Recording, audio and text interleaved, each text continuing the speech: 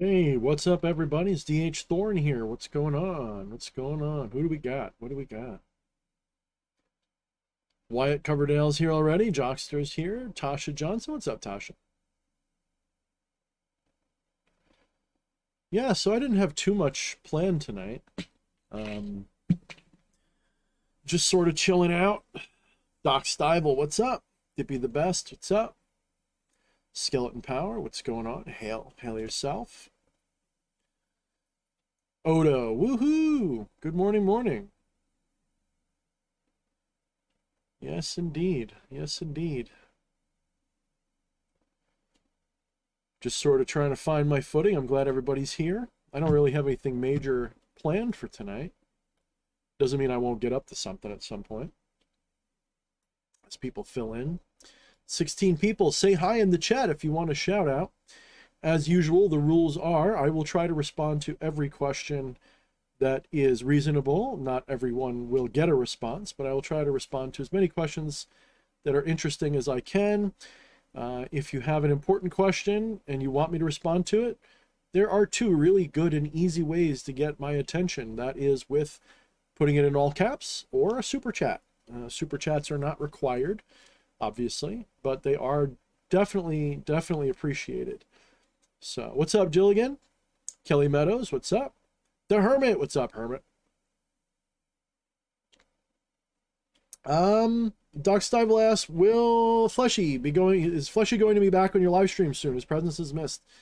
Not up to me entirely. I've sort of hit a point where I could go either way happily. I'd love to have him come on for a show or two. And he kind of needed a break from some of it. His own life, he's got a lot of work and he's also studying. He's trying to do programming and stuff like that. So he sort of at one point felt like all the social media thing was definitely draining him. And because, of that primarily, he needed a break from everything. He did jump back onto Discord tonight. So he's sort of feeling more in the mood to socialize again. And he does this from time to time. He and I have never broken up or anything like that. But, we definitely gave each other space for a little while the last couple of months. And I've needed it too, to be brutally honest. There's a lot on my mind because of things that I know that are going on. I am trying to, on the one hand, cope. And on the other hand, trying to understand and trying to play my role in this as a light bringer and try to help people see what I see. And that has been draining. It's had a major draining effect on my own attention span on what I like to do. So even the things that I'm well known for, the spiritual stuff, have been very difficult for me to focus on because, well, I'm attached, to be brutally honest. I'm attached to the situation. I don't like the way things are. I'm not ashamed to say it. I am not, I guess I'm proud enough that I'm willing to admit it. I'm not afraid to admit that I am attached in a negative way to what's going on. And I am coming to terms with it slowly, as all attachment must be eventually allowed to subside. Otherwise, it will destroy you. So maybe that's a good thing. Jilligan says social media is draining. Anything is draining, but social media in particular, yes, because social media is designed to be draining. See, what social media is, it's not like it used to be. When I was younger, say in the 90s, I talk like an old fart sometimes. In the 90s and early millennium, when I was first starting to use the internet, because I was always a nerd, but I didn't really have a computer until, I guess, around 98. I finally had a reasonable computer. Before that, I had like a Commodore. So I never had like an online capable computer. And then I got one and it was like way out of date, but it was still a computer I could use. And I started learning how to use things. And back then there wasn't Facebook, there wasn't even MySpace. You had bulletin boards and that's how you communicated. And bulletin boards were a lot like the chat on this video. It was just chat rooms. You'd have private chat rooms, you could have public chat rooms, but you had to dial in. Like you literally had to call the bulletin board service and you'd call in, you'd connect, You know, I mean, so it was literally a phone number in a lot of cases, and you'd call in and you'd connect and you'd hook up with these different chat rooms, and there'd be games and stuff. And by games, I mean they'd have like little text games and little muds, if you know what a mud is. It's like a non-graphical RPG. So it's like, you have entered a room. There is a kobold in the room. What do you want to do? And it was like an MMO, and you could go and attack stuff, and you could even play with your friends with it. It was all text-based. And back then, it wasn't designed with all of the dopamine shit in it. Like we've got now, all of our social media is designed to addict you really badly with dopamine hits. It's one of the most disgusting things in the world. I'm sometimes hopelessly addicted to it, and I've got to completely turn away from it or else it makes me sick, and sometimes I can't. So like, you know, when things are really despicable like they are now, I get extra hooked, and I get, you know, argumentative. I get not myself. Like I forget my divinity for a little while. I completely forget. I become totally materialistic in my mind. Not in the I need money materialism. I mean materialistic in the I take this illusion too seriously. And the worst thing about the internet, especially the social media side, is it's an illusion within an illusion. So this illusion, this social media illusion's worse than the Maya that we're already sort of engaged with. I hesitate to say trapped. But you know, it's absolutely an addictive, disgusting thing. In fact, it's one of the things that is absolutely destroying our ability to relate to one another the way we used to. People that are under a certain age, I'm not going to say that they're incapable, but they are losing the capacity to engage directly like we used to. I will say that the younger generation is probably a little bit better at being polite online than people my generation or older. I've noticed that like millennials, Gen X, and boomers, when we get on the internet, our filter comes off. Like we're more likely to be rude and nasty to people. And that's not to say Gen Z isn't. It's just that when I encounter Gen Z kids, it's like they understand like that their social online presence has to go through a similar filter that a normal face-to-face one does. And so they're a little bit better at it, I think. I think they're a little bit better at it. So in the end, social media is destroying our ability to relate to one another. The one advantage of social media in a spiritual sense is that people are getting the hang, and they're getting the hang of the idea that the persona that they project is a mask. And that's literally what the word persona means. The person you think you are, the word person, is rooted in the word persona, which was an old Greek word. Or is it Latin? Greek or Latin? I don't remember. But it's an old word that was used to describe the mask that was worn by thespians, people who were performers. And it was a mask with a little, sort of like a loudspeaker, like a primitive loudspeaker, like a little cup. Right? So when you talk, it would amplify your voice, right? And I think the word literally means something like voice amplifier or something like that. But anyway, person, the root word is persona, and persona meant mask. So literally the person you think you are is a mask, and the person that you project online is a mask. And you know this a lot more, you know, readily than we used to know it. You know, we used to, you know, people are not, especially in my generation, it's a little bit weird to have an online personality that's not our day-to-day one. And so we're not used to separating the two. But I think people of a younger generation have a little easier time of it, or maybe they don't separate them. I don't know. Maybe Wyatt can tell us. He's a little bit younger. But what I will say, though, is that one of the things that's really terrible about the internet, it's kind of counterintuitive. One of the things that makes the internet suck is the way most, or at least many websites require you to use not just like an authentic name. That's what they used to do. Like Facebook literally required once upon a time you had to use a real name. In fact, they used to require that you give them a photo of your ID if anybody reported you for using a fake name. They really wanted you to use a real name. So good thing I was good at Photoshop, because I used to fake my name, and I used to use an ID, and I would fake the ID, and they, you know, what are they going to do? Say it wasn't real? Because they don't check the codes or anything. They just wanted to see a picture of it. So, but I know that's counterintuitive because people would say, well, if we all had to use our real names, then people would be more well behaved with each other. That's actually not true. I have discovered in my life that the internet was a lot better when we were more anonymous, not less. When we were more anonymous, less of our own personal ego went into what we did online, which meant it was easier to do something and not care. If someone trolled you, so back in the BBS days, if someone hated you, all they had was a username. And you could log in with a new one anytime you wanted to. There was no personal space. There was no photos of you. There was no what you had for dinner. You didn't show pictures of your family. It was literally just a way for you to talk to people with like a name. That's all you needed. And if you had a profile, it had a description and maybe one picture, but it wasn't even that. It was usually just, this is who I am, a little blurb, a little bio, and you could put whatever you wanted. And people put all kinds of crazy shit. So when the internet was more anonymous, if someone attacked your activity, because that's what they would be attacking, if someone attacked me on the bulletin board, it didn't bother me at all because it was just some random name and I was just a random name.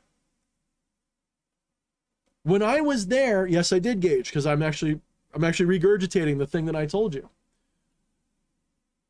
When I was there, if someone said, I didn't use the name DH Thorne. I think once upon a time I was like Captain Cock and Balls or something. Captain Cock and Balls, you're such an asshole. Yeah, I am. And I would completely play an asshole and I didn't care. It didn't bother me that you didn't like me because you didn't like a puppet that I was puppeteering. But if you go on Facebook today with everybody with their family photos and it's you are now living virtually on the internet.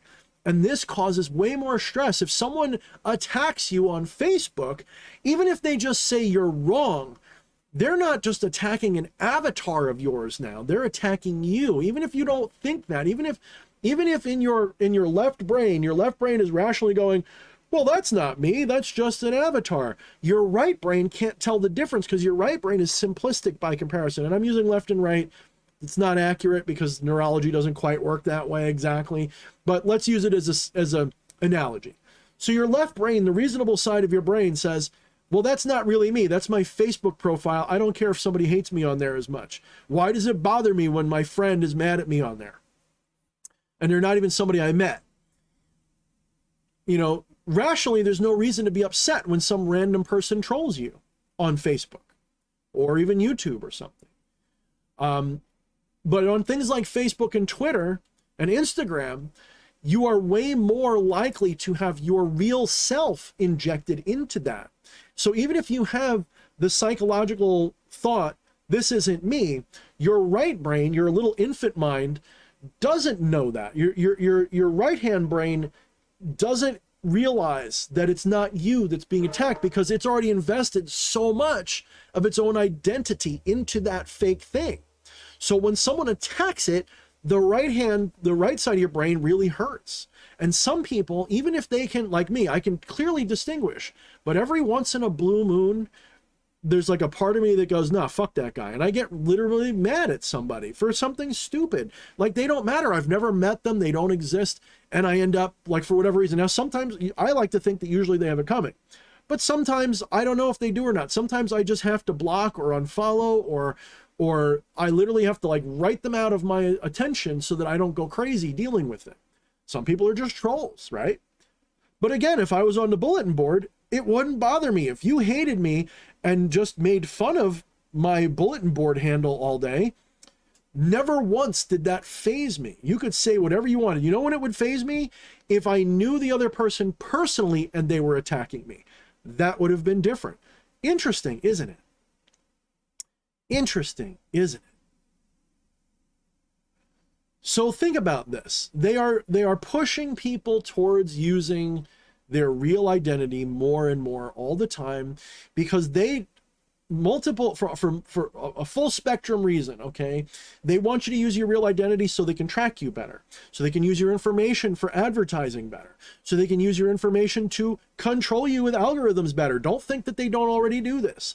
Facebook admitted to this about 10 years ago, I think it was. They admitted to toying around with people's feeds in order to see if they could influence the way people felt.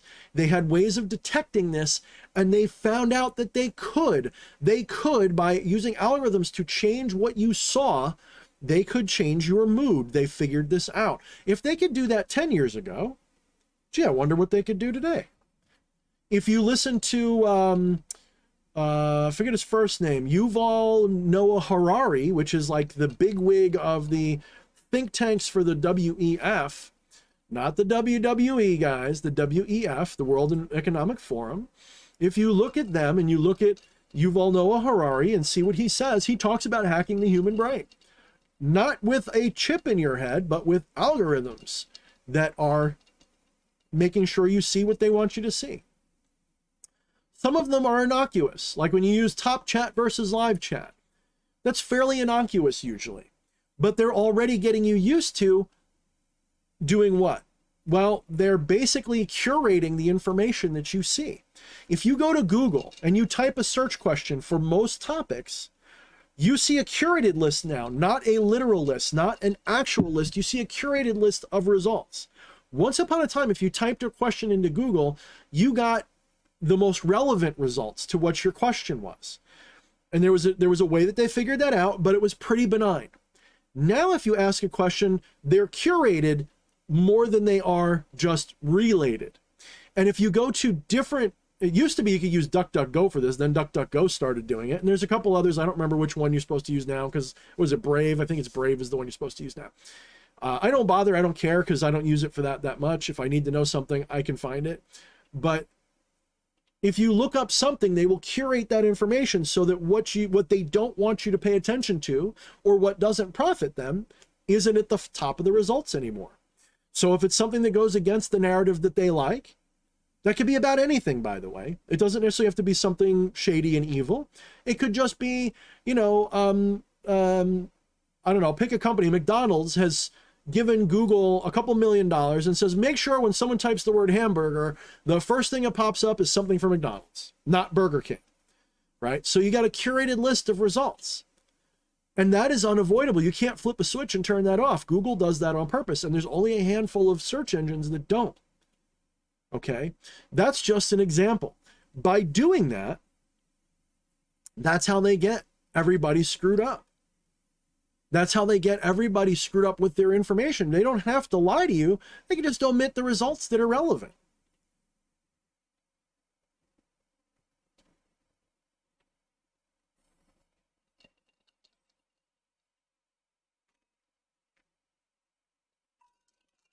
All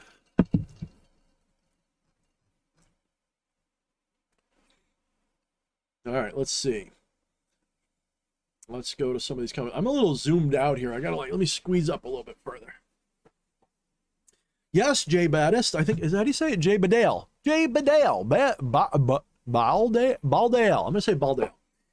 I'm just gonna call you Jay. Jay, yes, you're correct. They do feed us fear and pain nonstop. Absolutely. Because fear and pain are the ones that are going to make you look the most.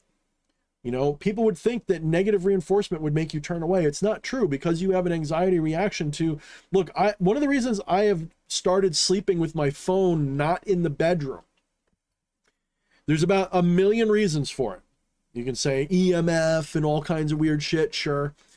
A lot of tinfoil hattery type stuff. But the main reason is so that, number one, when I go to bed, I don't look at it before bed. This means I have at least a half hour or 10 minutes or whatever where I'm not looking at the phone before bed. That really helps. And it also means when I wake up, the first thing I do is not put this right to my fucking face and let them set the agenda for my day. Okay? Now, granted, after I get up, I leave the bedroom, and not the first thing I do, but definitely the first of 5 or 10 things that I do is still pick up my phone and check my agenda for the day. But at least I have a time of 15, 20 minutes, half hour, whatever, where this phone does not influence my day on the start. And that has done so much for my mental and emotional health and my sleeping habits, my ability to wake up when I want to get up. Because I would wake up, you can ask my wife, I'd wake up at a reasonable time, 9 o'clock. 10 o'clock for me is pretty reasonable. I wake up at a reasonable time, and I'd languish in bed for an hour looking at shit. What? I don't know. Couldn't tell you, but I'd waste an hour on my days off doing nothing but scrolling and doing dumb shit, right? So stop doing that. Stop fucking doing that. If you want to take like one of the most important pieces of advice I could ever give you, take this fucking piece of shit and get it out of your bedroom. Don't put it in there. I mean, don't even bring it in there when you're not going to sleep. Don't even leave it over. Don't even put it on your body. Get in the habit of not carrying. Now, I'm still carrying it around my house for the most part, but I've gotten more and more into the habit of putting it on the table away from me, so I have to lean over and get it. I don't want to look at it. Granted, the computer is not much better. I feel like I got some more control over my computer than this fucking phone. Okay? Yes, blue light does mess up your sleep, overseer, but comparatively, as bad as that is, I'm more worried about the mental stimulation, because I can always turn the phone over, right? You can always do something to get rid of that. But when that phone's in the room, subconsciously, it's still there in your presence. People don't give their subconscious enough credit. It is subconsciously still attached to you because it's within arm's length. If you go to bed and it's on your nightstand, that's not much more than arm's length, if it's even arm's length away.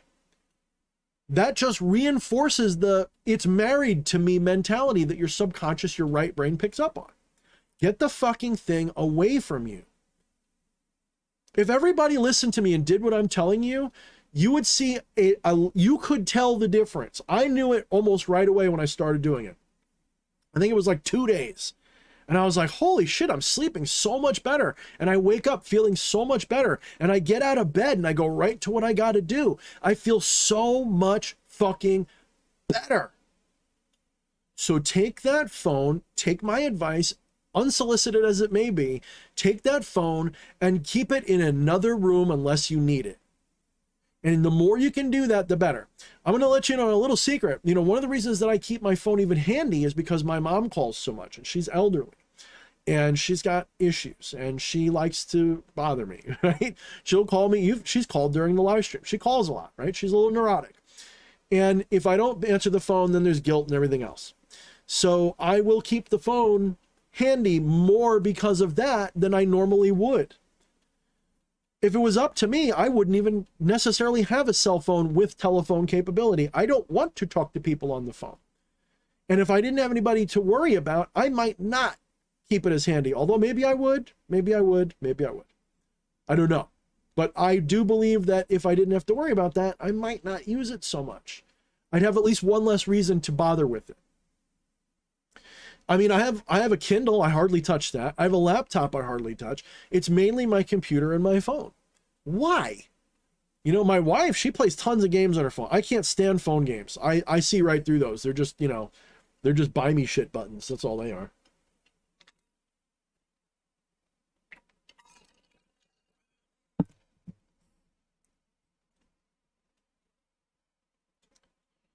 Yep.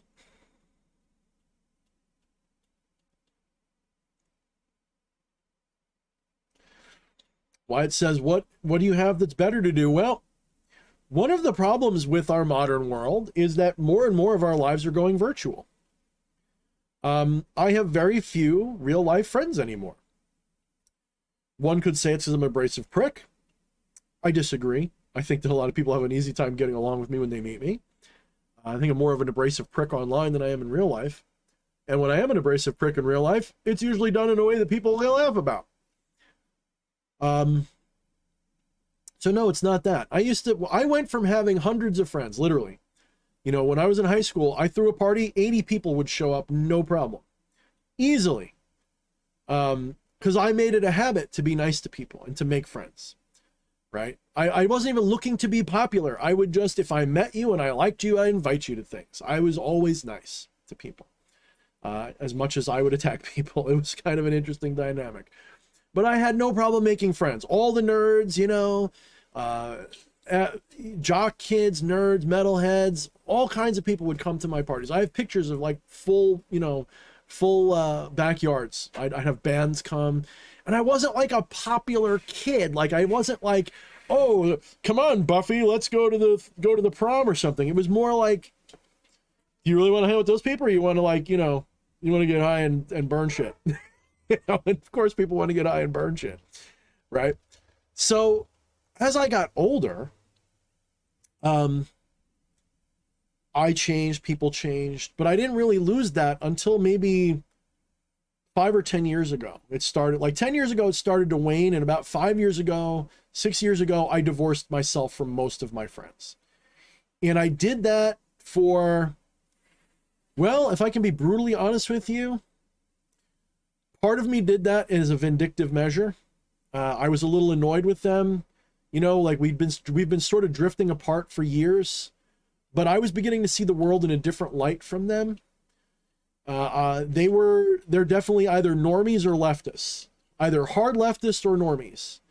And I would try to warn them of the things that are happening now, like literally say, sometime in the next 5 or 10 years, this is what's going to happen. Be ready for it. Oh, you're just a conspiracy nut. Oh, we can't listen to you. Well, it started to get weird.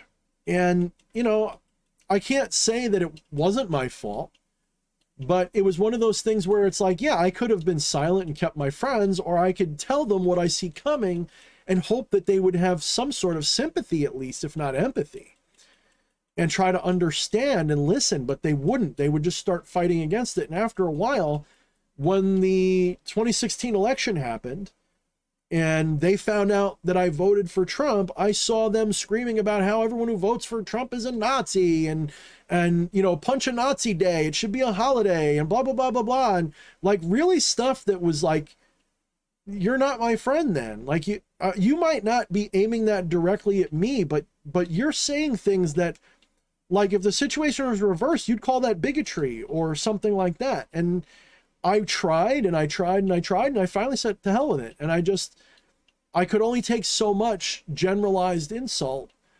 on top of what was already bothering me about them. And I just said, fuck it. You know what? Fuck it. If we're going to do that, if you're going to say punch a Nazi and you're going to call me a Nazi, even though I have, you know, my history, there's no Nazism in my history. In fact, the opposite. I would defend people from neo-Nazi skinheads growing up. If that was, if you could so easily just smear everybody with that brush and get so angry and so unable to see me as a human being, I don't want to have this conversation with them anymore. So I just ended up cutting the cord, and I wish I could blame them for it. You know, but it was actually, as painful as it is, because it is painful. I still watch their social media occasionally just to see how they're doing and see how their lives are going. And a part of me is still very hateful, you know, because I see the things that they're going through, and I'm like, if you'd listened to me, if you understood, you wouldn't be going through this madness, but you're sucked into it so badly. And now I'm sucked into the other side of it.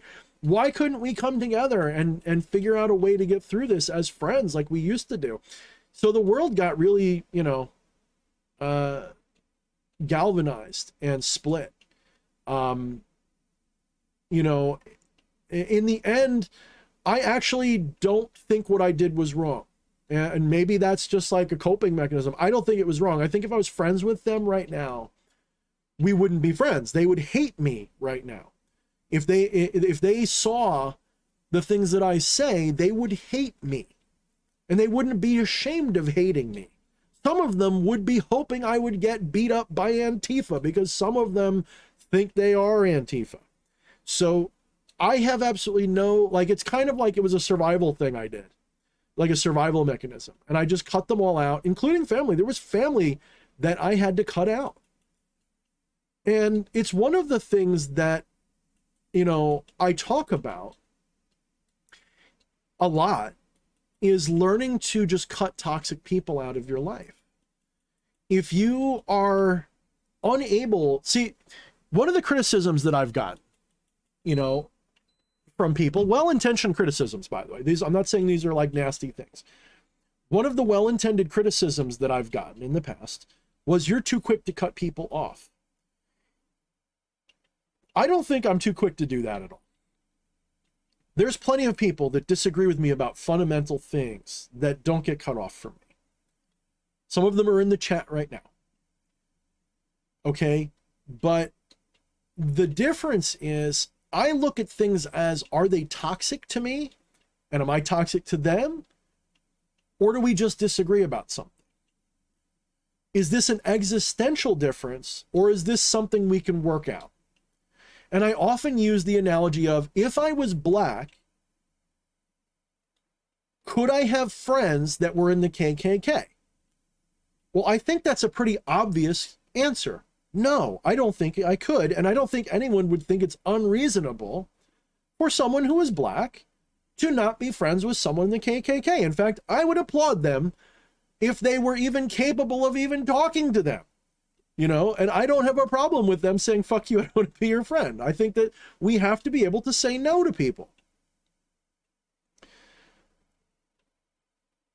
So I think that in a similar vein, there are things that are existential differences. There are things that are existential differences between people that are not necessarily obviously existential. And we live in a society where we have been taught that we need to get along, not just tolerate, we need to get along even with people that want to destroy us. When I was growing up, if you and a person didn't get along, your parents would say, well, then don't play with them, right? How many of you guys are my age or older and can relate to that? When you were a young person, if you had a beef with another kid, a parent or a teacher would often say, okay, well, you go over there and you go over there. Well, what do they do today? What do they do today? They teach you to work it out somehow. Play with them anyway. Include them anyway. Don't separate. Stay together no matter what. Now, does that mean that it's wrong to do that? No. But what I'm trying to get at is that people, especially like millennial kids or younger, we're being taught that you are supposed to tolerate abusive relationships. This is a very subtle bit of psychology, spirituality. People are being taught to tolerate and continue with toxic relationships and not stand up for themselves. Why is that? Why are we being taught to not have boundaries and to not stand up for ourselves and say, you know what, I don't want to hear that? Now, it's true. It's really true that you can't fly off the handle and attack everybody that disagrees with you. I try not to do that. That's why if you ever watch my social media, at least on Facebook, Twitter notwithstanding, Twitter's supposed to be a fucking knife fight. Twitter's supposed to be a fucking, troll fest. I troll like a bitch on Twitter if I can. And I'm actually not that bad. I'm actually pretty decent, like pretty nice to people. But on Facebook, I do not engage on other people's walls unless it's something I really feel would be a very productive thing to say. I don't go to somebody's wall if I see them having a thing that I completely disagree with, only unless I think it's something that I can reach out and make some sort of helpful advice or whatever. I don't engage. I'll engage in groups. Yes, if I go into a group like, whatever, my own group or Demonolatry Worldwide, whatever, many ones that I use. Yes, I'll engage with questions there because they're questions or they're things like that. But if someone puts a post up saying something that I disagree with, unless it's an existential disagreement, I'm not going to comment or respond to it. I'm just going to keep scrolling. If it's an existential disagreement, I'm going to block. Not very often am I going to reply to them. Why? Because I feel like that's their space. That's their little space on Facebook. It's not my job to go and shit on their wall and argue with them on their wall. This is one reason why I don't like it when people do it to mine. I look at my wall as that's my friend space. There's a reason why it's said friendship. I take that literally. I say, if you friend me on Facebook, you have the intention of being my friend. That's the point. You can follow my page without being my friend. Many of my enemies do. But if you're on my friend page, my normal personal page, I consider that like my little personal space. If you come there with rude, disrespectful intentions, you try to argue with me and be a dick, I'm going to block you. Why is that a problem? Why doesn't everybody see it that way? I'm not saying you have to. I'm saying, why don't you? Why do you let people who hate you talk shit about you? Why do you let that happen? Why do you allow people that don't have your best in mind treat you like shit? I don't mean that if someone's leveling criticism at me, I necessarily get mad at it. You can ask people who've known me for a long time. I'm not always receptive to criticism. I usually have a belief that I'm right, but that doesn't mean that I hate people who have anything negative to say. I can tell when it's in a good intent versus when it's not.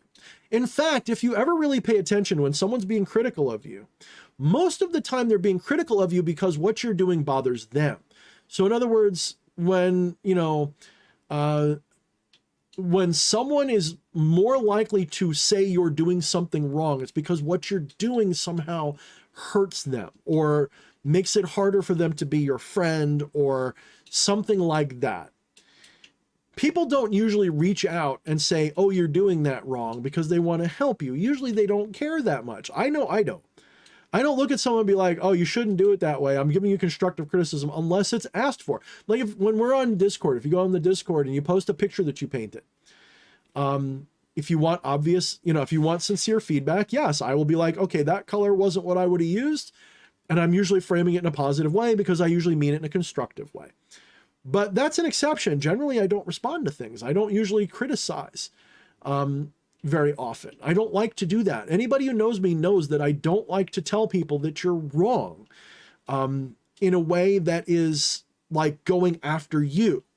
What I prefer to do is to speak my mind, and then when people come to me, I'll respond to that. I think it's just a little bit healthier. That's all. Whew. Let's get over that topic a little bit.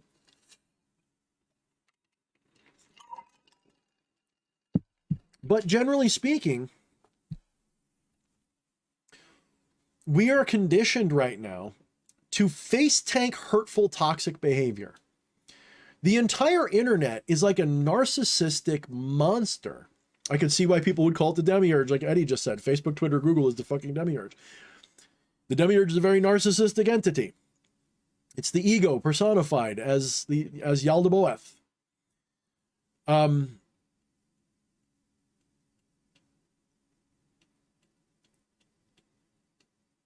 The entire internet is a very narcissistic egregore. And one of the things a narcissist likes to do is gaslight you. And one of the forms of gaslighting that a narcissist likes to do is to treat you like garbage, but the minute you stand up for yourself, they say, what, you can't take it? What, are you going to cry? What, are you a pussy? What, my opinion offends you? I can't tell you how many times I'll have a mild disagreement with someone. It'll escalate. And I'll just be like, I disagree with you. Like, well, just relax, man. Well, no, I'm just responding to it. And it becomes like this. They try to tell you that you're the one who's wrong because you're bothered by what they're saying. Meanwhile, you're just like, they're not sitting with you. They're not going to be rude to your face. If this was like, I can't tell you many times, if I had the discussion that I had with people online in person, it never would have gotten ugly once. But online, it turns into absolutely disgusting because the filter's taken off. There is the you're in another country attitude. You can't hurt me, so I can talk shit. I need to create, and because it stays there, right? The internet, it stays there. In person, if I'm arguing with you, the thing that I say is lost in history. It's not recorded. There's no record of it, right? So if you lose face in a face-to-face argument, it stays there, right? The whole world doesn't see it when you're done. When it's on Facebook or somewhere else, when you have an argument and it's a public argument, everybody gets to see it. So everybody fights 10 times harder and nastier and way more toxically. If you were in my face and you said, Thorne, I disagree with you about X, Y, Z, we would talk about it. We might debate about it. And unless you were nasty, I wouldn't be nasty. And since that would be the way it was, chances are we wouldn't be nasty. Does that mean our friendship wouldn't be hurt? I don't know. Sometimes disagreements, even if they're polite ones, can cause damage to friendships, yes. But when it's online and that shit stays there for everyone to see, and you get to look later and see who liked your shit and didn't like your shit, be honest in the chat right now, how many of you guys have gone back to an argument that you've had with somebody publicly online and very, very, very narcissistically, very, very, very egoistically looked at who liked your comments and who didn't and sort of tried to keep a score? I'm not saying everybody will do that, I've definitely done it. I wouldn't say I always do it. I'm not saying I do it even that much now because it's kind of unfair. I've got thousands of followers. So chances are in any argument, I'm going to get like 5 people like what I say compared to my haters 1 or 2, right? So I can't really fairly keep score. So I try not to do that now. It's not really a good look. But how many of you guys do that? How many of you guys have had an argument with somebody and really kept track of it and maybe even looked at people that didn't like what you said with side eye from then on? So you say something and someone gives you an angry face, but no comment. Are you not going to look at them later like, why didn't you like what I said, motherfucker? Because it stays there. Because it stays there and it appeals to the worst part of our egos. Now, ego by itself is not a bad thing. I am a champion of a healthy ego. But by healthy ego, I mean the recognition that the ego is an illusion. It's a habitual behavior that's a mask for the divine. I want you to have a healthy ego. That doesn't mean getting rid of ego. It simply means the ego is put in its proper place. It's a tool, not the center of the world. It only looks like the center of the world because to have an ego, you have to have a centralized view. So this appeals to the worst part of the ego, which again is the demiurge. Demiurge is a symbol of egoism. Okay, whatever ego is, that's what demiurge is. Demiurge is egoism personified, symbolized. Because without the ego, you can't create things because there's nobody to create, right? So in other words, for me to say I created something, there first has to be something I believe is me. And ego is that distinction. And ego becomes toxic and negative when that distinction becomes exclusive, right? When the ego is inclusive, people would call it selfless. I don't like that word, but we'll say inclusive ego. When you have an inclusive ego that looks at everything as an extension of the self, that is what other people would call selfless. You look at the world and go, I'm going to do my best to be the best person I can, blah, blah, blah, blah, blah. When you have a very exclusive ego, then you look at the world and say, what can I get from the world? How can I profit from the world? How can I take and make myself better? How can I create something for me? That is the exclusive ego. Now, I don't know if this fits any books. Scarlett's saying we talk about ego and psyche. I don't know. I really don't know if that's what the textbook definition of ego is, but that's how I relate to ego. I'm describing ego as that. So, again, back to what I said, a lot of people said that they do exactly what I suggested. How many of you guys check to see how your argument's doing hours or days later to see who liked your comments and that? Pretty much everybody does it. And why? Because the system is set up to hit you with dopamine when you get a positive response. Even a negative response gives you dopamine because you're still checking and getting a response. So it really rewards you to keep using and spending your attention on it. It's disgusting. It's evil as fuck. The real definition of evil, that's what it is. If evil was a thing, again, I don't believe in evil as a moral thing. But if evil from the material realm, yeah, you could say there's good and evil from a subjective, objective, material space. I don't think there's a divine evil or a divine good. I think that that's moralism, and I don't ascribe to that. But there is a material good and evil, like, somebody who wants to shoot me in the head, that's evil for me. I don't want that. That's evil for me. Well, the internet is evil because the internet by itself is benign, but social media and the manipulation it does is evil because it's not with your best interest at heart. Literally, they either don't care about your best interest or they want to destroy you, or both. Behemoth X, we do love you. What's up, Behemoth X? What's up, Scarlet Bales? We love you too. Overseer, I think we love you.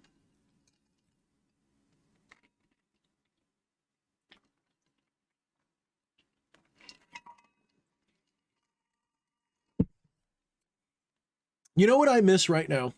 And you know what? These chats, you know why I like these?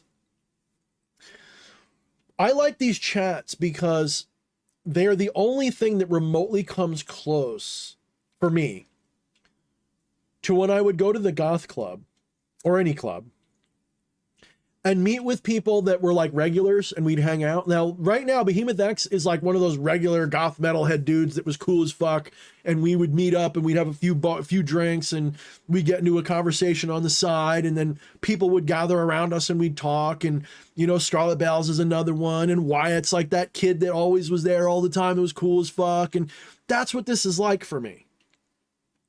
And a big piece of me, show me, take off your shirt and do a dance for me, Behemoth X says.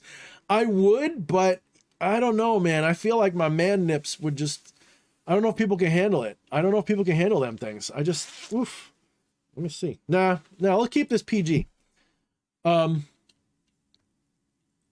for real, like, to me, that's a lot like what this is. And I really wish, and I keep saying this and I keep wanting to do it, but I just keep getting like, other shit hits me in the head and I don't do it.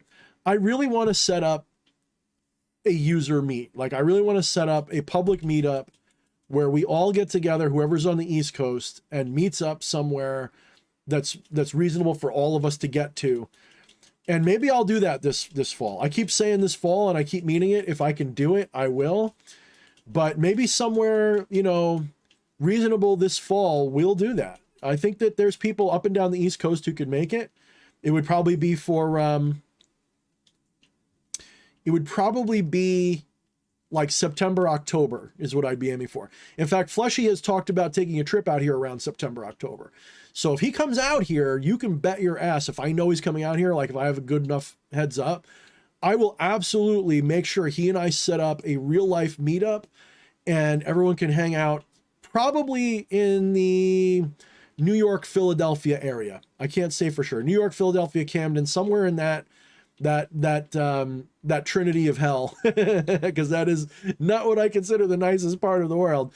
But we'll probably meet up somewhere in a decent, you know, decent kind of space. Like, because you can get space rental. Like, it doesn't even have to be like a bar or something. We could potentially rent a meeting hall for as little as like $50 a night, or $50 an hour, $50 a night or something like that.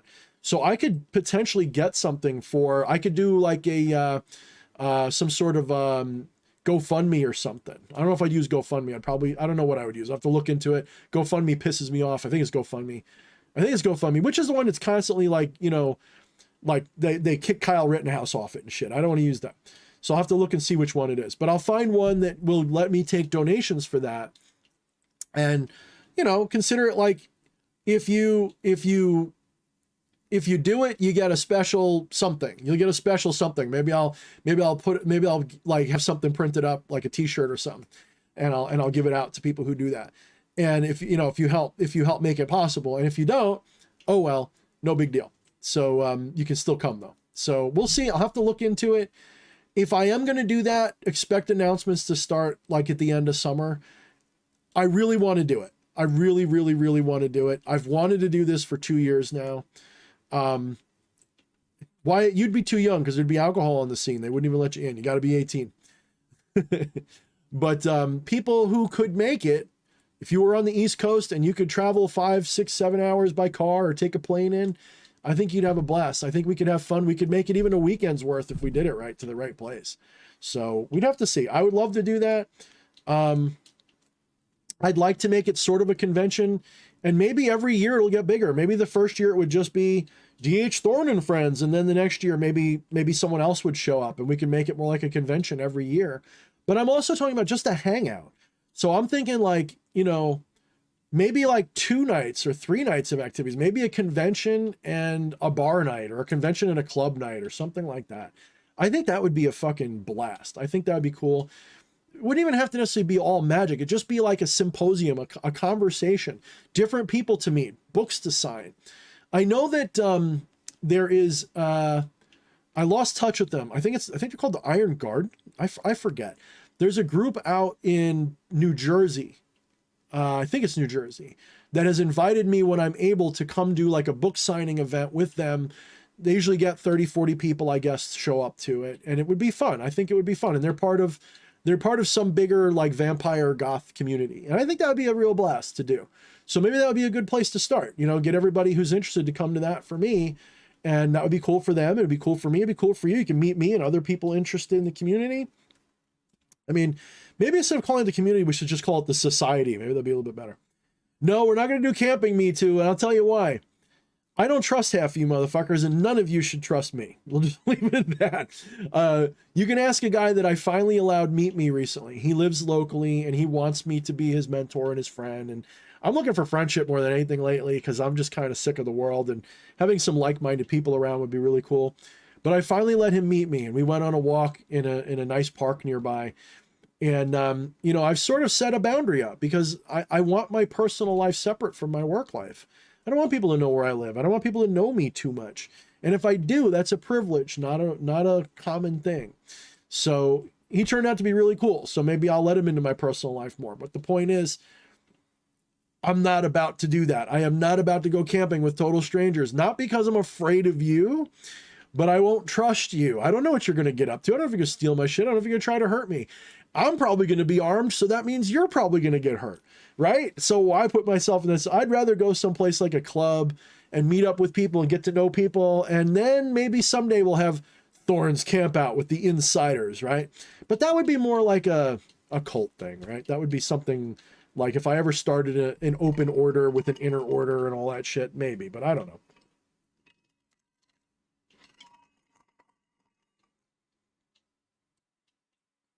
I mean, Behemoth X, I'm not opposed to the woods thing. It's just got to be in a properly safe environment because there's going to be people there. I won't steal your shit. I'll just sneak into your tent. Behemoth, I might not kick you out though. I wouldn't have sex with you, but I would definitely cuddle you. I would definitely, who's with me? Who would cuddle Behemoth X? Raise your hand. I'd cuddle Behemoth X. I wouldn't even hesitate. He's like, come on, bro, in his deep voice, let's cuddle. I'd be like, all right. Let's cuddle for Satan. Like, all right, but leave your hand off my ass, okay? We would definitely spoon. Doc Stivel says, spoon for sure. Awesome. That's fucking awesome. I love that. I'm blushing. That's so funny. I love it. Dude, I love that. We can all first meet out at Walmart. Yes, something like that would be hysterical. Dude, please promise me, Behemoth, if you come, we're going to do it like what we do in the shadows. I want everybody dressed up like in really bizarre, satanic, fucking goth vampire outfits. Everybody just show up and look like the Munsters just showed up with the fucking Addams family. And we'll all meet up in we'll meet up at like McDonald's or Kinko's or something. We'll all meet up someplace ridiculous and we'll just, from there we'll go. I think that would be, oh my God, that would be fucking great. Oh my God. Yes. Consider that a must. That would absolutely have to happen that way. 100%. Behemoth X, you just scored another point. Well done, sir. Well done. Plague robes. Yeah, I mean, black robes, brown robes, you know, trench coats. I'll probably do the trench coat thing. I'm more likely to do the trench coat thing if it's that time of year. Wear my nice leather trench coat. Yeah. Definitely. Behemoth X, so how do you dress up like the singer of Disturbed? You're always dressing. I'm kidding. I'm kidding. He gets that a lot. I think it's his head. Hecka says, I'm here for the Satanic Cuddle Fest. What? Yeah, Kelly Meadows is right. I used to go camping in a wooded area in Indiana. Everybody was armed, and that's how I like it. Everybody would be armed if I had my way. There would not be a question. You don't have to be, but everybody would be anyway.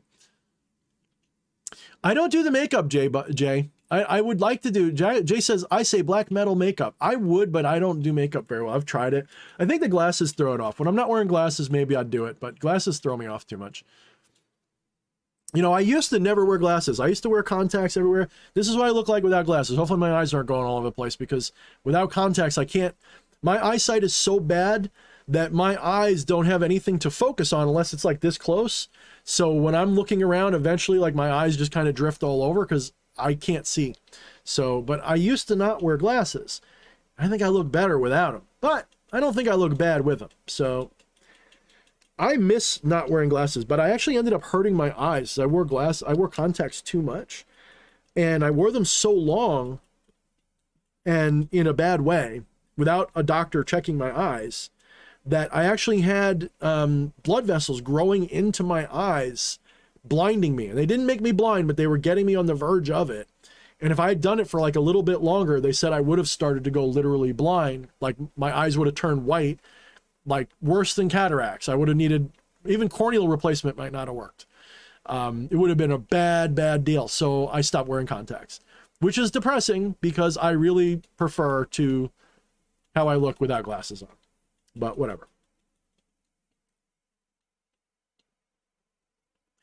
Correct, Gage. Yeah, he says the trick with glasses, when you start wearing them, your casual eyesight gets worse. It's true. Totally true. But my eyesight's so bad to begin with, I can't function really well without them.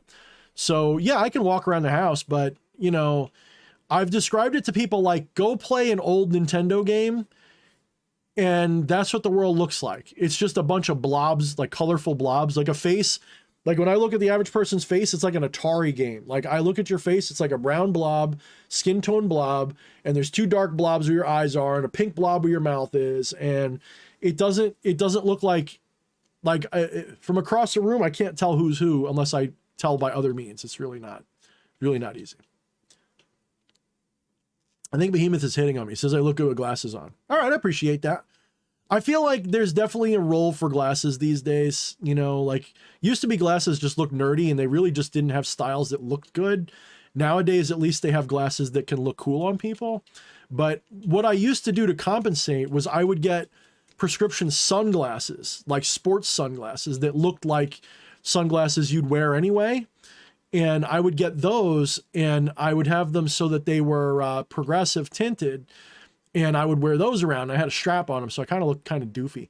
But it was like the only way I kind of felt okay about it. And they were also a little bit more rugged. So when I would do my day job, if something hit me in the head, I didn't worry about them falling off or something. Yeah, I think Behemoth does wear glasses occasionally. That's right. He looks pretty decent with them too. That's the thing. You can look good with glasses, but when you look in the mirror, you don't necessarily think you look good. That's the fucked up thing. So I think part of it is also just the way I'm built. You know, when you see me in person, like I got to get this guy that I met like in person because people don't know like what I'm like. Like I wish people knew. Like I'm a big dude, and like me wearing glasses is kind of funny. Like I don't know why, but it just seems funny to me. I don't look like I should be wearing glasses. Maybe you think so because you've only seen me with glasses, but when I look at myself and go, that guy's not supposed to be wearing glasses. He's just not. I'm a thick, big motherfucker, right? Kidding. I'm kidding. But theoretically, I could get the laser eye surgery. The problem is that laser eye surgery is, I don't know if they could do it with with the thing that went wrong with my eyes. And when you go to the eye doctor and be like, could I get laser eye surgery? They're going to be like, you need glasses because we make money off of glasses. Like that's the subtext. If I went to a laser eye surgeon, they'd probably say, yeah, sure. So I don't know. Scarlett asks, how tall are you, DH? I am 6'1", and I was 325 pounds. Now I fluctuate between 230 and 250. Depends on if I'm cheating that month or not, but about 240 on average. So, big guy, not a small one, not a small guy at all, but I don't move like a big fat guy. I can promise you that. 5'8.5".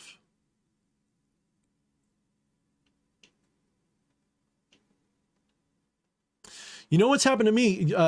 Behemoth X says, yeah, I have two pairs of glasses most of the time when reading or focusing on anything that comes with age with me.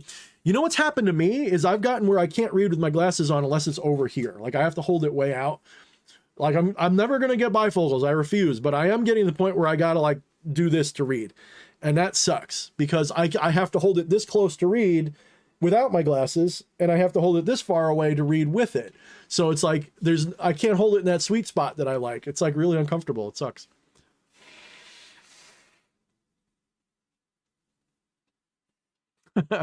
Wyatt, don't ask about Thorne. Oh my God. Thorne porn. Thorne porn. That'd be fucking great. Everyone would be like, well, I mean, it's not like he's that impressively big or anything. At least he's not small. I mean, you know, it's kind of average, really. That's what would happen. I'd be like, yeah, I know. It's kind of average. Right about at average, pal.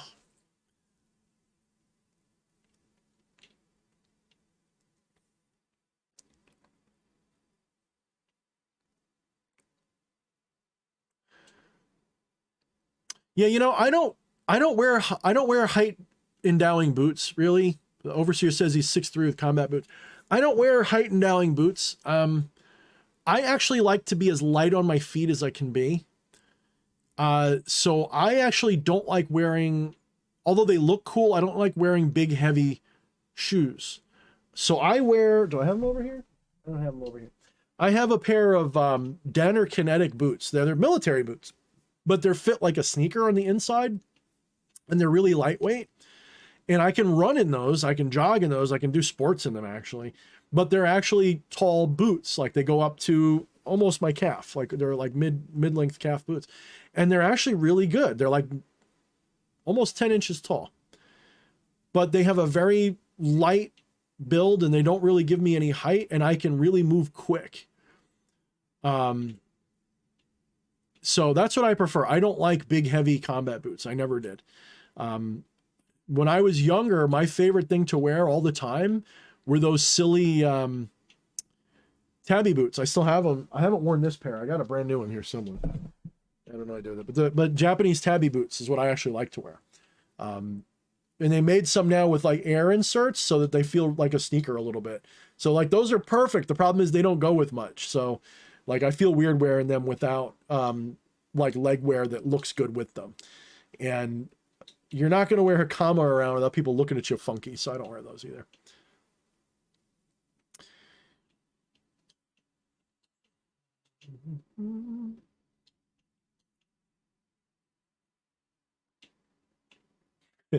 Behemoth says he's 5'7" on a good day.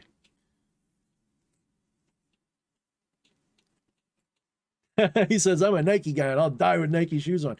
Does that mean that Behemoth X endorses Nike? Do they owe you now or do you owe them? How does that work? Yeah, Eddie's a tall motherfucker because he can stand up straight. I hear that. See, I like being able to do anything. Like I like to have as much. I pick shoes for capability, like, and looks second. If I pick shoes for looks, I would probably, I don't know. I don't look that good in knee-high boots because my calves are so big because I'm a big muscly fucker. And when I was fat, my calves got huge from muscles to keep me up. But so it looks kind of weird when I'm wearing knee-high boots. But I suppose if I was going just for looks, purely for looks, I'd probably wear like paratrooper boots like these, which I do wear from time to time, but they're not comfortable in terms of like they feel heavy and slow. So I don't wear them. I'd be barefoot too, Gage. If I could go barefoot without hurting my feet, I'd be barefoot. There's no question. Like, I would wear socks or something, but I like going barefoot. Like 100%. I agree with you. But I don't like being barefoot for 3 reasons. 1, my feet are sensitive. If I step on some jagged shit, it's going to hurt. 2, I feel naked without at least socks on. I feel like if I'm totally barefoot, I feel gross and weird. I feel like my dick is hanging out. Like, I can't explain it, but if you can see my toes, I feel naked. I gotta put something on my feet. And I feel like shoes are just like another cool thing to accentuate. So I suppose I wouldn't be barefoot, but I would definitely wear those tabby shoes for sure.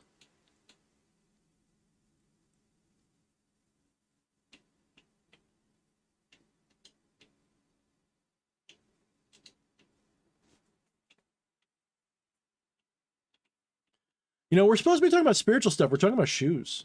Why are we talking about shoes? Seems like everybody's just in a hangout mood tonight. I noticed that. I am too. Show feet. Want to see feet. Okay, Hecka, you're going to see one. Here you go. Here's a foot. Boop, boop, boop. People says, dude, it sounds like you need more shadow work. Only about my feet. My feet's the only thing. I do wonder about that. I think it is something sexual. I do. I'm not going to even deny it. When I was really young, the first time that this happened to me, I'm way of an oversharer sometimes. When I was young, I don't know, I was maybe 5 years old, maybe a little bit older, and I was barefoot, and we had company come over, and I ran and hid and stuck my feet under a chair. Like, I'm not kidding. That's how weird I am about my feet. And I don't have a foot fetish exactly. Like, I'm not going to say that foot can't ever be interesting, but I don't have a foot fetish where it's like, oh, I got to see their feet. Oh, what's that chick's foot look like? I'm not like that. But feet definitely, like, I feel like bare feet are naked and they're kind of like gross when I see it. Trope is in your white socks. I know, I don't wear black socks. You think I would. You really do. Yes, Behemoth, I did compare it to having my penis out. I am not guilty as charged. There we go. That's why I said there's something weird about it. I feel naked, like I got my dick hanging out when I'm barefoot. Don't know what it is. It doesn't bother me when other people are barefoot necessarily. Although dirty feet kind of bother me. Like if someone's got like... Does you liar? Liar what? What? You hate when we're all barefoot around the house. That's because your feet all get dirty and weird looking. It's not that bare feet bother me by themselves. That's because everybody gets like dirty feet. We got a dirty house. You get...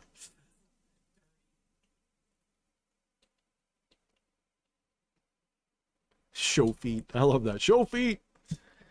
Wyatt Coverdale. Let's see. He's got a good question. I'll come to that in a minute. I think that's a decent question. It's kind of a, it's kind of a linguistic question.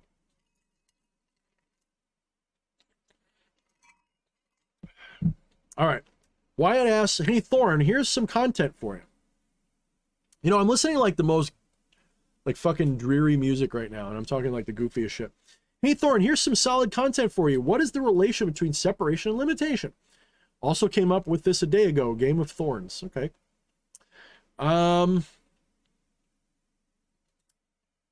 Let's see. He says, imagine the smell. Oh my God. Oh, Wyatt, that's a good joke. Why did the sperm cross the road? Because I put on the wrong sock this morning. But yes, many guys have a special sock. That is absolutely, can confirm it may not be every guy, but many a man has a strange sock or even a strange towel in the corner of their room when they are younger. And eventually that towel becomes like a girlfriend or something. And then they don't have that towel or sock anymore. But yeah. All right. Anyway, back to separation. Separation versus limitation. Obviously, they're different words. We know that. We know that from a linguistic standpoint, they mean something different. From a metaphysical and spiritual standpoint, they are actually very deeply related. It is through the illusion of separation that limitation emerges. And one could also say that it's through limitation that the illusion of separation emerges. They go together very, very intimately. So let me give you an example for a second. Everybody follow along with me, okay? This is going to be something you can do at home. Right now with your eyes, open them wide and just look straight ahead. You see a big area, right? Right? You see a big, whatever, almost 180 degrees this way and like whatever this way, like 90, something like that. So you have a pretty good field of view. Now, close your eyes a little bit. Or better yet, take your hands and just make like, or take a toilet paper tube or something, and give yourself a little tunnel vision. So right now you have a big envelope of vision. And one could argue that all of that is one vision. It's one thing that you see. When you shrink down your attention, when you shrink down that field of vision to something and it becomes limited, you now have a much more conscious awareness of what you know versus what you don't know. So right now, when you're not limiting your vision, you feel like you see everything. You don't usually think about the fact you can't see back here. It doesn't really occur to you that very often. I'm not saying it never does, but most of the time, you don't even pay attention to the fact that you can't see back here. You feel like I can see everything. You would never say my field of vision is limited. You would say, this is my field of vision. There would be no limitation on it. Okay? But it is limited, and the things that are beyond it feel separate from what you can see. The stuff behind my head feels separate from what's in front of my head, right? So when I can see it, aha, I see it. Now it's separated from my attention. I can't see it. So similarly, if you have a field of vision and you shrink it down to a smaller area, you're way more intimately realizing that there is what you can see versus what you can't see. So that limitation causes a sense of separateness, because as it shrinks and it's limited, you have what you know versus what you don't know. Obvious separation emerges. This is exactly what consciousness does when it shrinks its attention and focuses its attention onto your mortal identity and being instead of the totality of reality. So when it's fully aware, it sees all of oblivion at once, and oblivion looks like nothing to us, but it's everything all at once. When it sees the totality of oblivion, it's omniscient, it's omnipresent, omnipotent. When it shrinks its attention down into a mortal frame of reference, anything smaller than infinity is a mortal frame of reference. So you have infinite omniscience, and as soon as you decrease that by even one tiny little breadth of a hair, even if it's just one, because obviously that would mean there's an infinity beyond that line, because it's infinity. As soon as you shrink that even a little bit to less than infinity, you now have a mortal frame of reference. That mortal frame of reference necessarily includes the concept of separation, because there is known and unknown. So therefore, you see how they relate now? Limitation and separation are linked intimately with each other. I would argue that you can't have one without the other. Without separation, you can't have limitation. So if there is no separate thing, if there's only oneness, if there's only just grand non-dual oneness, there's no separation. How could there be a boundary around that? In order for there to be a boundary, in other words, a limitation, there must be separation. So I hope that helps, Wyatt. I hope other people found that interesting, because that's actually a very deep, it's a deep question, and it leads to a very deep realization about the nature of human awareness. Human awareness is a very limited scope of conscious attention. So can you expand that? Well, you do. In fact, you can do it right now just by meditating a certain way. You can expand your attention, and in so doing, you actually lose a lot of your conceptualization of limitation and separation. So you can sit here, enter a meditative posture and a meditative mindset, and you fuzz out your vision in that gazing state, so you're not focusing on anything specific. You're just taking it all in as one happening. In so doing, you've actually just expanded your attention quite a bit, because you're no longer focusing it on one object. So since I no longer have a working green lighter, we'll use the blue lighter. That lighter lasted 3 years. When I look at this lighter and I focus on it, I have limited my attention to just this lighter, creating a sense of separateness between this lighter and that candle. But if I completely just zone out my eyes, this lighter can be front and center in my vision, but it's no longer occupying my attention. I actually, right now, I equally see this lighter as I equally see that candle at the side of my vision. There is absolutely no preference. I see them both equally well. So I've actually expanded my attention. I'm actually able to pay attention to both equally. That doesn't mean I can see the details of the lighter. It just means I'm aware of both equally. So I've expanded my attention. But to know the lighter in detail, I've got to focus my attention on the lighter. Well, that's what the divinity is doing right now. The divine is focusing on you right now. And that's why it knows you so intimately. That's why it knows your thoughts and your body's feelings and how tall you are and whether you farted too loud or not. Yeah, I know, I got to be funny. That's how the divine works. When you go to sleep, the divine's awareness expands back to its normal state, loses sight of you completely. Not that it doesn't see you, but in the same sense that I can soften my gaze and see all of this equally, the lighter no longer pops out at me. Doesn't mean I don't see the lighter anymore. It's just it's no longer significant. So when consciousness abandons you, that is to say, when consciousness expands itself back to its normal natural state of infinity, you go away because you're no longer significant enough to notice. It still sees you, but it's no longer the center of its vision. So does that help? Does that help you guys? These analogies are how you realize your divinity, believe it or not. These little analogies, each time you get one and you start to process it and you put it into practice and you realize, yeah, consciousness is a little bit like that. You can have an awakening through that. You don't necessarily have to meditate. You can literally just realize it.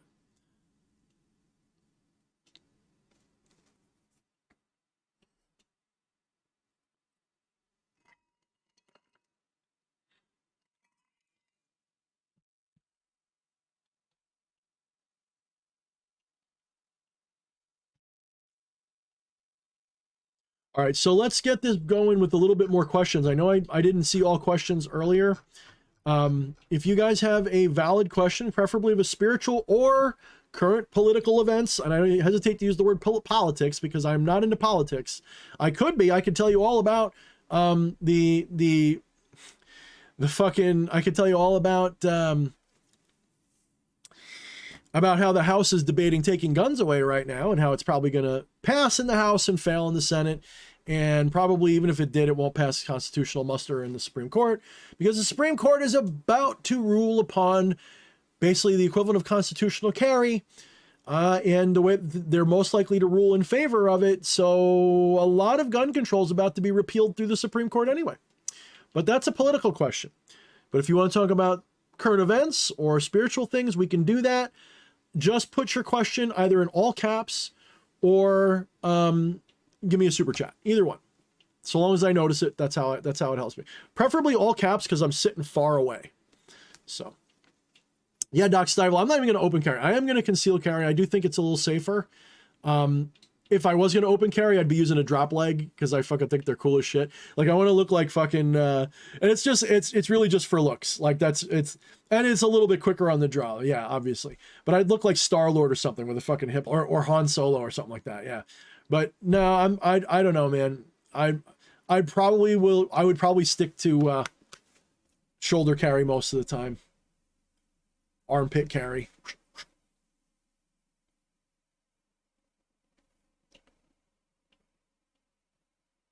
The reason I don't do appendix carry is because I got a gut, and even if I lost my gut, I just don't like the idea of the gun aimed at my dick all the time. I know it's safe, but I just don't love the idea. Nina, all I can do is send you all my love and sympathy, sweetheart. I really mean that. You know, that fucker's about to disarm you guys the rest of the way, and if there's anything we can do, I mean, become an American while you can. You know, I'd rather have, since your country's going to go all the way over the edge, come here. I know we might go over the edge here, but I think there's a better chance here. Let's see. Gilligan asks, I have a question. Who should I consult about physical illness and chronic pain other than Marbas? Okay. Marbas is kind of my go-to. You could go with Raphael if you want to go on the other side of the tree. You can go with Raphael if you want. From the Cliffoth, from the Goetia, off the top of my head, I don't know. That's the only one I've worked with is Marbas. Remember that goetic spirits are often going to engage you through the darker side of your nature, which means that even if they're talking about health and healing, I would just be aware you want to balance things a little bit. Because Marbas is definitely of a darker energy than, say, Raphael is. Now, Raphael, some people don't want to work with angels because they've got like this idea that they're always bad because they work for God or something. If that's your world, then don't. But try to find then a pagan spirit.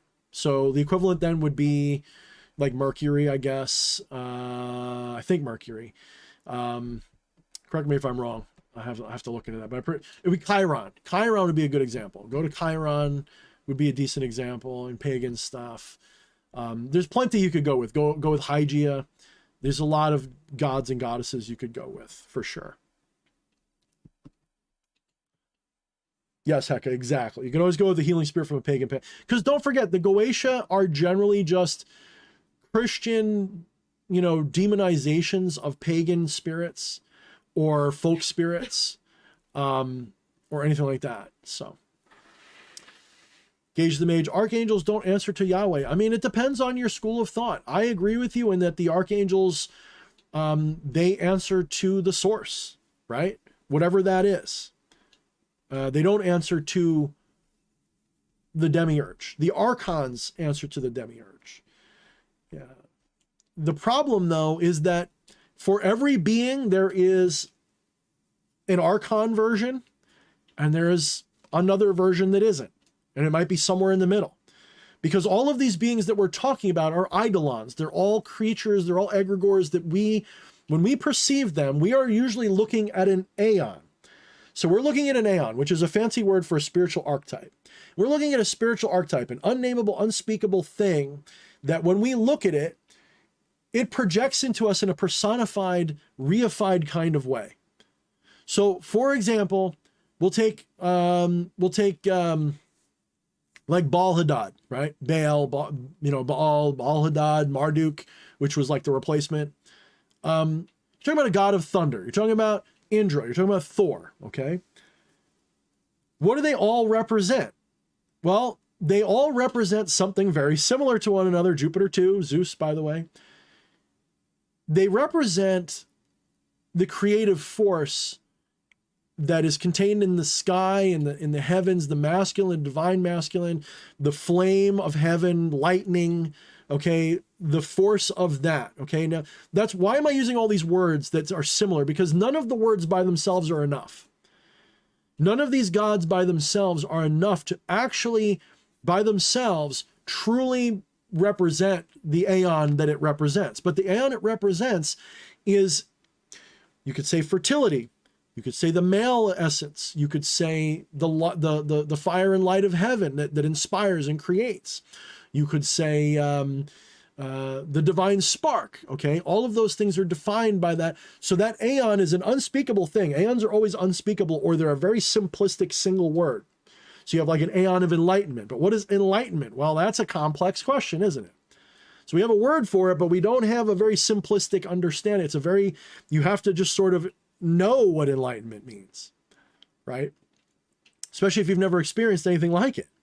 So you have the aeon of what Zeus, Jupiter, Baal Hadad, Enlil, Thor, Indra, all of them sort of represent this in some way. They're all just words for that same aeonic essence. Now, archangels are generally considered archonic. That is to say, they are rulers of something.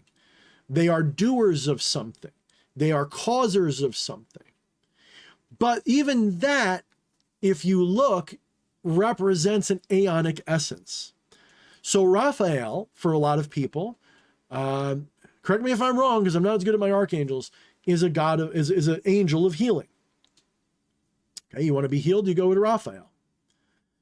Protection, I believe, is Michael. So you go to those things and they represent a very fundamental principle. Well, there's the archon version and the other side. What's the other side? That's the liberation side. So the archon side will do things for you. It will cause things it will be a lord, it will be a lady, it will be a controller, a causer. It will be a force of nature.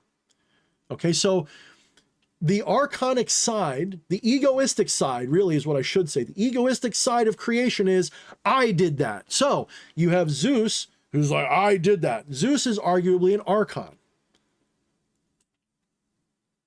But then you have a maybe more feminine or less taking credit for creative force. The Tao, the flow, okay? The receptive, the nurturing. It is part of the creative process, but it inspires the creation by being receptive to it. So in a lot of ways, and I'm not saying this is strictly true, but in a lot of ways, the archons are the masculine force and the other side is not. That's not a perfect one for one. I don't want you to get it twisted, but just you can sort of see it that way. Archons do. The other side is more inspiring. And by inspiring, I mean, sort of like people would say, well, inspiration's a masculine force. I disagree, because A man is inspired to mate with a woman because they are attractive. They cause the inspiration. Now, you could say, of course, it's true the reverse. Of course, women are inspired to be attracted to the man. Don't get me wrong. But I'm saying from a man's point of view, as a man, I am inspired to fuck you because you're hot. Not because I go, I must have a child with that person because I must have a child, right? It's a little bit different. I'm being a little goofy here. I'm talking out of my ass a little bit, but I hope you get what I'm saying. So for every spirit, you could argue that there's an archon version and a non-archon version. And I don't just mean a divine masculine or divine feminine. That's just a clumsy way of describing it because I don't mean it that way. You can have a feminine archon too. Absolutely could have the feminine archon. It's no question. It's just archons are generally rulers and forces and things that cause. And that's always egoistic because egoisticness is what leads to the idea of cause and effect. Without egoistic delusion, you don't have a sense of cause and effect. Why do I say that? If you don't have a sense of ego, that is to say, you are in a meditative trance and there's no sense of ego going on, you are just existing. Reality goes on without any cause and effect. It just seems like a flow. Wu Wei, as Hecke pointed out. You just see the Tao as it is. You don't see the Tao as cause and effect. It's just a babbling brook. There's no cause to the babbling. Does one babble lead to another? Like when you listen to a brook going blah, blah, blah, blah, blah, blah, blah, and all that babbling noise that a brook makes, you could say that the babbling is caused by the brook, sure. But the babbling itself, each little babble in the babbling isn't caused by the one before it. It's just a babbling. Well, the Tao is like a babbling. The flow of reality is like a babbling. But it appears to have cause and effect because of an egoistic position you've taken in that, in the middle of that babbling, that makes you feel like you've got a here and a now, a self and another. You've limited your focus of attention so that you've got a separateness between you and other things. This causes a feeling of cause and effect. Or should I say it allows? It permits a feeling of cause and effect. So, when you are in a really limited egoistic state, archons are very appealing. When someone comes to me, when someone's in a very unenlightened state, we'll say, and they come to me and they say, Thorne, I need you to do a ritual to bring back my ex. The reason that they struggle to understand what I tell them is that they still are stuck in a very egoistic, and when I say, I mean exclusively egoistic, not inclusively egoistic. They're not in an inclusive place where I try to keep myself most of the time. They're in an exclusive place where they think of the world as separate, not as part of themselves. And so by doing so, they think that I can control reality for them, or that they can control reality by making me do it, or something like that. They think control is part of it. The archons, the egregore of the demiurge has a hold of them, we would say. They're in an archonic position. They think that they are, so they will appeal to the archon version of Marbas. If they're sick, they're going to go, Marbas, heal me. I need Marbas to heal me. That's in the delusional state. I'm not saying it won't work. I'm just telling you where you're at. The person who's transcended that goes, Marbas is a symbol of healing. And a symbol of sickness too, of course. Marbas is the symbol. It's like Hygeia, the goddess Hygeia a little bit. So Marbas represents those things. And instead of trying to cause them, I'm trying to recognize them. That's the other side of it. Because the enlightened state is realizing that there is health, but no one to be healthy. There is enlightenment, but no one to be enlightened. You are already perfectly healthy. You just have to find it. Because in the multiverse, there is a version of you that's totally healthy, living the same life you're living. Now, only the ego wants to shift realities. The divine is where it wants to be always. The divine doesn't change realities because it's unhappy. The divine creates a scenario where it feels unhappy so that it changes. It's like there is no first cause for anything the divine does. The divine is all first causes. There is nothing before it. So there kind of is no first cause because there's nothing that's not divine. So there is just what is, the Tao, the flow, the being. You can't cause anything to happen. Only the ego takes credit for that. So when you're in this egoistic state of, I'm going to do a ritual and cause something to happen, you're in archon state. That's the archon state. What you really want to be in is what I call the hand of God state, or the ascended master state. In that state, you recognize that you are simply the thing you think you are is an avatar. It's an eidolon like any other. It's a make-believe egregore, but it is also a point of reference. You're not the point of reference, but you are focusing on that point of reference, meaning the reality you experience filters through that point of reference, not the other way around. So when your ego says, I want something, and then it goes out and tries to cause it, the ego takes credit for whatever happens, and it takes credit for whatever doesn't happen, and so on. It says, I wanted that, so it happened, or I needed that because the world took a shit on me, or whatever. But that's all an illusion. That's all just words in your head. The reality is, the timeline of events you experience doesn't happen in a line, because it doesn't actually happen. The experiences happen in a sequence, but the things that they represent don't happen. I know it sounds crazy. I really know it does. This is why I got into that whole multiverse shit. But when you understand this principle, you realize that you don't cause the thing that you're looking for, you find it. The magic happens before you even go looking. The magic happens way before the ritual, way before the decision to look, way before the decision to cause. The magic happens way before all of that. Because the magic is what makes the illusion manifest. So if you're in a state where you go, I want $1 million, I'm telling you right now that there is nothing that that person who said that can do to have $1 million ever, for several reasons. One, that person will not exist a moment from now. That's number one. If for no other reason than that, you can't cause anything to happen, because the person who will experience it is not the person who caused it. In other words, if I say I want this lighter and I reach out and take it, the person who has the lighter is not the person who wanted it, meaning the person who wanted it will never get it. They can't cause it to happen to themselves. Ever. Because the moment that I have that inclination, the universe completely changes a split of a microsecond later. I am not the same person right now that I am right now. We're completely different people. No, I'm not talking about the law of attraction. Nope. The law of attraction is a misunderstanding of what I'm talking about. It is a valid principle to get your feet wet, but it's not what I'm talking about. Law of attraction is this, it still has a cause and effect mentality to it. What caused you to want to do that attraction in the first place? People have this issue where, and it's very difficult to explain, especially to a larger audience at one time. But people have this issue where they think they have a choice in things, and they think that they can cause things.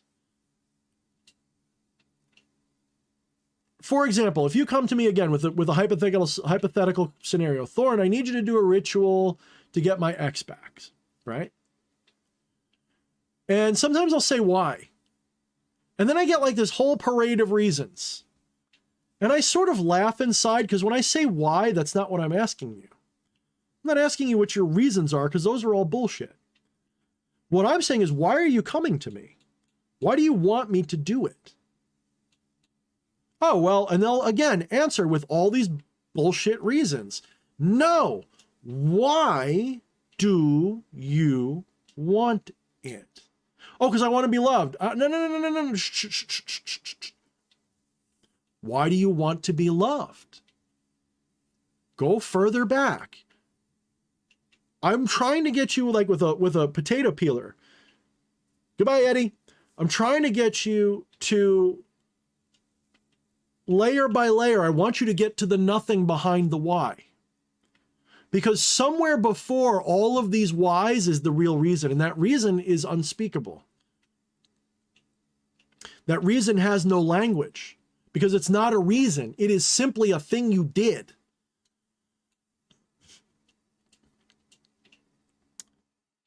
Not quite, Jillian. Jillian says, I want to stop suffering. Well, too bad. You never will then.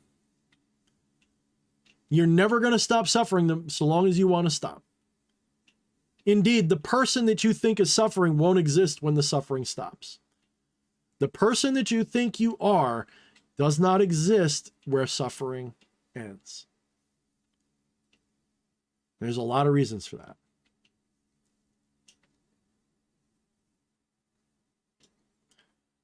So what I'm getting at is you cannot, the moment you've made a decision, you've already decided. Long before you even have an inclination to do something, you've already done it. You've already set it in motion. It's already happening. So when you tell me, Thorne, I want to do something, you're actually just echoing. You're simply echoing. Your ego is echoing what is already happening. The ego can just take credit for what the divine does. And you, of course, are the divine. It's not a separate entity. You are that. But D.H. Thorne is not that. D.H. Thorne is just something the divine is doing.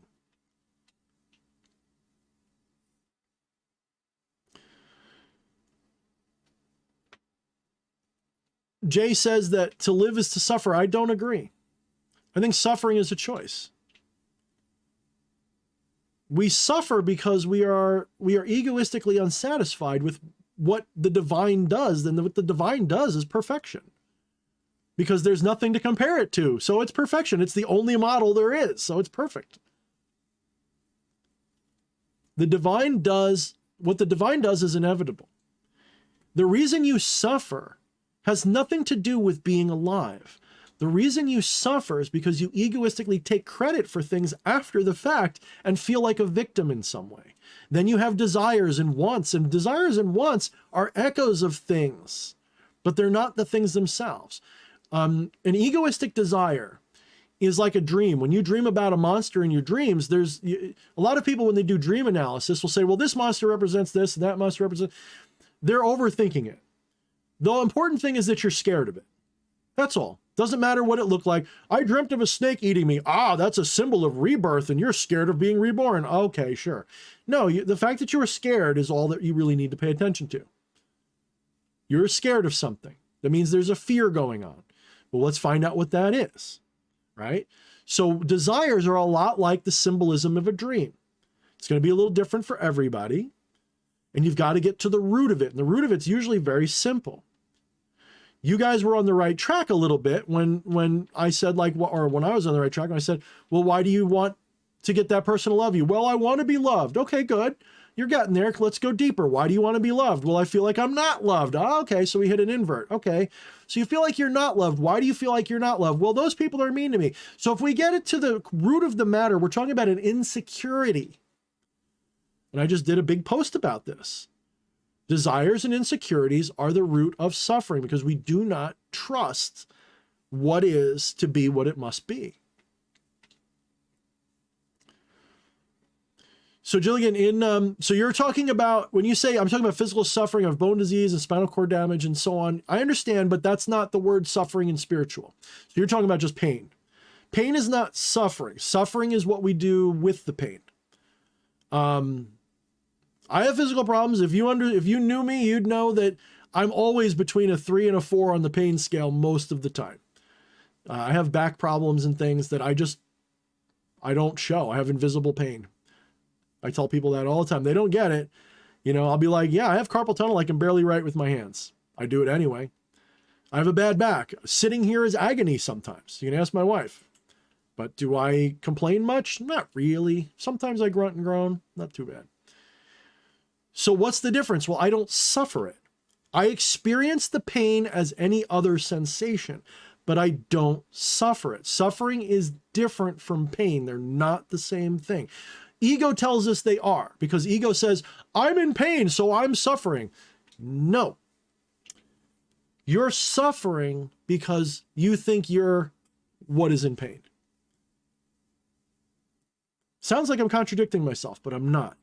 You understand the deeper spiritual significance of what I'm saying. You think you're you, and you think that what's happening is happening to you, and you take an egoistic possession of it, and so therefore you suffer.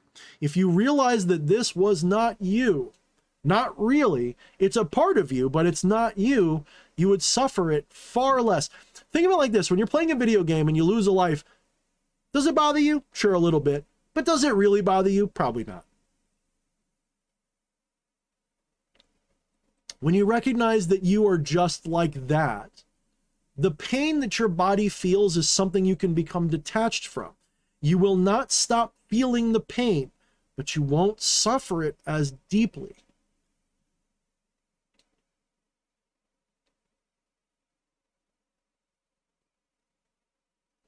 We think we exist and therefore we suffer. In a large degree, I don't know if I would hang my hat on that statement, but I will absolutely say right track.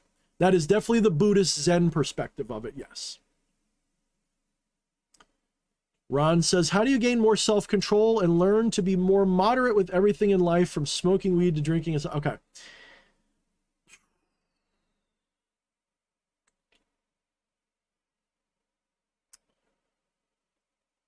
The question I would ask you is, who's trying to get control? Who's asking that question? And that's a bit of a trick question, because you're probably going to say Ron's asking that question, of course. Okay, but who told Ron to ask that question? Who was that? Who had that control just then?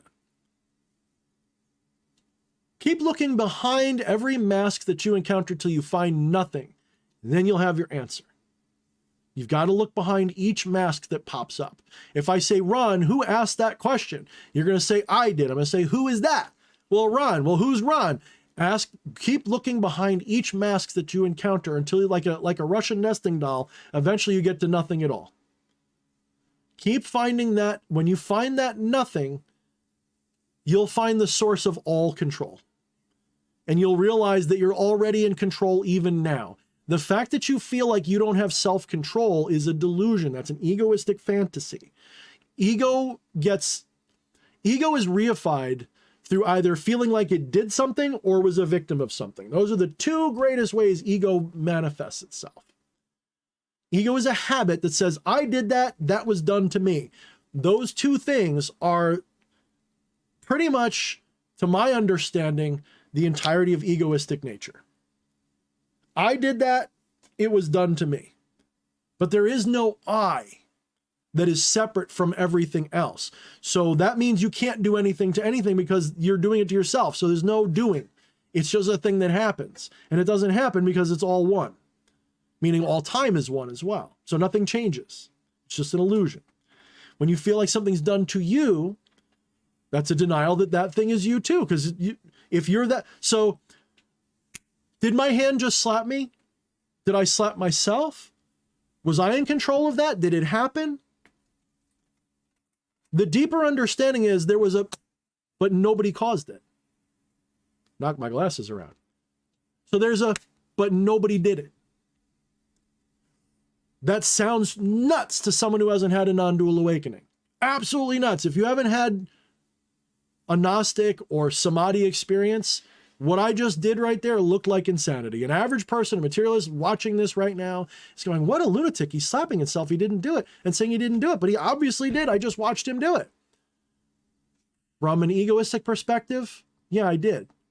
From a position of non-ego, or at least non-exclusive ego, no, I didn't. The slap happened, but nobody caused it. There was a slapping, but no one to slap.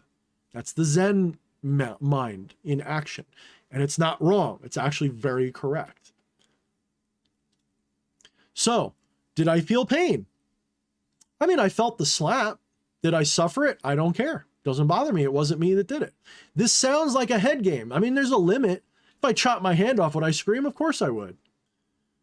But my divine self would be like, wow, look at that. Look at all that blood. That pain's incredible. That's incredible. The divine wouldn't suffer it. D.H. Thorne will. D.H. Thorne's going to go, wow, look at what happened to me. I got my hand cut off. Oh, woe is me. But the divine is witnessing that too. The divine is always in bliss. It's always going, this is fucking cool. Look at that dude. I'm going to be that guy when he gets his head ripped off in the trash compactor.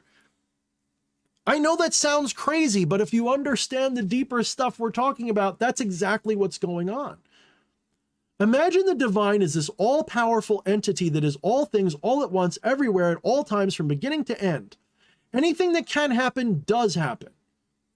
Anything. There's a multiverse of infinity like Rick and Morty. Everything that can happen does. In fact, nothing happens. It already exists and fully formed, and it's consciousness that moves through that one moment at a time. And as it does that, it can experience anything it wants, any dream it wants. Well, that's all well and good. But is it fun if you knew that all the time? Isn't it more fun to forget? Aren't the most fun games you've ever played the most realistic ones? In other words, when you were a little kid, if you knew that the person that was going to play trick or treat with you and jump out of the bushes and scare you was fake and not a real monster, you might still have fun, but isn't it way more fun if just for a moment you think that that person jumping out of the bush going boo is really a monster? Isn't that way more fun? And isn't the most fun part when you realize that it wasn't real? The most fun you can possibly have is ignorance. Ignorance, that's why I say ignorance is bliss. The most fun you can have is to be ignorant. To not know that you're God is so much more fun than you realize. To realize you're God doesn't mean you stop having fun, but you're not fooled by the situation as much. So for example, you're in a lot of pain. And you think, I'm in a lot of pain. How do I fix that? Blah, blah, blah, blah, blah. And that pain sort of becomes your master. What does it feel like when you're in the depths of that pain and someone gives you a pain reliever? Doesn't it feel awesome? Like, oh, I feel so much better. You're so fixated on the pain, you don't realize that you're paying for that pain with pleasure and vice versa. The pleasure of relief when that pain is relieved by whatever medication or method you're able to use pays for that pain and vice versa. So if you had nothing but comfort all the time, that would eventually become like agony to you because the littlest thing would have to hurt you after a while. You need to have discomfort to have comfort. You need to have pain to have pleasure. The suffering comes as a response to that game back and forth because you get attached to one or the other. You think as an ego, I should only feel comfort and pleasure, or mostly. Most people are reasonable. So they'll say, I don't expect to feel good all the time, but I want to feel good most of the time. They think they can have their cake and eat it too, but you can't. In order to have pleasure, you must experience pain. You must, because without that apparent polarity, you can't have a sensation of either one. Now, here's the rub. They're all the same thing. They're all sensation. You insert yourself somewhere in the middle, attention-wise. You say, well, I could feel worse and I could feel better. This gives you a left hand and a right hand view. Over there is more pain. Over there is more pleasure. I'm going to go seek the one that I like. The problem is when you seek the one that you like, you're ensuring that the one that you don't like will happen. Why? Because the further you go towards pleasure, the more pain there is on that side waiting for you. This is why the cycle of samsara is a cycle. You don't know what that is. The cycle of samsara is the cycle of birth and rebirth, where you begin, most of us, in a moderate position in the middle, because that's where we are in this reality, according to that belief. The cycle goes up into pleasure, because generally most people go up. We seek heaven, so we go higher into pleasure. The problem is when you hit the pinnacle of pleasure and power, what happens? You have no place else to go. Everything that exists is now suffering. Because everything else other than pleasure is suffering. So everything becomes suffering. And you will crash back down into hell. Everything becomes hell. And from that position, everything else is pleasurable. So literally everything else makes you feel better. And you you come back up. So you reincarnate through pleasure and pain constantly and endlessly and over and over and over. So long as you look for pleasure, you will find pain. So long as you look for pain, you'll find pleasure, ironically enough. But if your intention is to find pleasure through pain, still won't work. This is the non-attachment principle. If you're not attached to one or the other, then it flows. And in the flowing, in the aggregate, is bliss. Bliss is confused with pleasure, by the way. In a spiritual language, bliss and pleasure are not the same. You could say bliss is pleasurable, but it's also painful. Bliss is both. Sheer bliss can be found in the depths of absolute agony. There are some people in the chat that I know of that are into Dom type stuff, and they can teach you all about that if you let them. They will teach you about the depths of pleasure you can find in absolute pain. It does exist. There are whirling dervishes who work themselves up into a frenzy and will start chopping themselves with swords, and it feels like heaven. Funny how that works.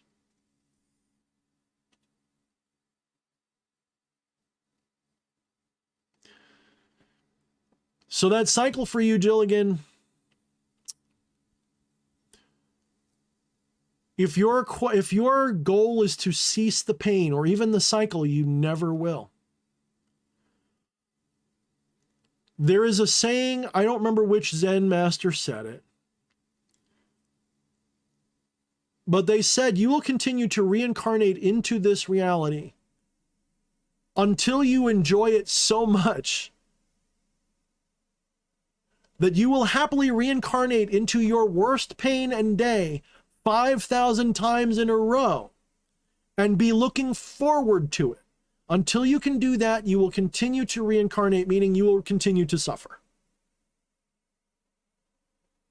Until you can look at the worst possible thing and go, woohoo, as in, I don't mind, I'm not afraid of it, it doesn't bother me, you're always going to suffer. Now, the problem is people go, well, then I'm just going to try not to care. They get nihilistic. The problem with nihilism is it's actually a result of caring too much. Every nihilistic person is a liar.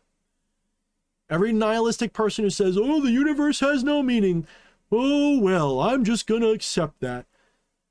They're not accepting it. They're lamenting it. And if they're able to lament it, that means there is a meaning because they just gave it one. Well, Jilligan, again, that's going too far the other direction. If your purpose for getting out of it is to try to end it, you're not going to do it. It's the catch-22. And this is why the enlightened masters taught us things like meditation. And they taught us to reach samadhi and gnosis.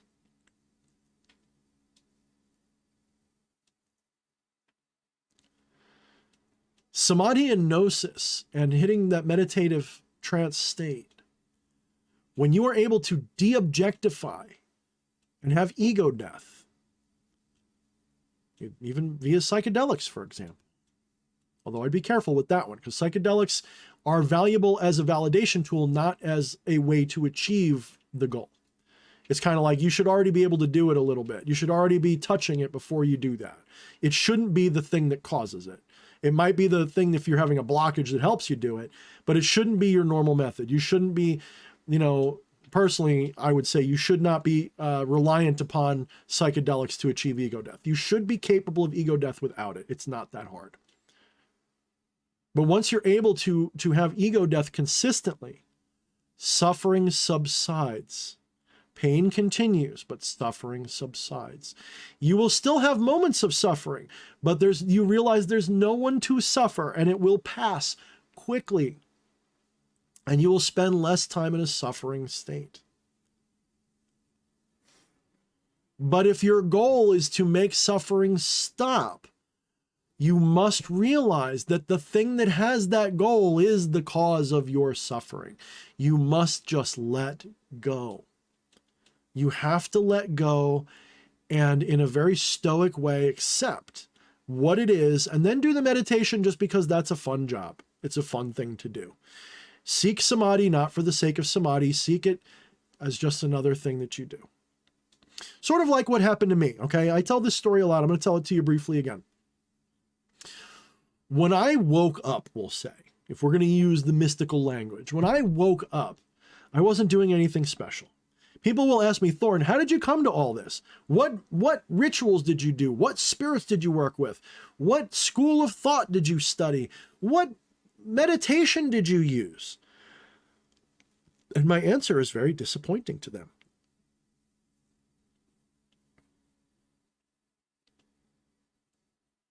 The reason the answer is disappointing to them is because they expect there to be a method to cause enlightenment.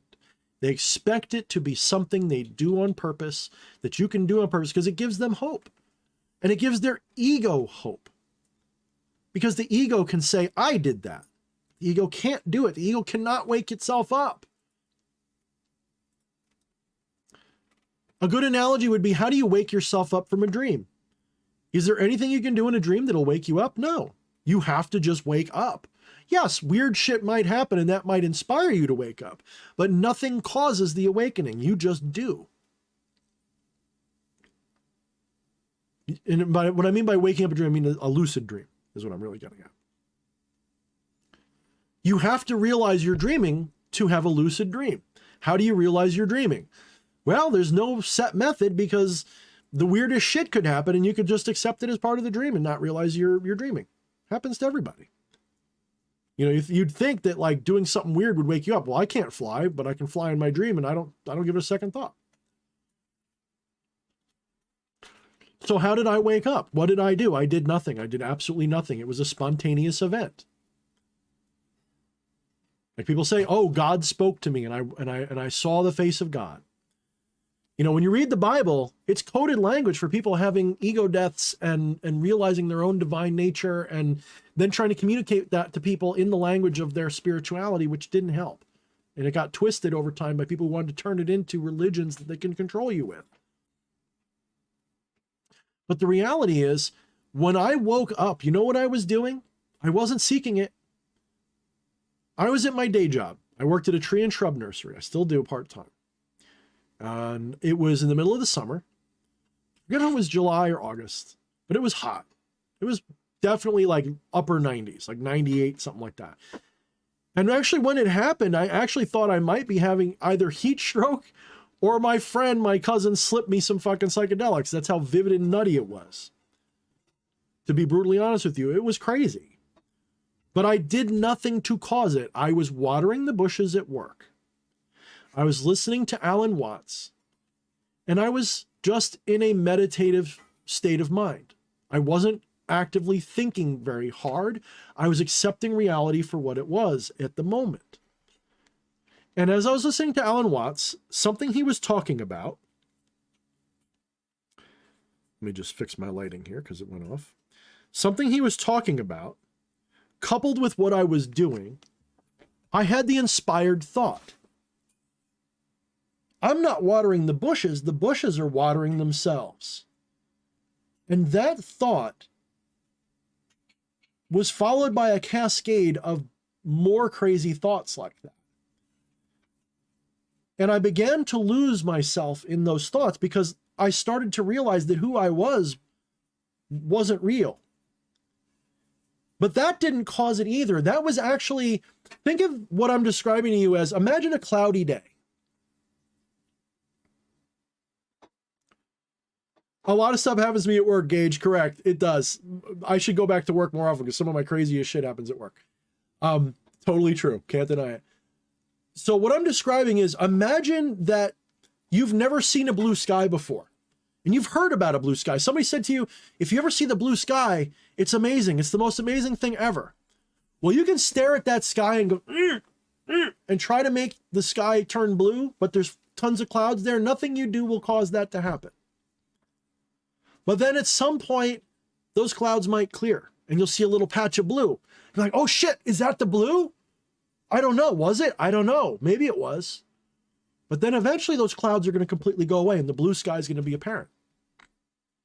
Now, I can tell you that every single one of you in your life, now that's a metaphor, every single one of you in your life have already had that happen to you over and over and over again.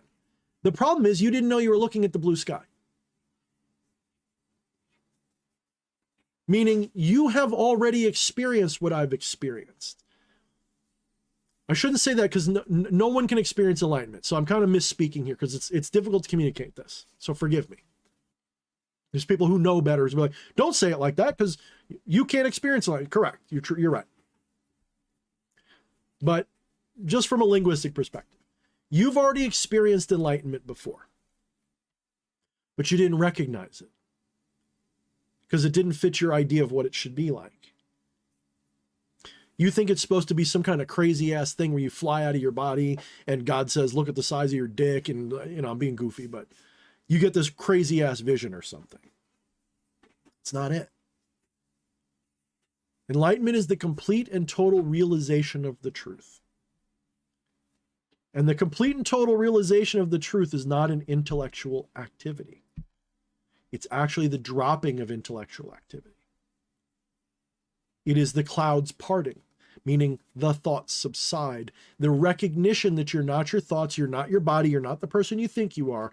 That thing is just something you're watching. When that clicks, enlightenment is right next door. Once you realize that this is not what you are, this is just something you're observing, the truth is like, it's right there. You can just about touch it if you mean to. You're on the verge of awakening. Well, that's what happened.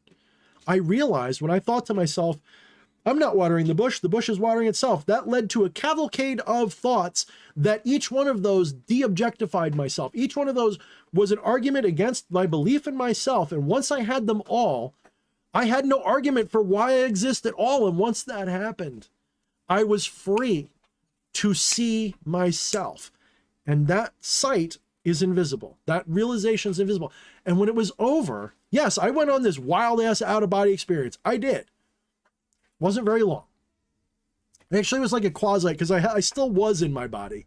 I still could see through my body, but I wasn't limited to it. It's like I was flying up in the air and I was also seeing through my eyes and I was seeing myself from different directions. And I felt like I was a bug looking at myself. And I felt like I was trees breathing in myself.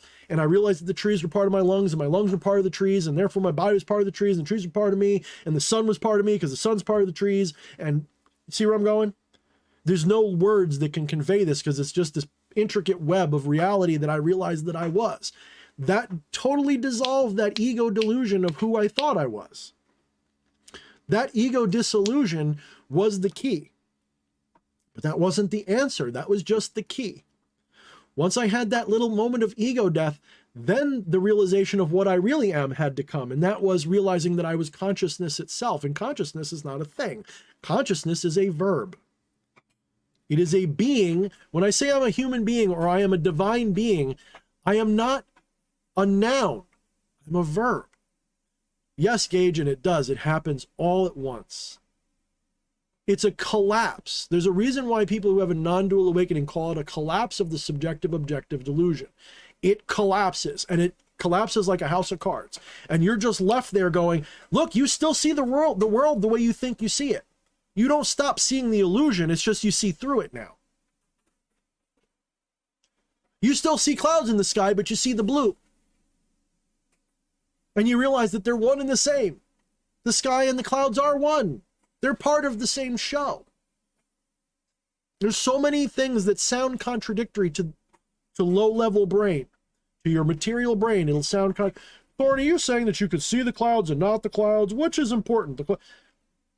You're missing the point then. So I didn't do anything special. Nothing caused it. There was no trick. There's absolutely no trick to enlightenment. There's no trick to samadhi or gnosis. In fact, when I write a book full of tricks, I'm going to tell you that these are games to play so that you distract yourself from the intention of doing it. And in so doing, it might happen to you accidentally.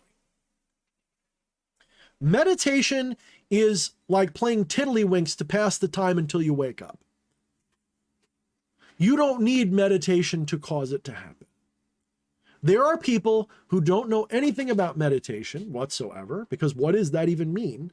But there are people who don't know anything about meditation who might just go to the beach, get real fucking drunk, have an ego death experience. You might have somebody who, in the middle of playing Legend of Zelda, when their character dies, when Link dies, they go, fuck, I got to start all over. It might click to them, I thought I was Link just then, but I'm not. Wait a minute, am I not me? Mind blown, enlightenment occurs. Correct, Gage. True enlightenment never happens intentionally. So when you're asking Jilligan or anybody else, when you're asking me, how do I do this? If I told you an answer, I'd be lying to you. I would be a bad witness. If I said, do you want to have an enlightenment experience? Go do this. That would be me being a charlatan. Now, could I give you tricks to try? Of course. There's definitely techniques that will help you distract your consciousness away from the intentions.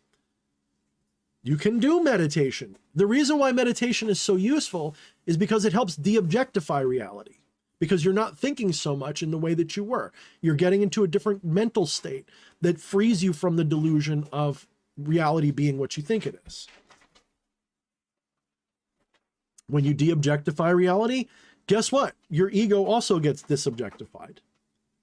You have ego death. Ego death is the key, not permanent death. When we say ego death, this gets turned into like this stupid thing. Kill your ego and keep it dead and shit. Like, don't kill your fucking ego.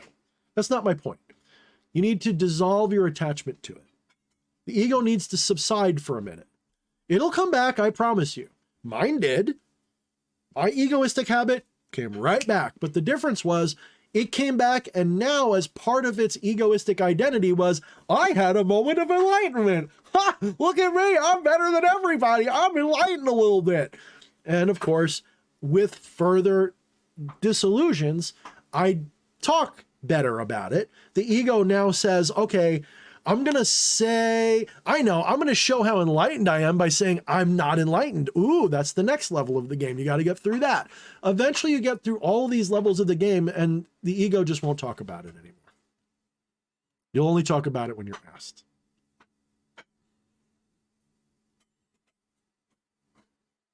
In fact, when this happened, I don't even know, my wife might even be able to tell you, there was a change in my attitude in life, a lot. Oh, you know, did I even tell you it happened, or you just noticed I was changing in some way? You told me, yeah. I did tell you? It was after the fact. It was after. So you noticed I was changing and I told you. Yeah. So my attitude completely changed about life.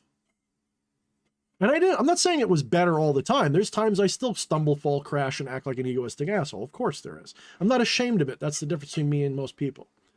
I'm not ashamed of the ego. The shame is just the ego with wearing a different mask.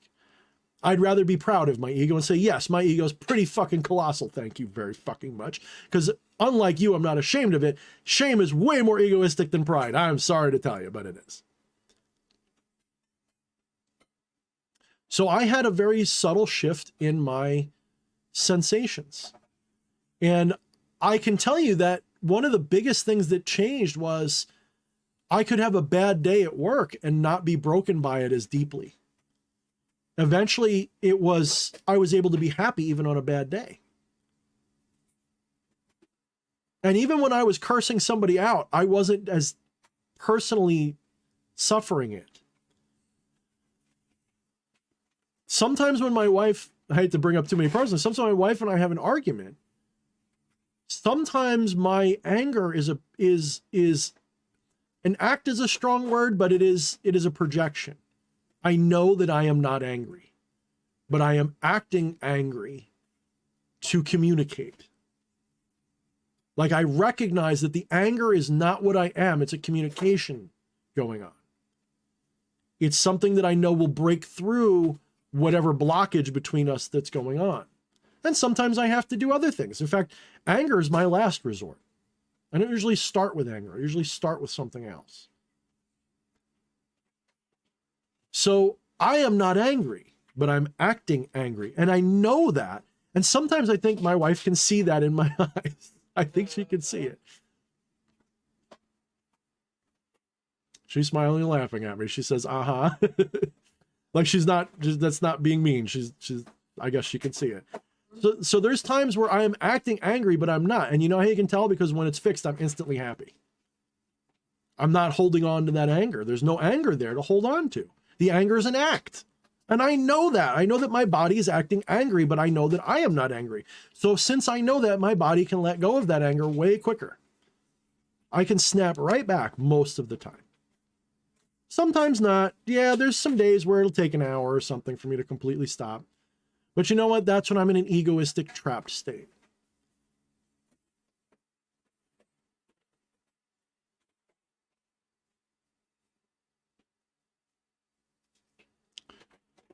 So Jillian's talking about, my first surgery was quite a trip too. I always blamed it on the IV meds, but deep down it always seemed real. Here's the key to trips. You think the trippy part is the weird shit you see. The trip is ego disobjectification. That's the trip. You know, it's not the colors, the sights, the weirdness, the floating out of your body. None of that's the... If you float out of your body, but you still feel like you're you didn't have a full trip yet. When you float out of your body and the whole idea that you have a body goes away, and you have an identity goes away, but you still feel like you exist, now you're getting somewhere. Now you're hitting transcendental level. That's what you're looking for. You're not going to have that while you're looking for just an out-of-body flight. That's not enough. That, like, thresholds exist, right? And you can skip right to the end. You don't need to go through these different stages. But the thresholds would be, you know, I mean, one of the worst things you can do, forget the thresholds, one of the worst things you can do is expect it to be like an experience. You can't experience awakening. I know that sounds nutty, so I just described it. But you can't experience awakening.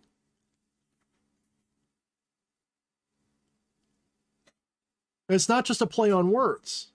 It's literally the fact. You can't experience awakening because awakening is not an experience. Awakening is an uncluttering. It's a declouding. It is a revelation. It is a realization. That's not an experience. It sounds like one because we usually describe them as experiences. Oh, I realized this, like it was an experience. The realization was not an experience. It was something unspeakable. The eureka moment happens before the thought of what the eureka is about. The eureka happens way before you have the realization. In other words, before you have the mental cognition of it. So the person who invented, you know, whatever, where the word eureka comes from, I forget what it was. I think it was because he was doing something with water and he realized something about water. He went, Eureka! Well, that realization wasn't the part where he thought something and it made sense. It happened before the thought. The thought followed the realization. The realization came first, and the realization was unspeakable. That's why you say Eureka. Holy fuck! Right? So when I had my realization of non-dual divinity, awakening, enlightenment, all these different words I used to describe this unspeakable thing, when I had that experience, haha, because I just said you can't experience it. When I had that experience, because it's the only way I can just say it, I was immediately crying and laughing and stumbling and feeling total catharsis. And I felt that several times since. One time I was talking about King Paimon. I had a very similar feeling. It was a complete release of all tension. But that followed the realization. The realization happened, then the experience of awakening happened, which caused the experience of laughing and hystericals and all that shit. But the realization, the true awakening, wasn't an experience. It was just a... Oh. Huh. You know, a lot of people make a lot of to-do about the wild shit that accompanies an awakening. But the actual awakening, what it feels like is just, huh. Oh. That's it. Anything else is just what your ego does with that realization, I suppose. Any of the other stuff, the visions, the fantasies, flying out of your body, seeing machine elves, whatever the fuck you do, that is just more of the same illusion that you're in right now. That's not the awakening. I don't care how trippy and balls deep you are into psychedelics and you go off into La La Land and you see God's big toe. That's not the divine. That's just a toy. That's just a game you're playing. The real deal is, oh, huh. That's the real deal. And then when you realize what it means, then you go on the trip. The is the big deal, but everything else is the trip you go on afterwards. We get addicted to that trip. We get addicted to that aftermath of the You know, there's people who they go on these quests to experience enlightenment, and they don't know that they experience it all the time. They don't know that, you know what I'm saying? Again, like I said, experience can't be enlightenment is not experience, but you get what I'm saying. Language is a problem. But just go with me here. There's people who go on a quest to experience enlightenment, not realizing that enlightenment is already something that they have within them, that they've already got going on, and that the experience they're seeking is making it so they can't see it. And so they go over and over and over to these monasteries, and they'll meditate, and they'll go through rituals, and they'll fucking take psychedelics, and they'll trip balls all the time. But they won't realize that the thing that mattered was the part that wasn't what they thought was cool. Because they're just distracted by the cool part. Think of it like this. There was a wise person who said that music is just a way to encapsulate silence. That silence is the most important part of music. The fuck? How's that possible, Thorne? I don't listen to Megadeth or Slayer or whatever the fuck because I want to hear silence. Au contraire. Without silence, that music would have no meaning. Music is what makes silence have meaning. Music is there to encapsulate the silence. It's only in the silence between the beats that you hear the music. I know that sounds counterintuitive, but it's true. It is only in the emptiness that you hear things, not in the fullness. If it was full, you wouldn't hear anything. It'd be a big, it'll be no sound at all.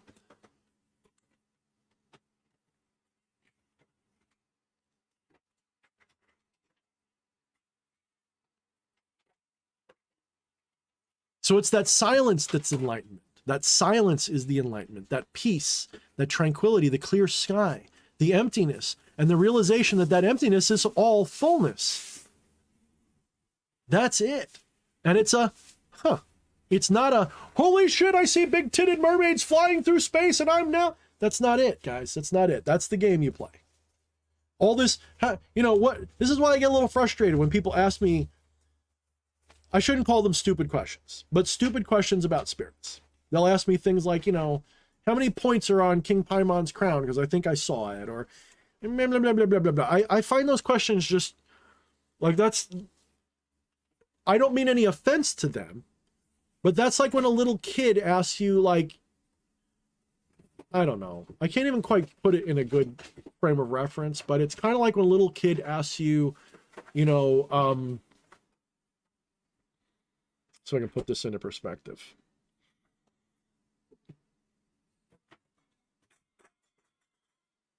I kind of can't. I really kind of can't. But it's not the questions. That's right. Big titty mermaids. That's right. Yes, I do love Mallrats. Mallrats is one of my favorite movies. That's where I got that from. Snoochie boochies. I used to look like Silent Bob. I really did. I didn't wear sneakers, though. I looked like Silent Bob with boots on. And I didn't wear a hat.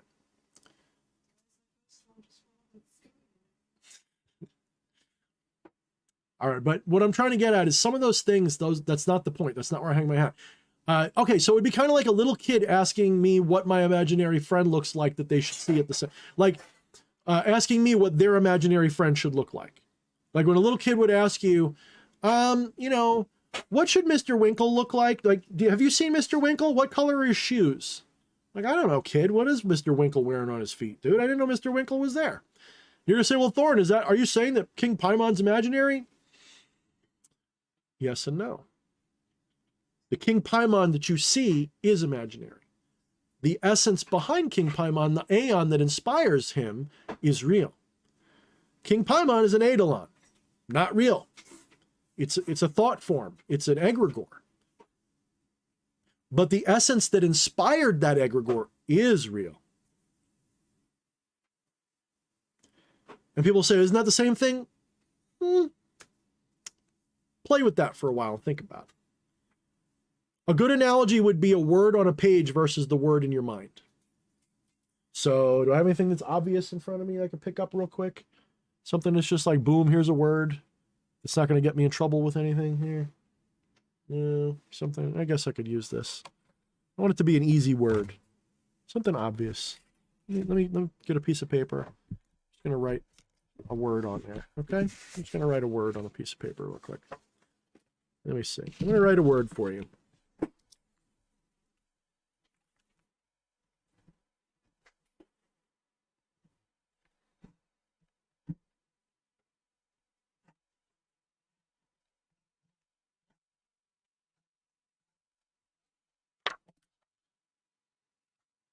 Let's not do that one. Let's do a different one. Let's make it easier. Let's just, yeah, didn't write it right anyway. Getting a little distracted. Let me do it right. I'm acting like a weird old man here getting it wrong. Here we go.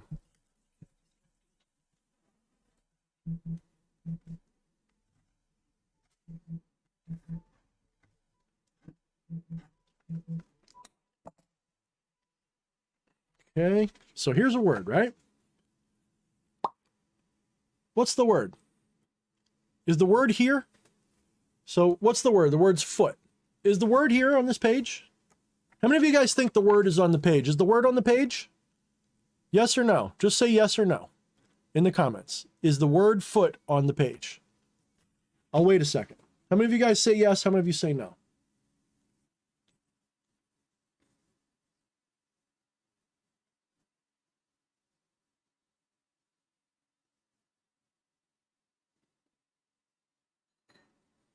Yeah, we're back to feet.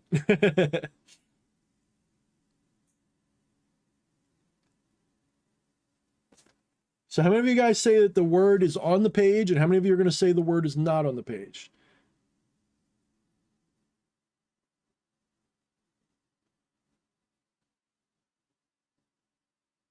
So we're getting a lot of answers. So far, everybody seems to be in alignment. Does anybody disagree with Jockster or Overseer or Hecka? How many of you guys think yes? How many of you guys think the word is on the page? Don't overthink it. Is the word on the page or is it not?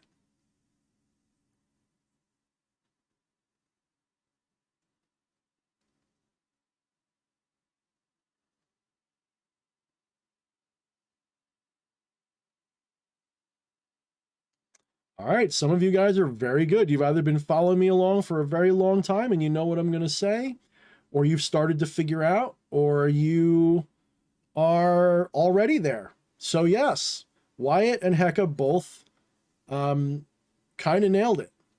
The word is in your mind. The word is not on the page. The page is just paper with a bunch of squiggles on it. So what does that mean? So as an analogy, the squiggles on this paper would be an aeon. The word foot in your mind would be King Paimon. Okay? So the idea of a foot and the visualization of foot and this word foot and the way it sounds when it's spoken, all of those things are the eidolon, the egregore, the thought form, the spirit, the personification. The squiggles on the page are the inspiration for all of that. Well, that's what an aeon is. An aeon is equivalent, and this is a very clumsy metaphor, but it is the equivalent of words on a page. They inspire us to experience a deeper truth. They inspire us to visualize this crazy bullshit, which we then turn into fantasies of King Paimon and shit like that.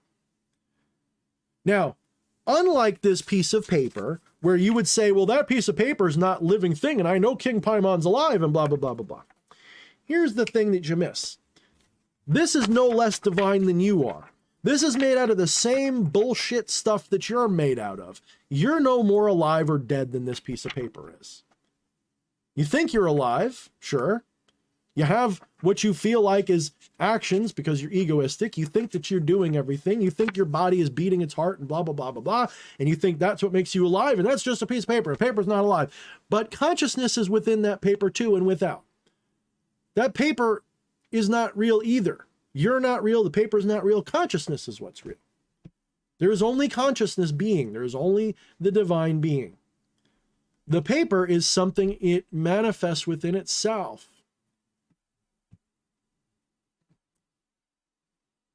Yes, HHHGGHGGG. except everything is egregore. The origin of the word egregore, I don't care, but I also like the word tulpa more because tulpa, it's misused by the occult community to be like imaginary friend, and you get like, you know, its little amusement park that it lives in or whatever the fuck. The original meaning, the original idea of tulpa is all of this is tulpa, which is a lot like maya.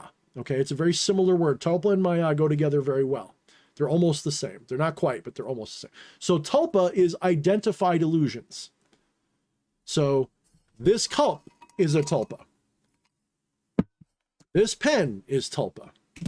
You could also say this cup is an egregore or an eidolon. They're all imaginary manifestations. That doesn't mean, however, don't get it twisted, that doesn't mean that it is without consequence. It's just that the consequence happens in the illusory field. This thing represents cupness in the same way that the word foot represents what's on this paper. So King Paimon represents an eidolon. Represents an aeon. This cup represents cupness. But cupness in its true essence is unspeakable. King Paimon in his true essence as an aeon is unspeakable. You can only know the true King Paimon if you look beyond the mask and see nothing. Same thing for any spirit or any person or any part of the illusion. It works the same way.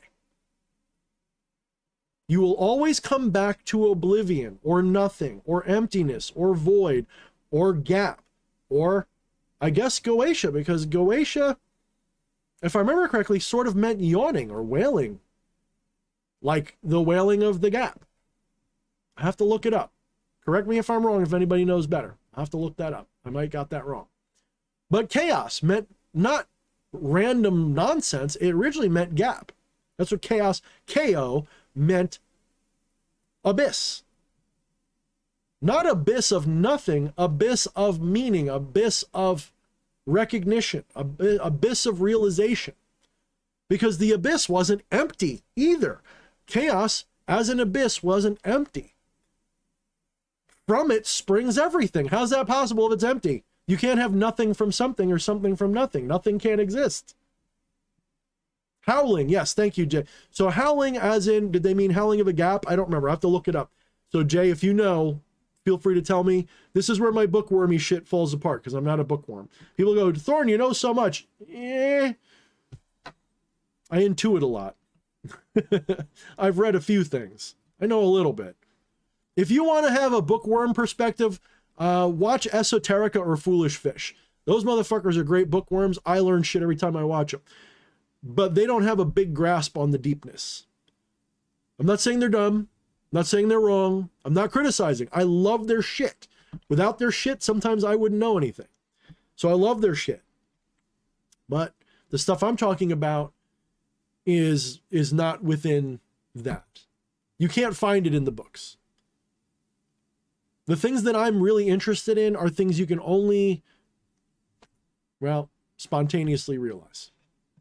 Howling like dogs. Thank you, Jay. Okay, so I guess it has nothing to do with gaps. All right, that's fine, though. I'm fine with that.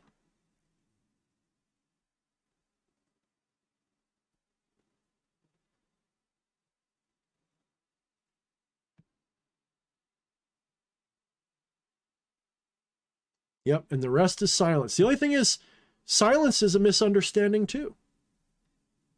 In that silence is all sound. What would every sound possible sound like all at once? What would you hear? If you could hear every possible sound, what would it be? What would it sound like?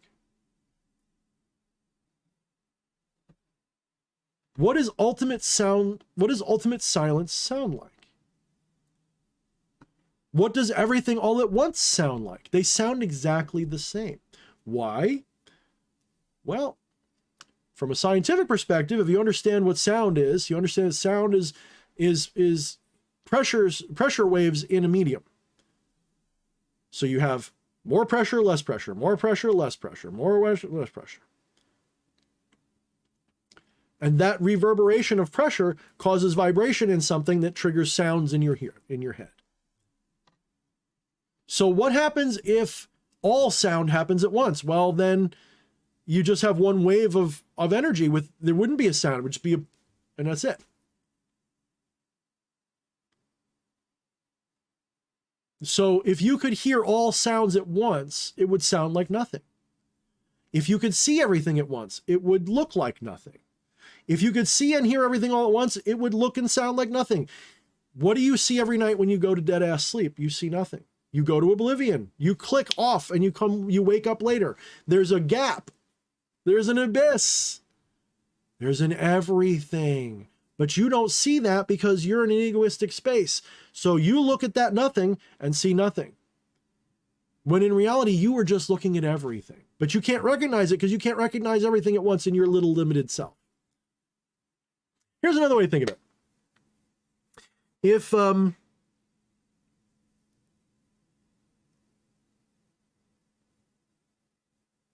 how big is an ocean from the frame of reference of a thimble?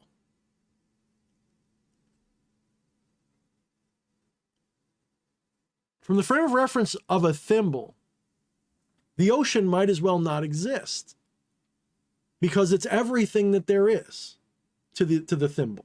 So if I take a little thimble and put it 100 fathoms down in the ocean, it has no sense that there is anything but that ocean. And so the sense of ocean loses meaning.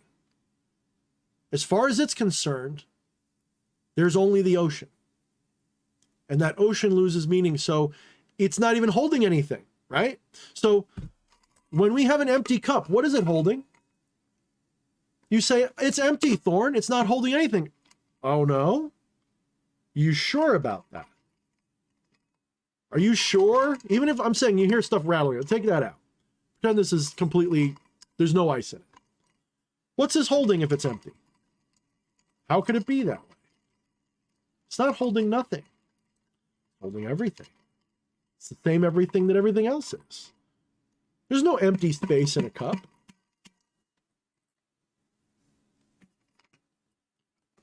So we see everything as nothing because we can't comprehend everything at once.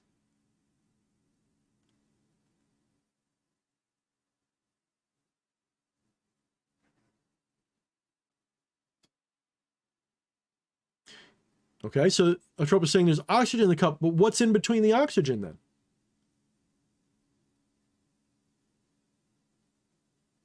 You know? What's in between those oxygen molecules? Those air molecules? What's in between them? Some people will say nothing. Nope. Scientifically incorrect. There is no such thing as nothing. In science, there is no such thing as nothing. In metaphysics, there's no such thing as nothing. Only from egoistic perspectives is there a concept called nothing, as in emptiness, as in true nothing, as in literal nothing. That's a misunderstanding, a reification that the average person goes through. But in the scientific sense, the metaphysical sense, the philosophical sense, there is no such thing as nothing. Even empty space is something. There's always something there. Because it's not really empty space.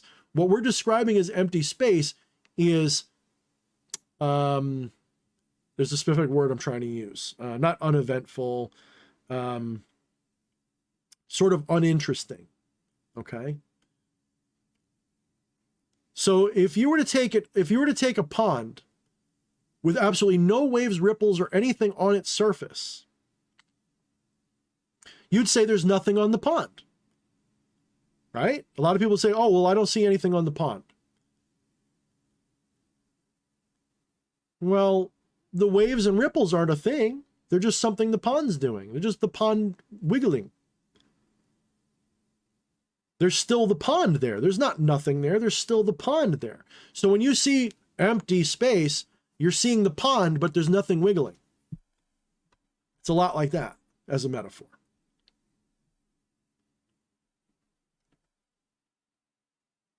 Yeah, in a manner of speaking, Wyatt, I suppose. I mean, if we're going to be really kind of, weird about it, he says, question, with that being said, if the cup holds everything, then does it hold itself?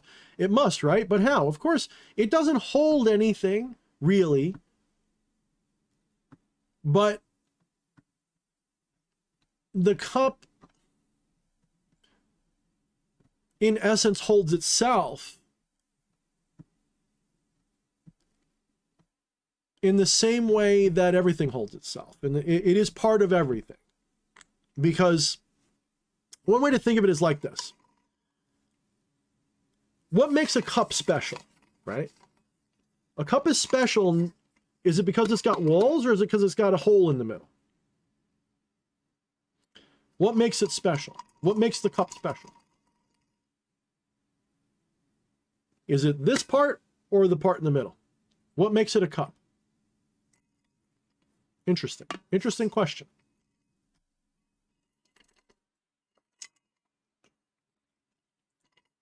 If you took either one of those away, it couldn't be a cup. If you took the walls of the cup away, you'd just have nothing. If you took the nothing away, you wouldn't have a cup. You'd have a brick. So in that sense, the cup holds itself. In that sense. If that makes sense. I hope it does. I don't know if that makes sense. But in that sense, the cup holds itself. For so long as you see it as a cup, it's holding itself. The minute you realize that there is no such thing as a cup, there's just something you call a cup, then the cup vanishes. Or when you don't notice it, the cup goes away. So the cup holds itself because you've called it a cup, you've decided it's a cup, the cup holds itself. And it holds cupness in itself.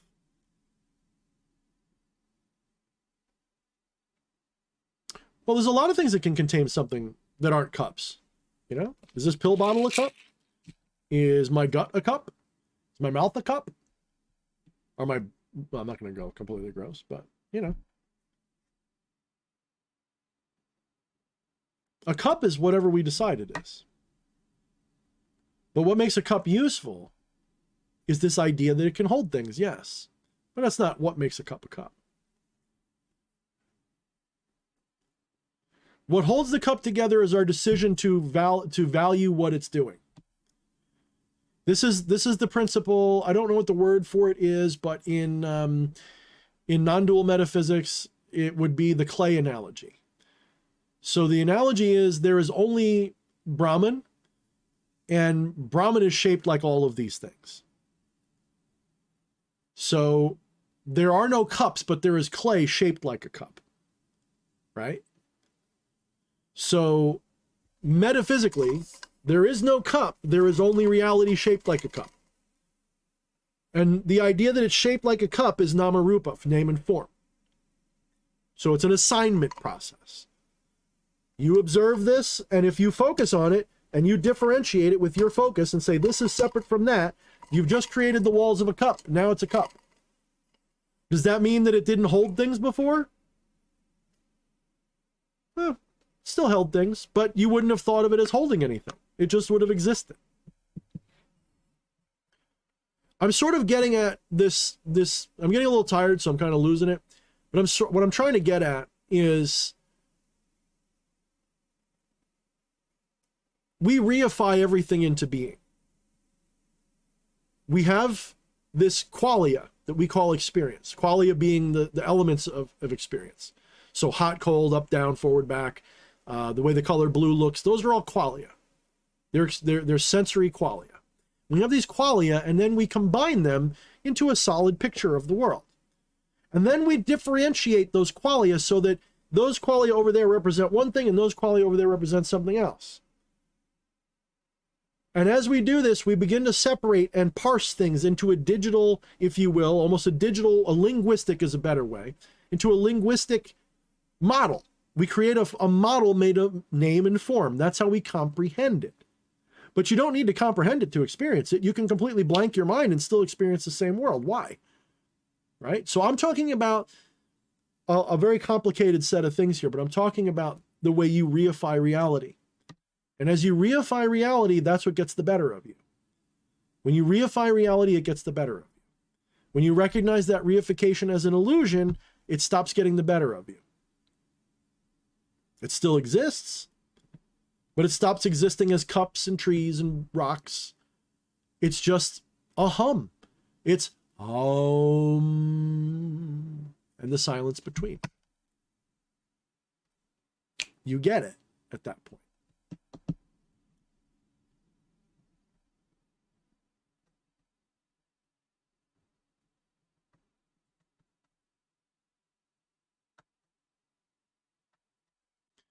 So we have all of these illusions of what things are. And all of them are interdependent relationships. And all of them are denials of everything else that they are. If I say that this is a cup, by saying this is a cup, I am saying it's not that fire. I'm saying it's not this table. I'm saying it's not the air. It's not the air inside. It's not my hand. By saying this is a cup, I am denying that it is everything else around it. The problem with that is I couldn't take this cup away. Nor could this cup exist without those things to be in relationship with. The only way this cup can exist as a cup is if there's something that's not a cup around it.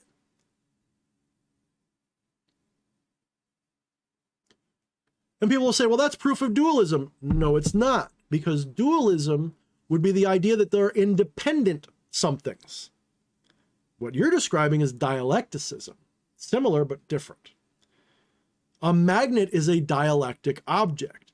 If I take a magnet, so imagine, trying to get something I can, I'll just use this piece of paper. Let me take my piece of paper again. Oops, what did I lose? Here we go. This is a fun one. This is one from Alan Watts. This is one of the best things he ever taught me. Okay, so I'm going to draw a magnet, sort of, on a piece of paper, right? So let's say this piece of paper is a magnet. It's got a north side and a south side. So what can I do if I want to separate the north from the south? Can I do it? Can I remove the north south from the north side from the south side? Can I remove that? Well, let's try it. What happens if I take a magnet just like this and I break it in half? I'll have to rip this one. Okay. Cool. I have now made a north and a south magnet, right? Wrong. The minute you broke that magnet in half,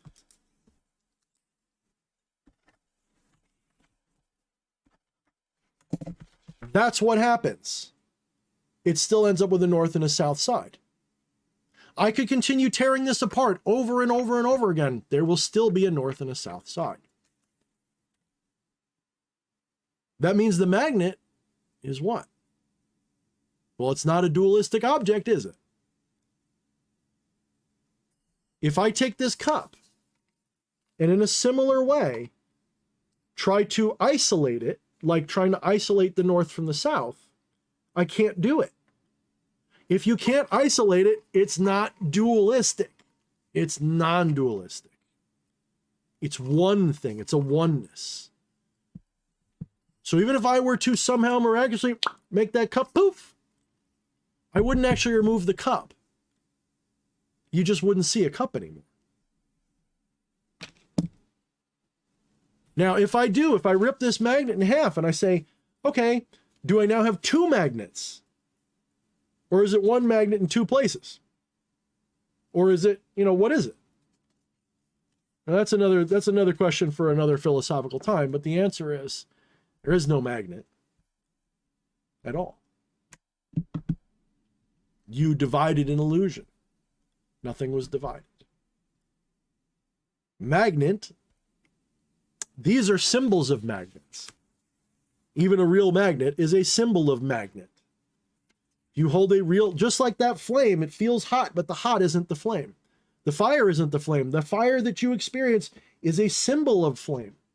They're all symbols that represent fire, but real fire is like the word foot. Real fire is an aeon. Real fire is something that transcends language.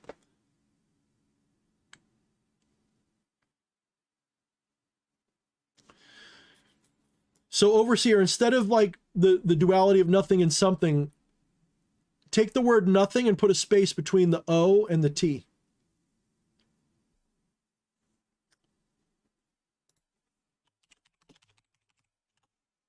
Like that. No thing. There's your answer. There is not nothing, there is not something, there is nothing. No thing.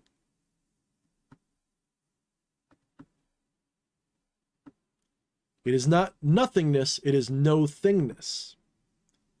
Thingness is the illusion. No thingness is the reality. Thingness is the illusion. And we all dwell in that illusion most of the time. Because the thing we think we are is a thing, right?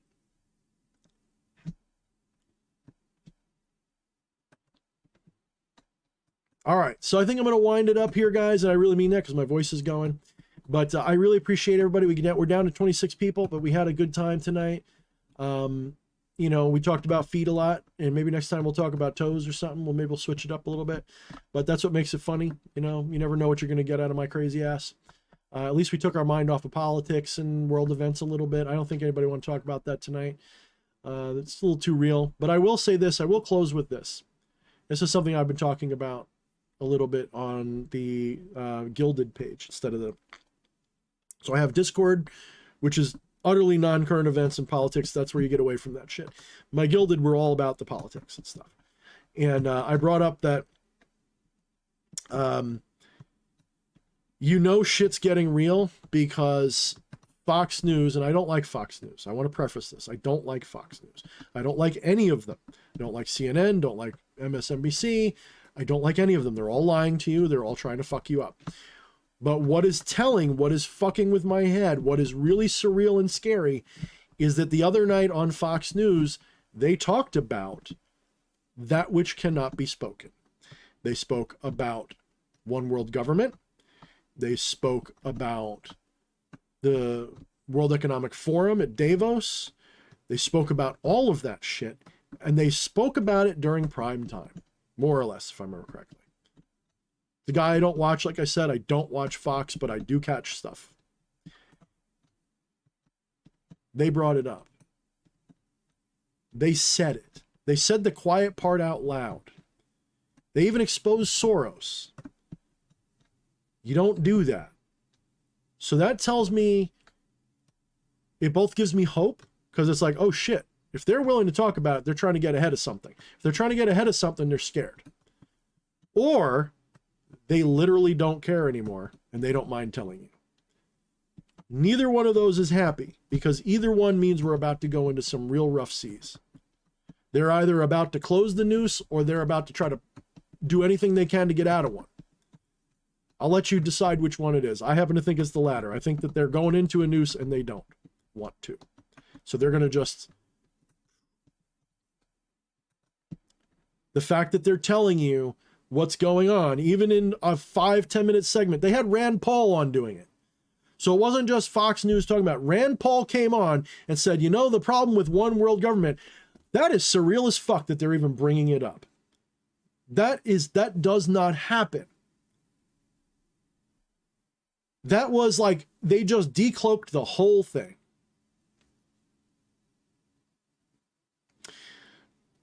Wyatt, very, very wise of you. Wyatt says they said it on Fox to make people who say it look like fools for trusting it. You're probably right.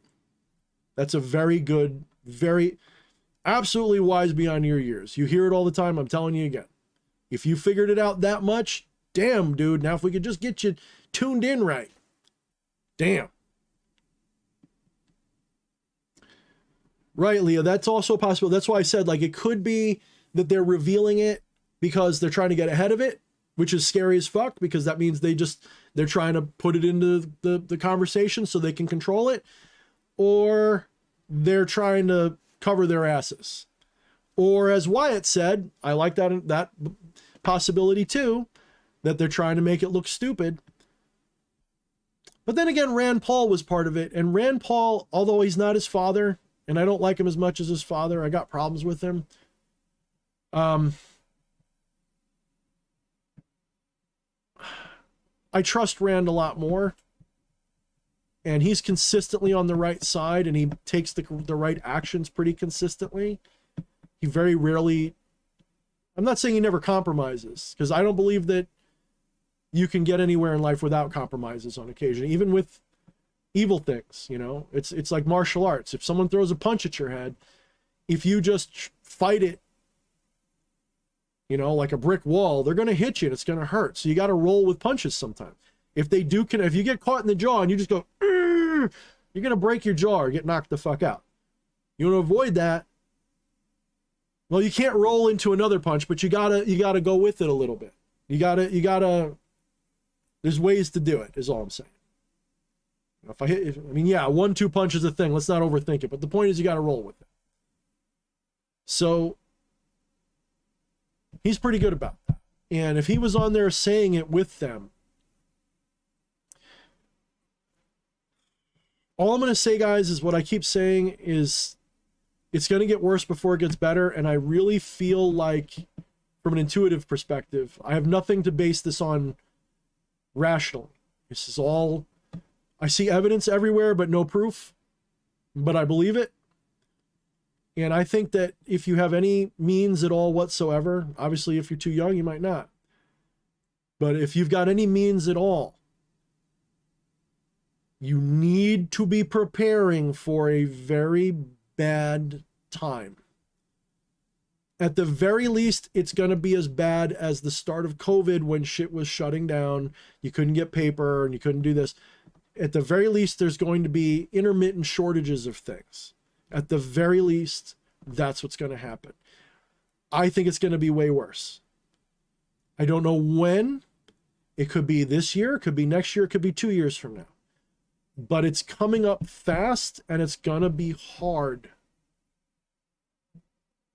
And it may not be hard for everybody. Maybe people living in America in the right part of the country won't feel it at all. You know, you live in the middle of a city and they take better care of you. I don't know. But I know that if you're in any way, shape, or form compromised with your needs, that is to say you don't have access to as much as other people. Maybe you're in the third world. Maybe you're in the second world. Maybe you're in the first world, but you're poor. Maybe it takes you a while to get stuff from the store. You must, right now, starting now. If you start a month from now, you might be able to pull it off, but I'm saying start now. Do it now. Don't wait. Have a reasonable, I don't know how much it is for you. It's different for everybody. Some people can only afford a month. If you can only afford a month, get a month. But get a stockpile of something for a month, meaning food, meaning toothpaste, meaning toilet paper, and have that put aside. You're not going to touch it. I don't mean buy a month of toilet paper and start using it. I mean buy a month of toilet paper and put it on the side and don't touch it. Put a month of food away and don't touch it. Preferably spend the money and get the stuff that lasts 30 years. Get a I don't know. I don't want to name brands, but find a brand. There's a bunch of them, you know, Mountain House, Patriot Supply. Yeah, they're a bit of a ripoff because it's basically macaroni and cheese, and if you know how to can, you don't need it. You can do it yourself. Yes, but most people don't. So spend the money, get yourself some buckets, and put them away in the closet. You should have at least, I'm going to say 3 months per person in your house, or as close to that as you can get. Preferably, you should have a lot more than that. You should have like 6 months to a year, but I'm not going to spend that kind of money on it. I hope I don't live to regret it. 3 months worth of stuff put away. You need to have alternatives for things that you rely on. And you need something to protect your kingdom with, as Behemoth X would put it. I don't know what that is for you. For me, it's guns and shit. For you, it might be sticks and stabs and swords and shit. Whatever you can work on, whatever you can have.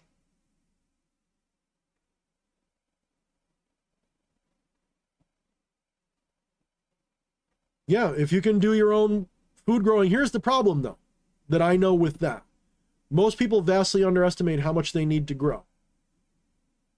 None of us live in a subsistence lifestyle. So having a garden is cool. It'll definitely buy you some food calories and get you through a little bit. And if you know how to can, that's even better. I'd actually rather you know how to can than grow shit. Believe it or not. Because you can always find food somewhere that's going bad and can it. You know what I mean? Before it goes bad and can it. But if you have a garden, you know how to can, there's no point in the garden. So it's better off that you know how to can. If you got to learn one thing, it's the canning. Learn how to can. Gardening comes very, very close second, pretty much tied, but it should be canning gardening. Believe it or not. If you know how to can, you can store anything that you get your hands on. If you don't know how to can, you can have all the food in the world and it goes bad and you die. You can eat good for a week and then all your tomatoes are dead. Right?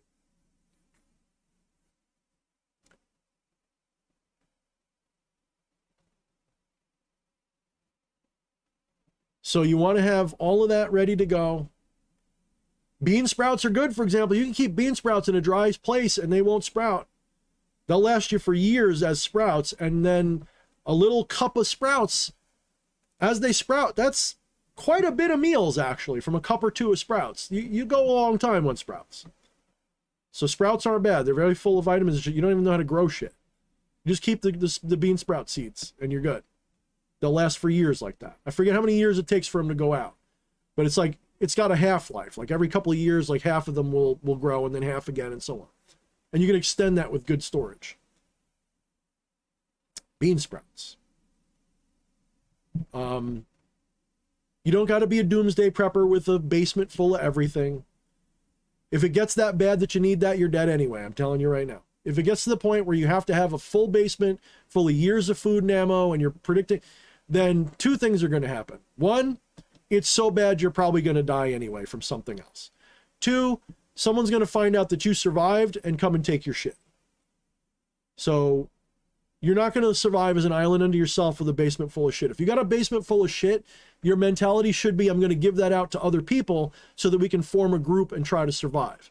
That's how you think about it. But it's not going to go there. That's not where they're going.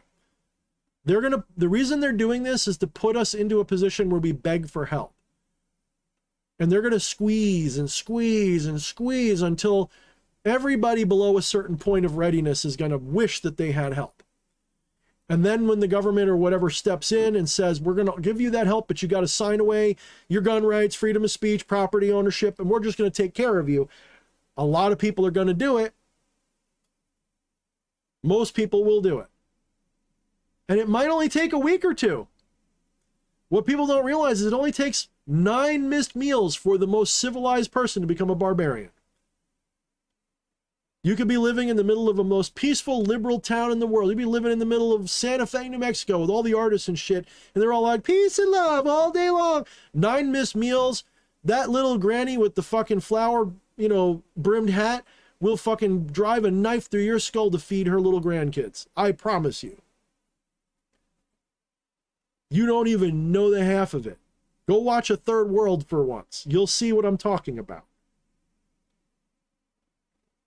You'll see the sweetest person gut the fucking other sweetest person in the room. 9 missed meals, that's all it takes. People go, well, I'm going to outlast everybody. Are you going to outlast that first wave? You sure? I hope so. You're not going to outlast that wave alone.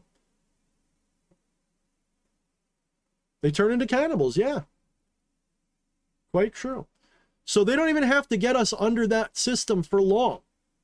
It would only take a week or two in a lot of places for people to fully bend over and say, yes, please, give us whatever you can do.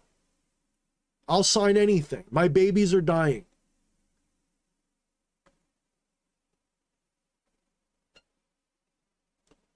Yeah, I mean, Bitcoin's just a shelter for a little while. It's not even a shelter right now. Look at the prices. I have some.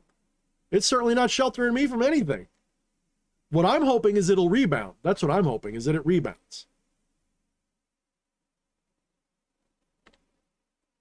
No, you should be having tons of toilet paper and things like toothpaste and storable food and lead, if you know what I mean. That's what you should have.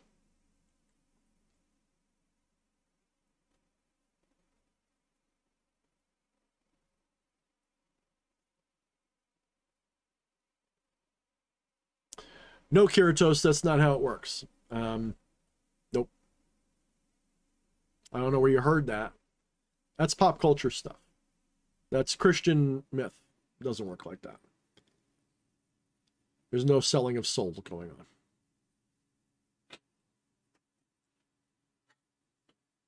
And I'm not a doctor either, by the way.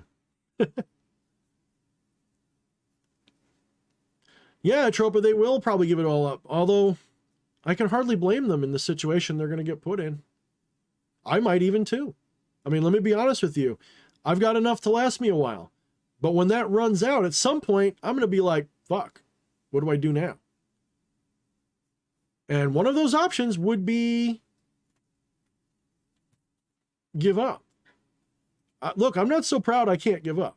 I'm not going to die on a hill just to prove a point. There's got to be, if I die, there's got to be a point to it. I'm not just going to be like, well, they're not going to get me alive and just give up. and just die. I'm not going to do that. I'm not just going to give up either. It's going to be somewhere along the lines of, well, this sucks. Yeah, I guess universal basic income it is. I can keep doing YouTube, right? We'll see. Like I said, I don't like to say what I'll do because I don't know. I haven't gotten there yet. I'm going to try though. I'm going to do my best. Does that mean it's going to get that bad? I don't know. I just know that what I see. And what I see is a lot of pain in the near future for a lot of people. Because they're uncloaking. They're taking their masks off. And they're being resisted effectively. People don't realize that this is an effective resistance. They say, oh, well, they got the White House, they got this, they got that. Yeah, but the people see them now. And there's people who are resisting them effectively. Because every time that they win anyway, like that Sussman thing, even though they couldn't get Sussman, people who were following that even remotely are going, wait a minute, the guy basically admitted to doing what he was convicted of, and they have witnesses and shit, and they still didn't convict him. What the fuck? Meanwhile, they can convict other people? Unless? That's weird. And people who are remotely paying attention, who are not completely biased, see that and go, uh-oh.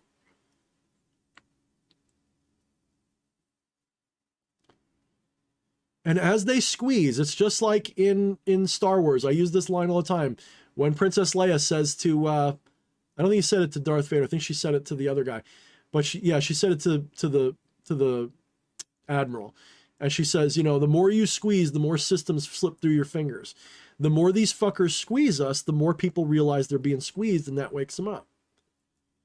And we've put them, the people who know what's going on, have put them into a position where they have to squeeze because we've said no enough, and we've seen enough, and we've told enough people, and enough people are awake that we're resisting, even though it's maybe not stopping them, it's causing them to go too far, and that's making more people realize. And as that happens, those sleeping giant wakes up. The momentum is there where they will have to break every law to continue doing what they're doing. And that alone is enough to disempower them. If you just get a few good people, you don't even need many. You get a few good people. And I got to tell you, people are all scared. And it's like, you know what? I know people in the military. My son, for example. They're not going to go along with this. They're not going to go, we'll throw everybody into gulags because Biden said so. The military would be the first to say no at this point. Yes, you'd get some. Of course you would. Maybe 10 or 20% of them will. 10 or 20% of the regular military would say, sure, let's do it. Maybe 50 to 80%, 50 to 70% of the National Guard would say sure. But enough of the regular military and even the National Guard would say no, that whatever they got cooked up wouldn't work.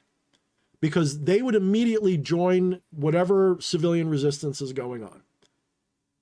In fact, I have it on pretty good spiritual authority, not literal authority, not provable authority, that they already are resisting.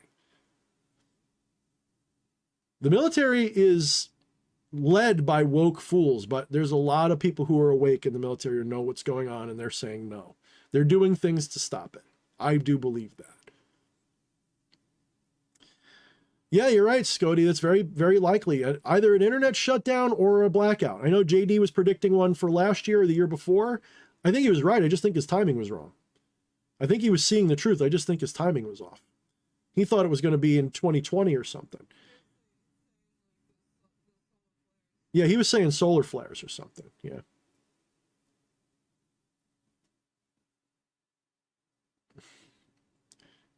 Kiritos, it doesn't work that way at all.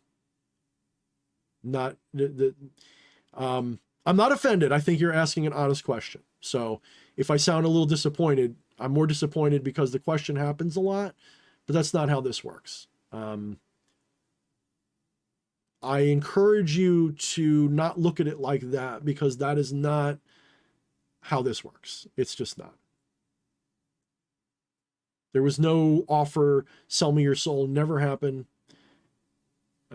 Anyone that happens to, they're playing a game with themselves, quite honestly. You couldn't sell your soul even if you had one.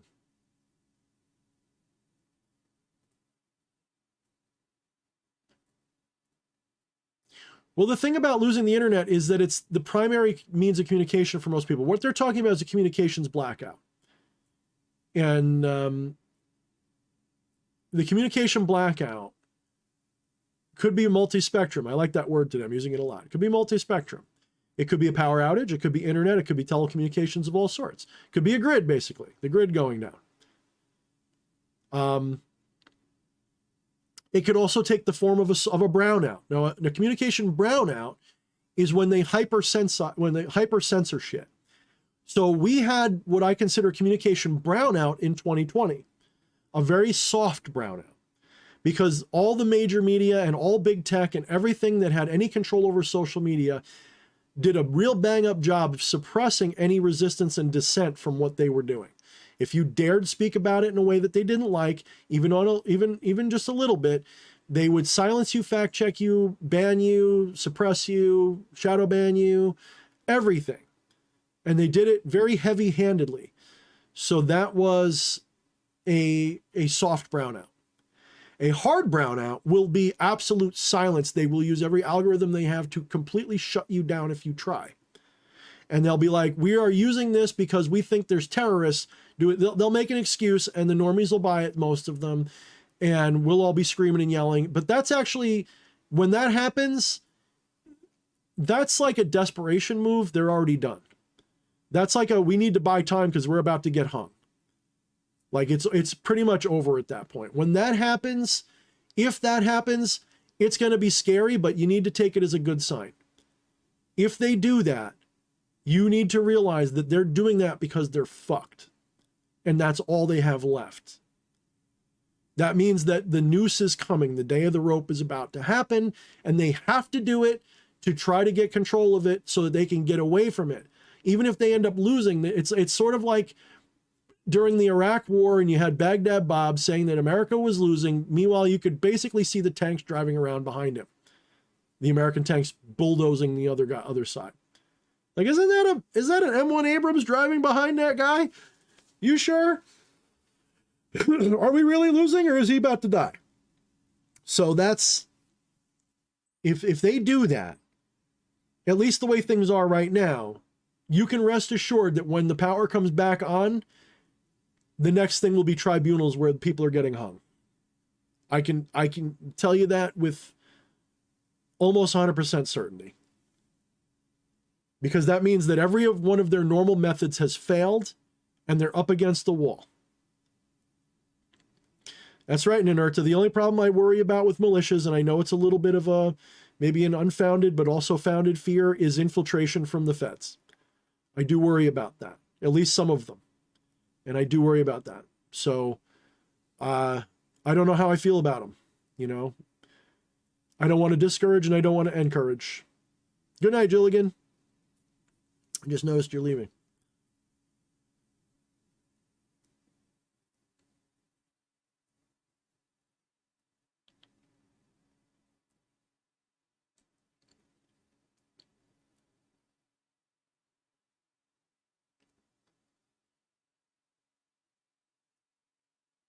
Yeah, Wyatt, I kind of mean both. Literally and metaphorically. The joke is wood chippers. That's the joke that's going around in my side of the aisle. But here's the thing. If you expect major justice anytime soon, you're going to be waiting a long time.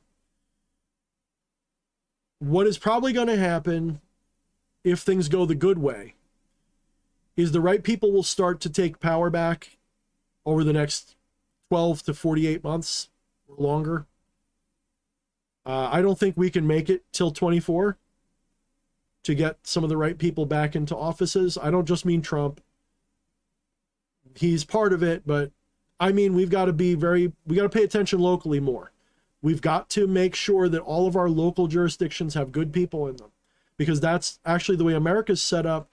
The local is way more powerful than the Fed. It's just the perception is the Fed's more powerful. The local has way more power over your life than the Fed does.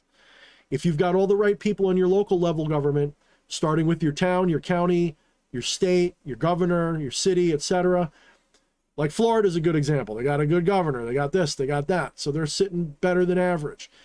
New York's not doing so good, at least from the top down, but there's some good people in New York and in outside the cities. You got some okay people in the, like you got good sheriffs in New York. You've got jurisdictions in New York where you can still carry a gun without a problem. You go into where I am, you can't. Go figure.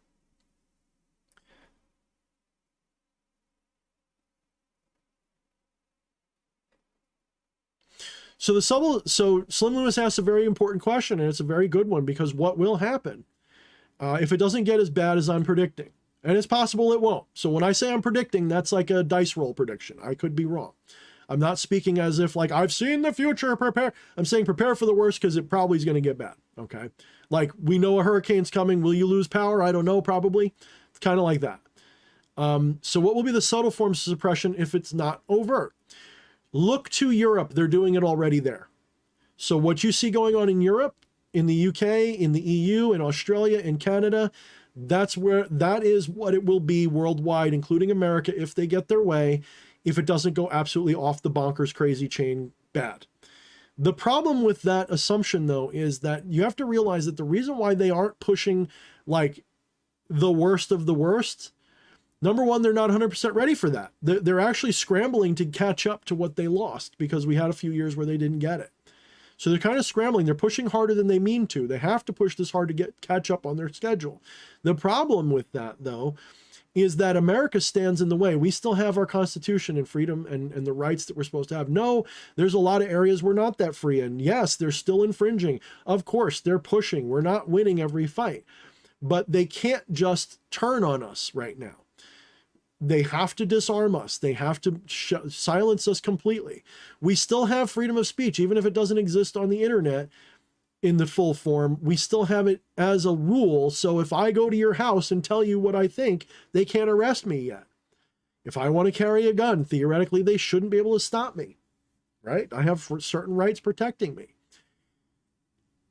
So while America exists in the form that it's in, they can't go for broke yet. America's kind of the last stand. If they get us completely, which I'm not going to say that we're winning. I'm not going to say we're losing. We're teetering on the brink. If they get us to go all the way over the edge, which isn't easy, they've got to do what they got to do. They've got to either break some crazy ass laws, or they've got to ratify some shit that is not going to be easy with any kind of resistance. And there would be. Right now, there would be too much resistance to what they need to do, even in the situation with the power they have. They would need 2/3 or whatever to ratify a total gun ban. You're not going to get that. No way you're going to get that. The states would have to ratify it, and they would all have to agree. You'd have to get 2/3 of the states to agree, not just the reps in the Fed. I mean, on the state level. It's not going to happen. It's just not. Not anytime soon. So long as we're here resisting it, they've got to be careful. So you got to be looking at Europe as an example. The ultimate goal is something closer to China, but China that works. China doesn't work very well. China has screwed up. That's like one of their better beta tests that worked well, but it's not going to work without other things. China's like, it's a failed successful experiment. Does that make sense? And they're trying to perfect it with the rest of the world. And they're using technology to do it. The goal is to get us to a point where the average American is completely, not just American, imagine the average person in the world doesn't need to be crushed.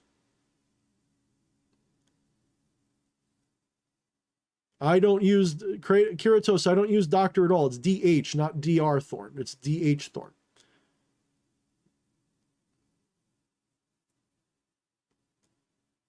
I don't know if Kiratos is a troll or they're just genuinely don't understand what he's dealing with. No, DR I don't use at all. I don't know where you see DR. It's DH Thorne.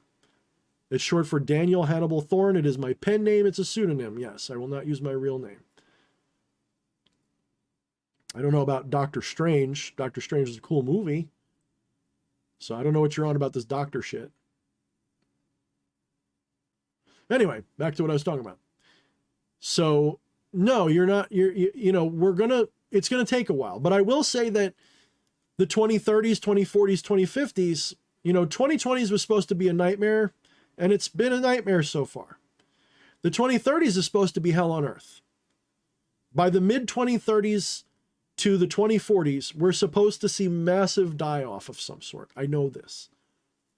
Something like 1 to 2/3 of the world population is supposed to be either dead from old age or disease or both. That's not just me. And that's not just psychic people saying it, though I've heard there's a lot of people saying it that are psychic that know it. But it's also their communications that they've done. The white papers and things calling for depopulation and how they can pull it off without doing this and that. At the very least, they're going to use fertility rates to fuck the population up. And I think they're going to get it even if we stop them. They've already ruined the fertility of much of the Western world. That's why you have all this crazy... I don't want to get into that because they got this whole thing now where they call it racist to recognize this, but to realize that that's why they're pulling in all the immigration. If they didn't have immigration, the population of some of these Western countries would be in a decline, not a growth. And by immigration, I mean mostly illegal immigration, by the way. Refugees and like in America with the open borders and shit. The interesting thing is if you go outside of the cities, like the rednecks are still fucking and making babies. And that's, give it 20 years, you might see a complete flip.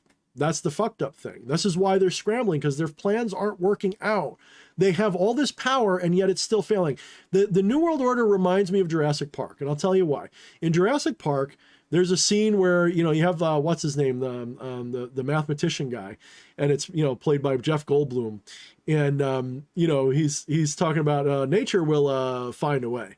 Well, we represent nature. People who want to be free represent nature. Nature finds a way. So nature is finding a way. They're struggling still. They have all this power, all this technology, all this hope. They're coming out in the open because they've got so many things sealed away and ready to go. Yet they still can't get us. They still can't quite do it.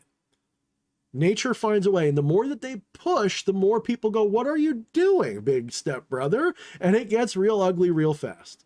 And somebody said above, once the military says no, it's going to get ugly real quick. We got to get to the point, we've got to stop this before it requires the military to stop it. We've got to get to a point where it's not up to the military to stop it. Because if we need the military to stop it, and I mean in our country, it's one thing if we got to use the military to push back in other countries.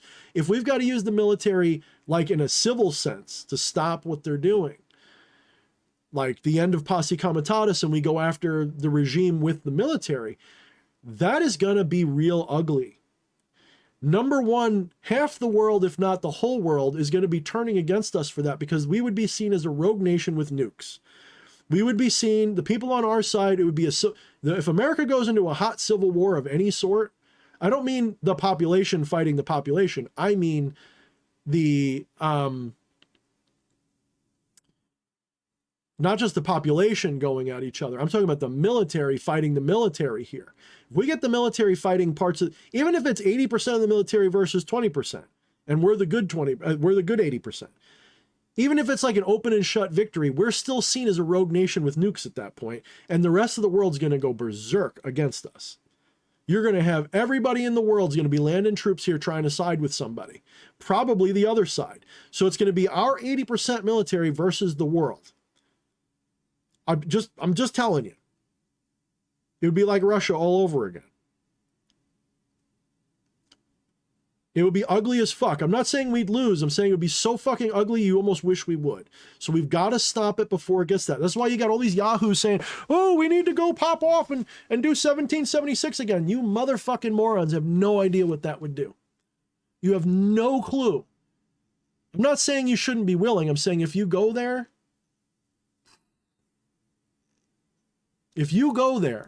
the damage that will do, might as well let them have it.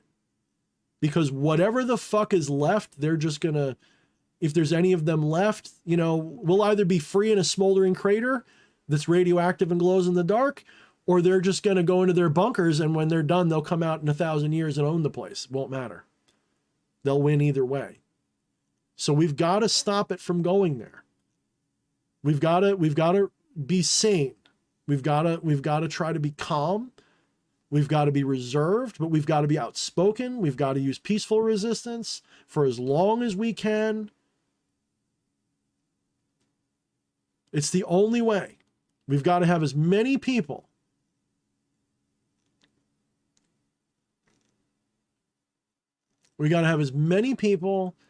aware of what's going on. The Great Awakening is the only solution to the Great Reset. The more people know, and I don't just mean know what's going on in that sense. I mean, it would help if people knew they were divine.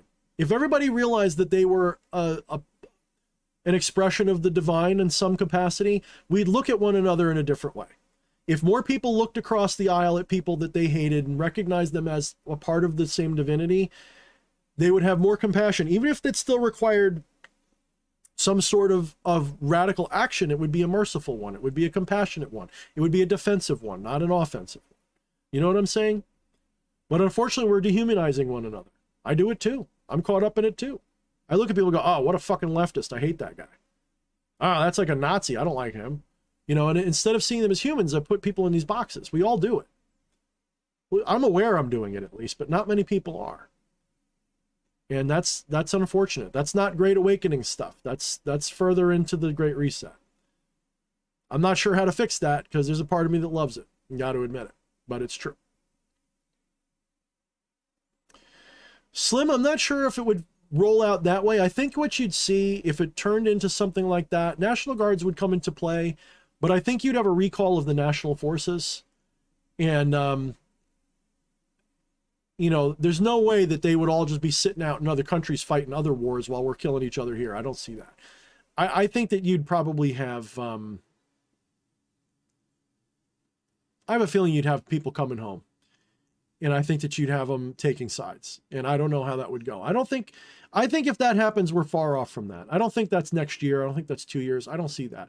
I think that's like a fever dream. I don't see it happening. My impression is that we're going to either beat this legally or we're going to, I mean, it'll be legal either way, but I don't see it going to a hot war like a civil war. I don't mean that we won't have civil unrest, civil war. That might happen. You might have rednecks versus city people. It could happen. You know, you could have Antifa versus, you know, Proud Boys. You could have, you know, whatever. You could have small little pockets of tribalistic fighting. It could happen very soon. It might happen this year. No, New York won't incinerate anything. New York is pathetic. New York is an economic powerhouse. It doesn't have, if let's put it this way, if all of the bad guys, you know, turned all of their zombies on tomorrow and said, go attack everybody who's not you, you would have for a little minute a hot war in the suburbs, and then the rednecks would circle the cities, cut them off from food and all supplies, and the cities would wither and die within about a month. And they would have to surrender. It would be a ridiculous exercise, because if it really came down to it, even though they might even have numbers, I don't think they do, but even if they did, they don't have the infrastructure. They're just a bunch of cities, because most of them are in the cities by a large margin. You go out in the countryside, and if you've got somebody with a Biden thing on their lawn, like they're hiding under a rock now, like they're scared to go out in public. So yeah, they're definitely trying, Overseer. They're trying to push another summer of love like 2020. They're absolutely trying to push it.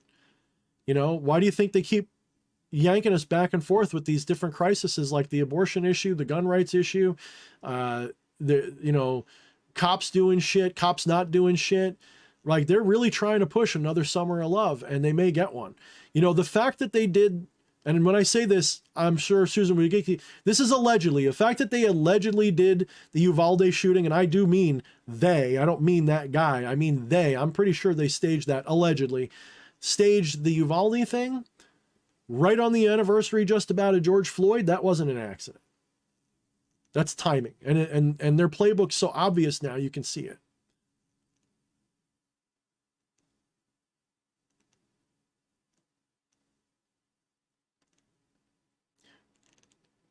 Yeah, Kiratos, I'm not going to respond to those questions. I told you that's not, you're talking about Fantasyland.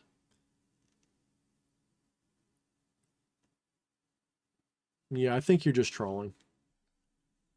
Goodbye, Kiratos. Thank you for playing. Yeah, bye. Thank you, Kiratos, but no. We're not talking Game of Thrones and cookies and shit like that. That's ridiculous.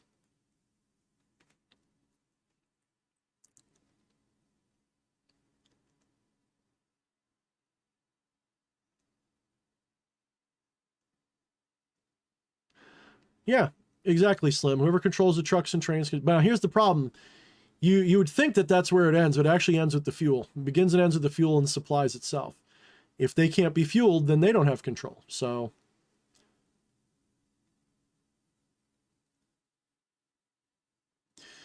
now, Overseer, you brought up something important. You brought up the trial. Here's the deal with the trial. The trial was a distraction that they made so big a deal over for that reason. I don't think for a moment that that trial was totally organic. I'm not saying that Amber didn't abuse it. Like, here's the thing. You want to know how I know it's not organic? Because if I question it, people get mad. That's how I know it's not organic. When I put a post up talking about how it's a bullshit situation, I had people literally mad at me for not supporting Johnny, even though I didn't say I didn't support Johnny. I'm actually on Team Johnny, if I'm really being honest.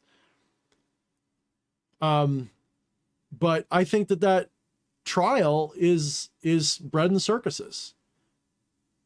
I think that it was a distraction. I think that they put it front page and they made it such a big deal, and they probably paid them because they're both actors.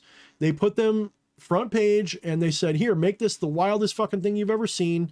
It's only a civil case. It's not like anybody's going to fucking jail, you know? So here, we'll pay you guys under the table. Amber Heard, talk about how you pooped the bed, whatever it takes. Make this the most crazy shit. You got video of her putting coke up her nose right on the stand. Are you kidding me? This is legit. This is real. I've never seen anything more fake in my life. So I didn't watch it. I don't give a shit. I'm not saying that they're not really divorcing and all this other shit. I think that it's a distraction. I think that it's mostly, I don't know how fake, but I can tell enough of it's fake, that enough of it's staged. The Amber Heard and Johnny thing. And that's going to piss people off because people, it's Thorne, it's a good thing because it shuts down the Me Too movement. Sure, that's fine. Great. Take that victory. I'm not saying that's not a W. What I'm saying is the whole thing as a whole is an L because it happened along with the Uvalde thing at just the right time so that, number one, nobody's paying attention to the fucking Davos meeting. You can literally have Fox News talk about it live on prime time and nobody's talking about it. Nobody cares. Everyone's going, yeah, that's great about Davos, but did you hear about Amber shitting the bed? Are you kidding me? Are you high or just dumb? That's right, Ninerto, a distraction from what's really going on. Exactly. Uvalde is too. It's gotten my mind because I'm worried they're going to take my shit.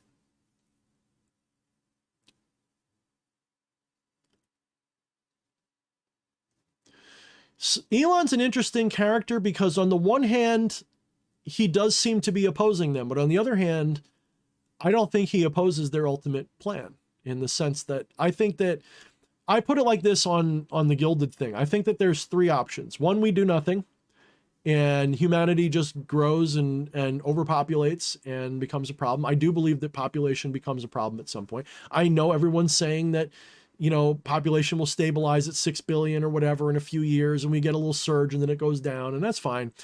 But I think that only a fool would just let it organically do what it's doing because our even if you say that population won't get much bigger, I do believe that the Earth isn't happy with the level of pollution and craziness going on. I just don't think it is. You know, the feeling, my empathy of the world is tolerance, not happiness. The world is tolerating us right now. It's not happy. And that doesn't, I'm not trying to sound like a green motherfucker who's saying, you know, give up your cars and shit. I'm not saying that. But I'm not saying we should all be dead either. I'm not saying that either. What I am saying is that there are two options for dealing with this problem, and it is a problem. I think anybody says it's not a problem at all, that's the other extreme of propaganda. You know, the one extreme is climate change, we're all going to die before the year 2100, And the other version of it is, oh, we can do all we want. It's not going to hurt anything. Climate is there forever. Like either one of those is stupid. The reality is,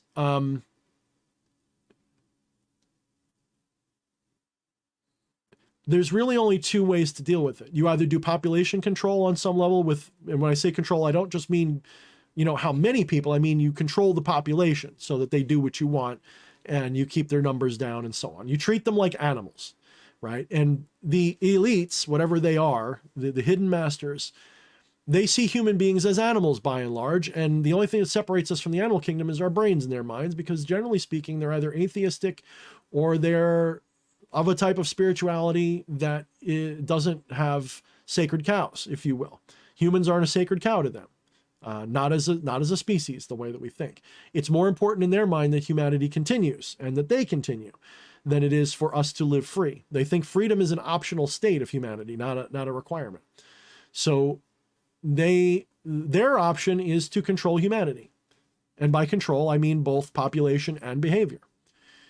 Well, the other side of that is also to control humanity, except they control it in a more free range fashion, where instead of culling us and controlling our behavior really, really heavy handedly, the other side of the plan is to get off of Earth and control us with more traditional means of free range farming techniques. So rather than telling everybody what to think, they'll let us think what we want, but within boxes. Just bigger boxes than the other guys. So the Trump side is bigger boxes and eventually get off the planet. And I think Elon Musk is on that side, but he's not opposed to a lot of the other shit. I mean, he's developing Neuralink, which I know he says has a beautiful plan. And part of his reason is because he believes the answer to the singularity of technology the answer to AI is to go through the singularity, to merge with the machines in such a way that they can't destroy us. So humanity becomes a bunch of cyborgs, basically, and that way we can compete with AI. So he's sort of talking their language. So why are they opposing him? Well, I think that he's on the side of the tracks that wants bigger boxes and off-planet life. So that's a question that remains to be seen. Elon Musk is an interesting character. I would love to meet him. I would love to pick his brain and feel his energy and feed off him for a little bit and see what the fuck he's really about. I don't trust him implicitly, but I do trust him at least in the moment. In the moment, he's fighting. The enemy of my enemy is my friend, so to speak. So I see him sort of through that lens, which is actually the lens that I saw Trump through in early 2016. It wasn't until later that I saw him a little bit better than that. I'm still not I don't trust anybody fully. I don't trust Trump fully. I think that Trump is a spokesman for people that want free range, nationalistic, they still want to control humanity, but in a bigger box. That's all.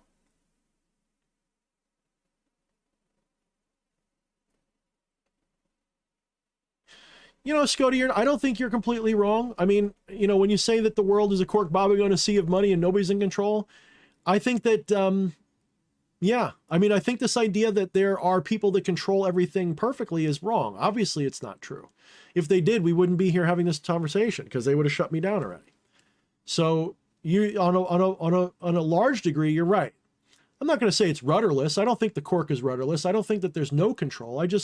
I think you're right to a large degree, though, that none of these factions have the control that they wish they did.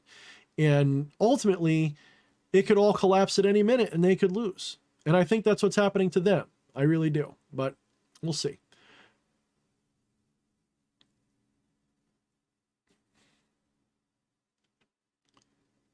But, that's why I say, like the Amber Heard thing, I know. So maybe Amber Heard and stuff isn't. So I'm not saying it's 100% staged, but it's got to be, exacerbated. It's got to be hyperbolized. And like you said, they know how to draw the attention to it. The timing of it's too convenient. The stories that are coming out are too conveniently distracting. It's just, so even if the lawsuit's legit, which maybe it is, like I said, I don't think that it's totally a lie that there's a divorce and abuse going on. I think that what's false is the degree. Like, the reality is maybe a 2 or a 3, but they're making it an 11. And obviously they have crafted this in such a way that it has attracted everybody's attention. I saw a poll, and it was one of the only unanimous polls I've ever seen. It was Johnny Depp or Amber Heard innocent, and it was unanimous for Johnny Depp, not one. It was like 300, I think it was like 30,000 people or something like that. Maybe it was 3,000. It was some big number like that. And it was insane. And I'm like, whoa, like this isn't even I know that there's media now saying that it's a bad thing that Johnny won, but it's like, wow, the level of, like, that never happens. Like, that never happens in anything I've ever seen. I've never seen something one-sided like that.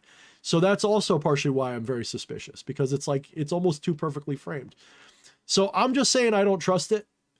And I'm not saying I have special knowledge that says that it's totally fake. It's just my intuition says it's fake, to the degree that it's not as big a deal as they're making it. It's not, you know, I have a feeling that there's something's being exaggerated. Maybe they're paying them to ham it up. You know, maybe they said, look, we've got this settled already. We're gonna, you know, blah, blah, blah, blah, blah, but we're going to give you under the table a whole fuck ton of money and shit. Just make this the craziest court case anybody's ever seen.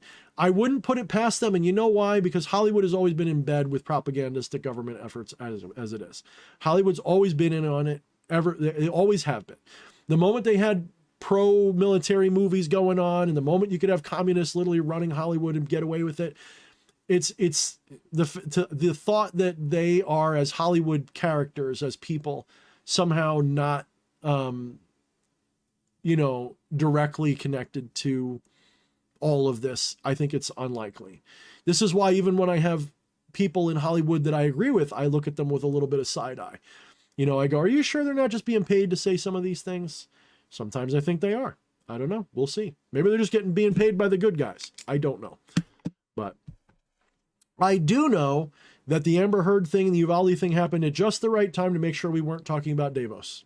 I do know that. And it happens every time. Whenever there's Bilderberg, Davos, any of that, suddenly there's like a big crisis and we can't talk about it, even if we wanted to. So, just saying it. Just putting it out there. Don't trust it. Too convenient.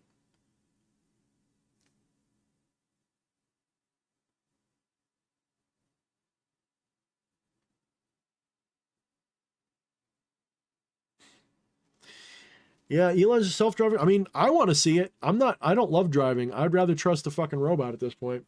I hate driving. I'm not a good driver. Actually, I think I'm probably the safest driver you've ever met, but I don't like it. I don't like, you know, I'll drive on major highways, but I don't like Long Island driving. We'll put it like that. Don't like it. Yeah, nobody likes Long Island driving. HHHGH, what is this with the queefing nonstop? I'm going to ask you, please. Like, what are you even saying, dude? Like, let that shit go. Like, enough with the queefing. Like, what? Are you drunk? Are you drunk? Are you drunk? Because I know you can make some reasonable comments otherwise. You must be drunk. I'm glad you drink with me. Leave it with that.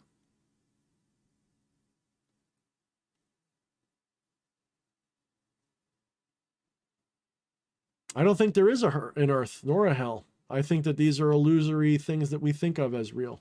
And if that's purgatory to you, that's fine. I don't think purgatory or hell exist in the sense that they're places you're sentenced to or that you're doomed to go. I think that these are all states of the divine mind. And if you are living in earth in a way that it feels like purgatory, then that's what it is. You know, like that's what the divine has chosen to feel like. I don't think there is a place. I don't think there is a time. I don't think there is a planet or a prison. I think the prison is of your own mind. And so purgatory is a mental state. Hell is a mental state. Earth is a mental state. But none of it is actually really what that is. And in a way that's cool, because then you can still have your cake and eat it too. Because if you want to feel like it's purgatory, you still can. You can still have the experience of purgatory. Doesn't mean that that's what it is, though.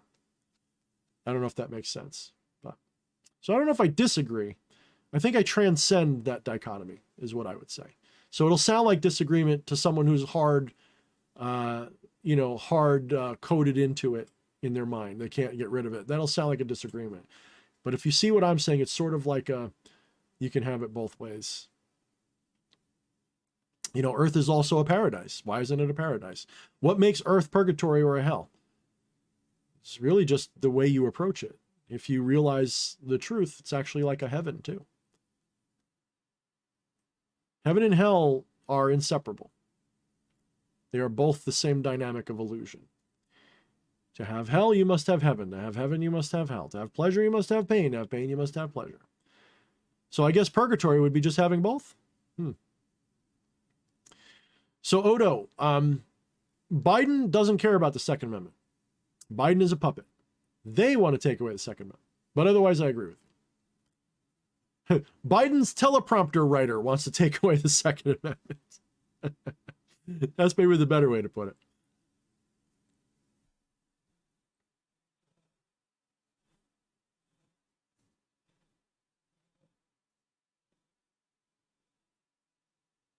I don't think you'll die, Wyatt. I think that I'm talking about hardship. I don't think it's going to be death. Like, don't get it twisted too much into fear land.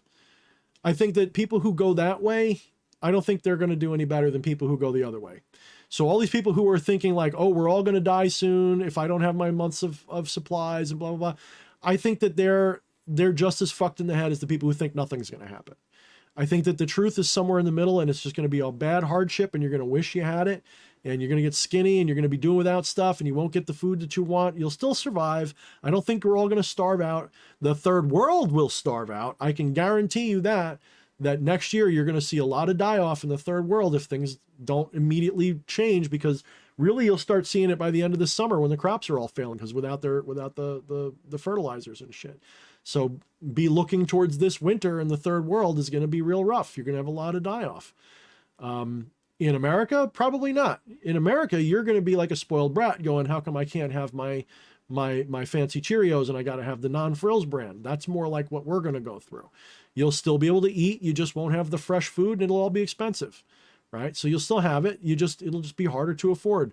Maybe you'll only eat one meal a day instead of two, or two instead of three, like the UK people are. People in UK are skipping meals right now. Yeah, it could happen here. What's the big deal? The big deal is that creates pressure that causes people like your parents to act and vote and think a certain way. And people on the other side for the equal measure, by the way. I don't mean to just be one-siding, because that's also going to mean people on my side are going to act a certain way. So the people that are, on your parents' side of the fence, they'll probably keep defending things because they're brainwashed. Personally, I don't mean to diss your parents. Your parents are going to get pissed, but whatever. People like that are brainwashed generally into thinking, just like people on the other side can be brainwashed. People can be brainwashed into trusting Trump too much, right? Like let's try to not do that either. But they'll be brainwashed into thinking, okay, this is Trump's fault, and it's Russia's fault, and in order for us to get through this, we need to give up some of our freedom and get the UBI going. That's what we need. It'll be something like that. And they'll suck down the poison, and they'll feed it to you. And that's why it's still a big deal. You got to look longer term. It's a pressure. Like they work with pressure. They pressure people into doing things by changing the dynamics, by changing the paradigm. That pressure is really effective. It works really well.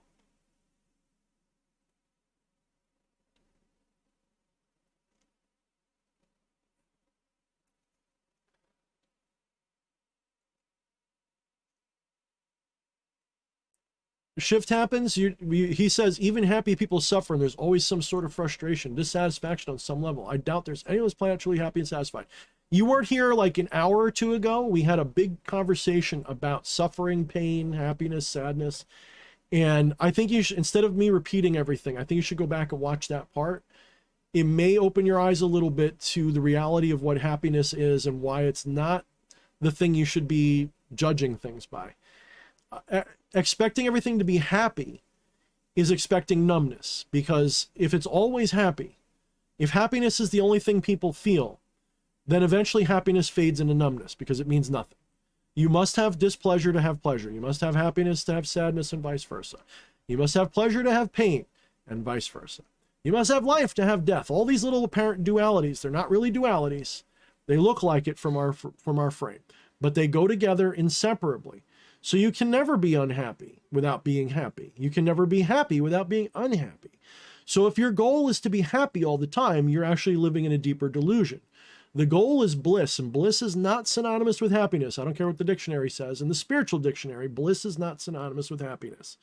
Bliss is something transcendent of both happiness and sadness, and it is actually blissful. It's peaceful. It is, even when it sucks, right? And the only reason we don't experience that is an egoistic position that we're in.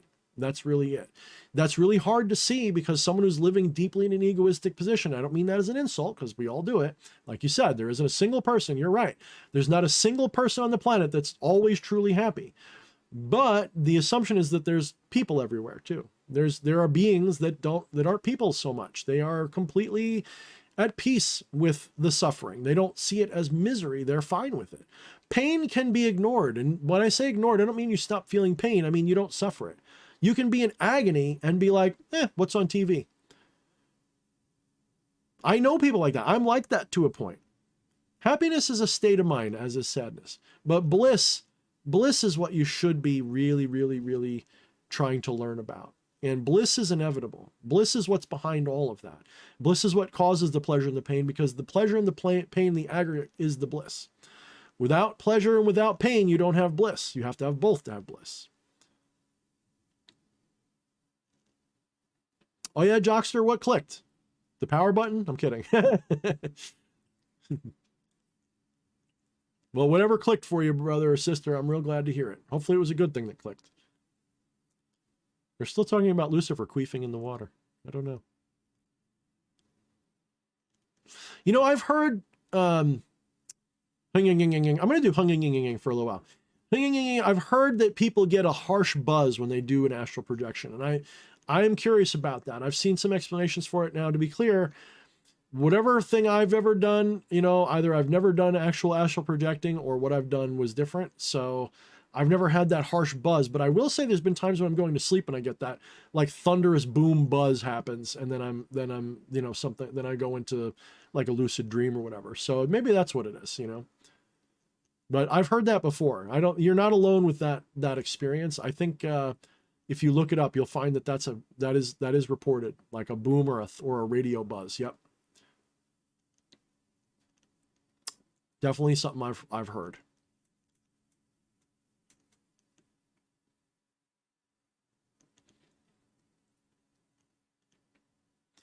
Yeah, Joffrey's talking about solar eclipses forming an X over the Earth, 2017 and 2024. And 2024 is going to be a bad, crazy year, by the way. Depending upon how things go in 24 could be worse.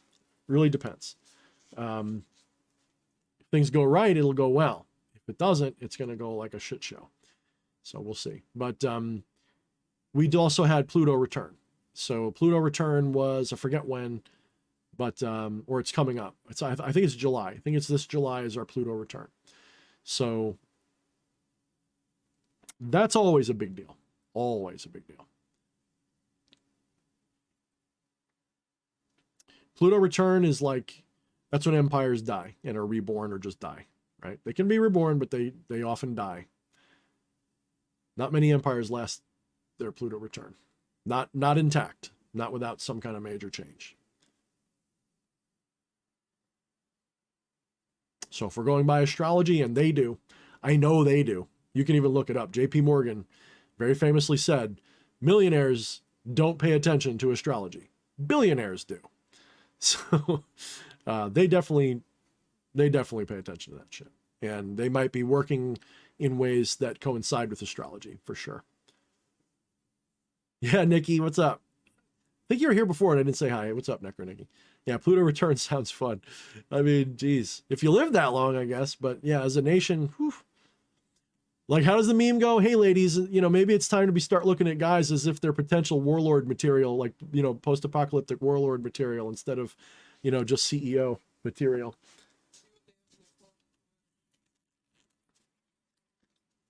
And my wife says, see what they have in the closet to wear.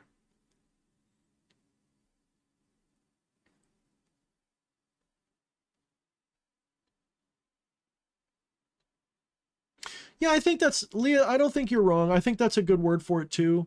I think we use blissful maybe a little. Contentment's a good one. Peace is a good one. You know, peace and contentment, blissful, peace and content. Like they're all kind of like shadows of the same meaning, right? So I think you're fair using that. I don't know. I'm kind of sold on blissful, but only because it just sounds more enlightened to say. But it's not really. I think contentment also works very well. In other words, I 100% endorse contentment. Fulfillment, right? Fulfillment might be the best word of all, perhaps. You know, fulfillment is inevitable. The divine is always fulfilled, and that is content. That is contentment. Is fulfillment, right? And it's not just that it's the center point between happiness and sadness, because that would be so. The mistake is thinking that static positioning is necessary, like you should be always happy or always sad, or always somewhere in the middle. The reason it's not like that is because it's got to be in motion for it to be experienced, right? You got to have some sort of sense of up and down, left and right. So it's the pendulum swing. Contentment is in the pendulum swing. True balance is in a moving system. Imbalance is when it's static, because that's dead. And someone has once said, and I think they're right, that immortality is static. So the immortal is unchanging, and that is what you really are. It's an unchanging infinity. So in a way, that's what immortality is. It would be like what we would call dead. It doesn't move. It doesn't change. But our mortal experience is vibrant and moving, and it's a pendulum swinging.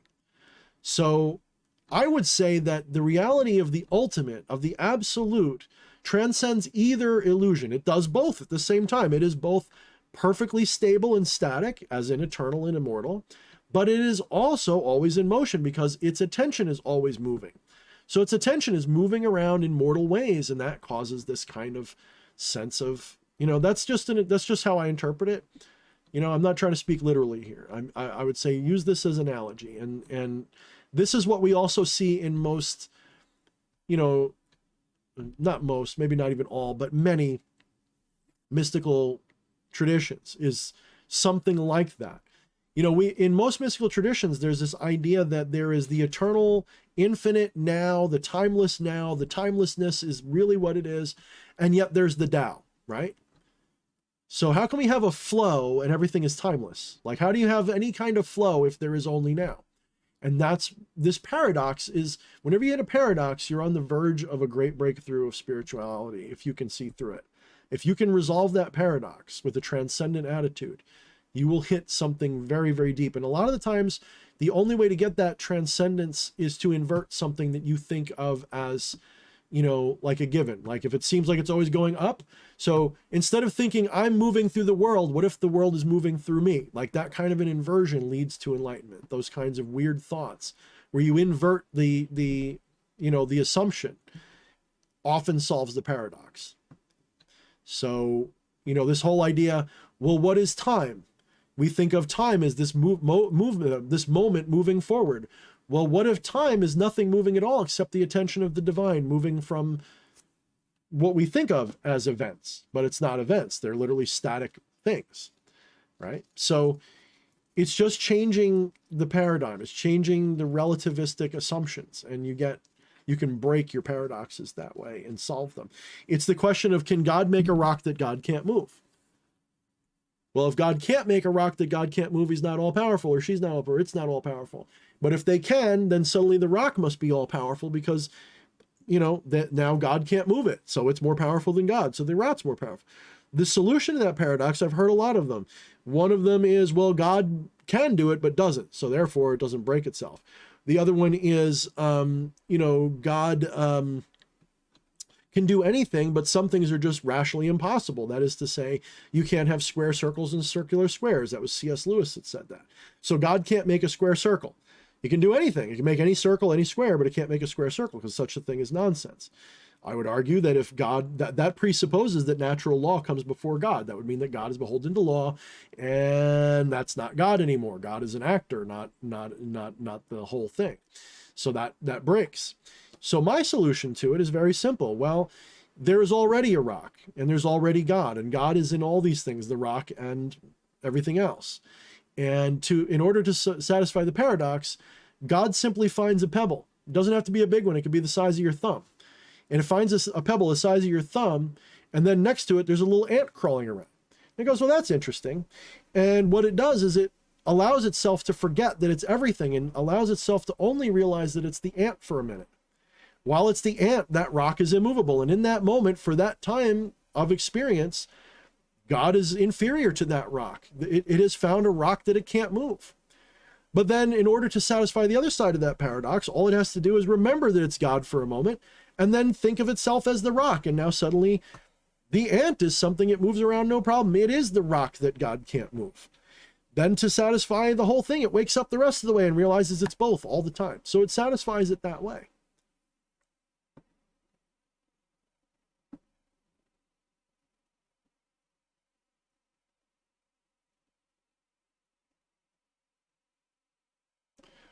Shift happens, again, talking about fulfillment and contentment. Again, go back 2 hours, and rather than argue with you, because I disagree completely, I'm telling you from Zen Buddhist perspectives that a lot of what you're describing is, it's a trap of ego.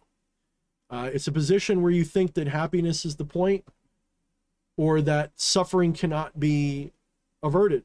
You can absolutely avert suffering. But the question is, you can't do it on purpose, because to do it on purpose basically causes more of it. You have to, it's a paradox, but that's the fact. That's why paradox is just so useful. And I'm not talking out of my ass. This is stuff you can find, but I'm kind of wearing down here. You have to go back 2 hours and see some of my take on it. Here's the thing. Nothing is static. Nothing is still ever. Just because you perceive motion doesn't mean it's moving. And this is understood in physics, actually. In physics, there is a theory, the block time multiverse, or even just the block time universe, which posits that all events happened, and it is something else that is moving. And this fits in with relativity perfectly well. In fact, Einstein was one of the people who sort of put forward the stuff that led to it, because he sort of had this understanding that the now moment that we think of as existing is different for all of us. There's no question that because of relativity, if we're just going to be totally materialistic for a moment and forget the metaphysics, in the total understanding of physics with relativity, if you're moving at all, your sense of time is different from anybody else's unless they're moving exactly the same way in the same location as you. In other words, even if you're off by a tiny little bit, your sense of now is completely different from somebody else's. What this means is, if you're on the other side of the universe and you're walking towards me, you're actually going to be seeing time of a completely different time period. You might be seeing way into my past. And if you walk away, you might see way into my future. So which now is real? This idea of time as if it's moving, in other words, as if things are moving, then that is the delusion. The idea of things moving, as in things changing. What is changing is not the thing, it is the perception that's changing. So here's what I'm saying. The things that you see as changing are not changing. What's changing is your perception, right? Here's the in Zen Buddhism, you have the sixth patriarch of Zen, and he comes across these two monks arguing about a flag. And one monk says, well, the flag is moving. And the other monk says, no, it's the wind that's moving. And they're going back and forth, and they're both making really good points. And neither one's getting the better of the other one, because obviously the flag can't move without the wind. Yes, but how would you know the wind is moving without the flag? So therefore, how do we know which one it is? The sixth patriarch of Zen walks up to both of them and says, no, you're both wrong. It's mind that moves. Mind is moving. What does that mean? What does that mean? Mind is moving. Well, the layperson's interpretation of that is, well, your mind's always chattering away, so you miss the reality. No, that's a cute little, no, nope. Mind is moving means it is the mind that's shifting from moment to moment, creating the illusion of movement, creating the illusion of a flag waving. The flag doesn't move.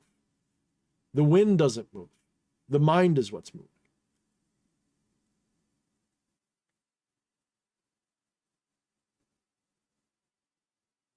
I appreciate that shift that you would. I don't like arguing. I do love talking. Like, I love discussions and stuff. Unfortunately, a lot of times discussions can turn to arguments, but I do like discussions, sure. Disagreement is fine. Arguing sucks. I don't like arguments and debates. I don't do. I don't like arguments and debates because generally speaking, people don't really. So people confuse debates for arguments and arguments for debates. An actual intellectual debate is without ego and without any sort of attachment to a position. You are under the assumption that you are just there to present one side of an argument and the other person's there to present the other side, and there is absolutely no attachment of your own ego to the outcome. That is to say, if you are wrong, it's not even you that's wrong because you might not even be arguing something you believe. A good debater doesn't have to believe in what they're arguing to make a successful attempt. That's the point of a real debate. Now people will say, oh, Thorne, you're afraid of debate. No, what I don't like is argument. Argument is always an egoistic process where two people are trying to beat each other over the head with their reality until one of them submits. I don't like that. That's not where I would rather just tell you what I think and then let you walk away believing or disbelieving. I'd rather do that. I would rather do that in a vacuum. And people will say, that's because your ego can't take it. No, I'm saying I don't want to get into an ego contest in the first place. I don't want it to be about my ego or your ego. I want to say what I believe. Sometimes that means I will disagree, and I mean this like in general, not just you, Shift. We can disagree and we can have our disagreement, and it can be totally without any attachment whatsoever. It is me telling you what I see and you telling me what you see. And if you don't agree, that's fine. And if I don't agree, that's fine. It is a little frustrating though, when a good argument is made or a good point is made and it doesn't change the opinion of the other. I do see that happen sometimes with myself. Sometimes I see it after the fact, like later on I go, you know what? They did make a good point. Why didn't I think of it that way? In this particular case, I have reasoned through a lot of the things you're bringing up. The conclusion I came to was different. So our discussion, the meeting of the minds that's happening, it's not going to change what I think. I at least not what's been said so far. Maybe there's some magical thing that will be said and my brain will go, oh, maybe I'm wrong. It's possible. That's why I'm constantly debating these things with myself. Like I said on a Facebook post, or no, that video, having an open mind doesn't mean you're willing to argue with people. It means you're willing to approach things privately and in the cover of your own mind, attack them. And I do that constantly. But really any conversation we would have only has value if other people witness it and then they get to say, I agree with that or I disagree with that, and they learn something, right? So I'm still trying to live in the spirit of a debate, because the spirit of a debate is not for the debaters, it's for the audience, right? The spirit of a debate is for the audience to see and to realize something. And otherwise, all I'm doing really, like, let's say you and I met and hung out, because I know you're a cool guy. We've had enough interaction. You seem like a cool guy. And I'm glad you got better over your sickness, by the way. I think you said you got better. I hope you got better. It was a while ago. If we came together and hung out by a campfire, we could talk till the sun comes up. But I would never be doing it with the intention of changing my mind or changing yours. It would only be with the intention of bearing witness to what I've already reasoned through. And I would assume that's the only reason you'd come to me for it, and to enjoy the exchange and to see what happens. Does that mean minds wouldn't get changed? I don't think so. I think minds could change.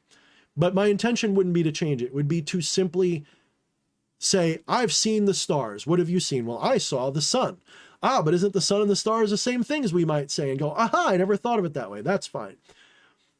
You see what I'm saying? It would be to share and just to see where it goes. That's the beauty of it. Wyatt says, Earth is an oval. I mean, you know, Earth is a lumpy thing. Like if you really want to be, Earth is none of those things, because it is absolutely a very chaotic object. It is a spherical ovoid object, but it is not a sphere nor an oval. It is full of bumps and all kinds of crazy shit. Okay, so you say the galaxy is traveling somewhere at 1.3 million miles per hour, like everything else in the universe. Nothing is still. They are in apparent motion to one another relativistically, but they are not in absolute motion, because they are not moving with absolute relation to anything other than each other. That is to say, if you were to delete every object but yourself, your sense of motion would go away. So if I were to take you off of if I were to make the Earth disappear, if I was to make the galaxies disappear and the solar system disappear, without changing anything else, you would have no concept of motion whatsoever. Einstein proves this with his theories of relativity about motion. When you think of yourself as falling out of an airplane and you're falling towards the Earth, from the relativistic position, the Earth is what's moving. You're staying perfectly still. Einstein proved this idea of relativity, meaning this whole idea that things move is questionable. It is actually not as firm as you think it is. This is why it's interesting. This is why quantum physics, this is why relativity, this is why mysticism, they all have something in common. They deal with the illusion of Maya. And the actuality of the matter is never as simple as these superficial observations of movement. When you see me go like that, that doesn't mean that I slapped myself. It doesn't mean that my hand moved. It means that what you saw was a string of moments in which my hand was here, here, here, and here. Does that mean my hand moved? Well, let me put it to you like this. If you watch a television and you see somebody bouncing a ball, is the ball moving on the screen? No.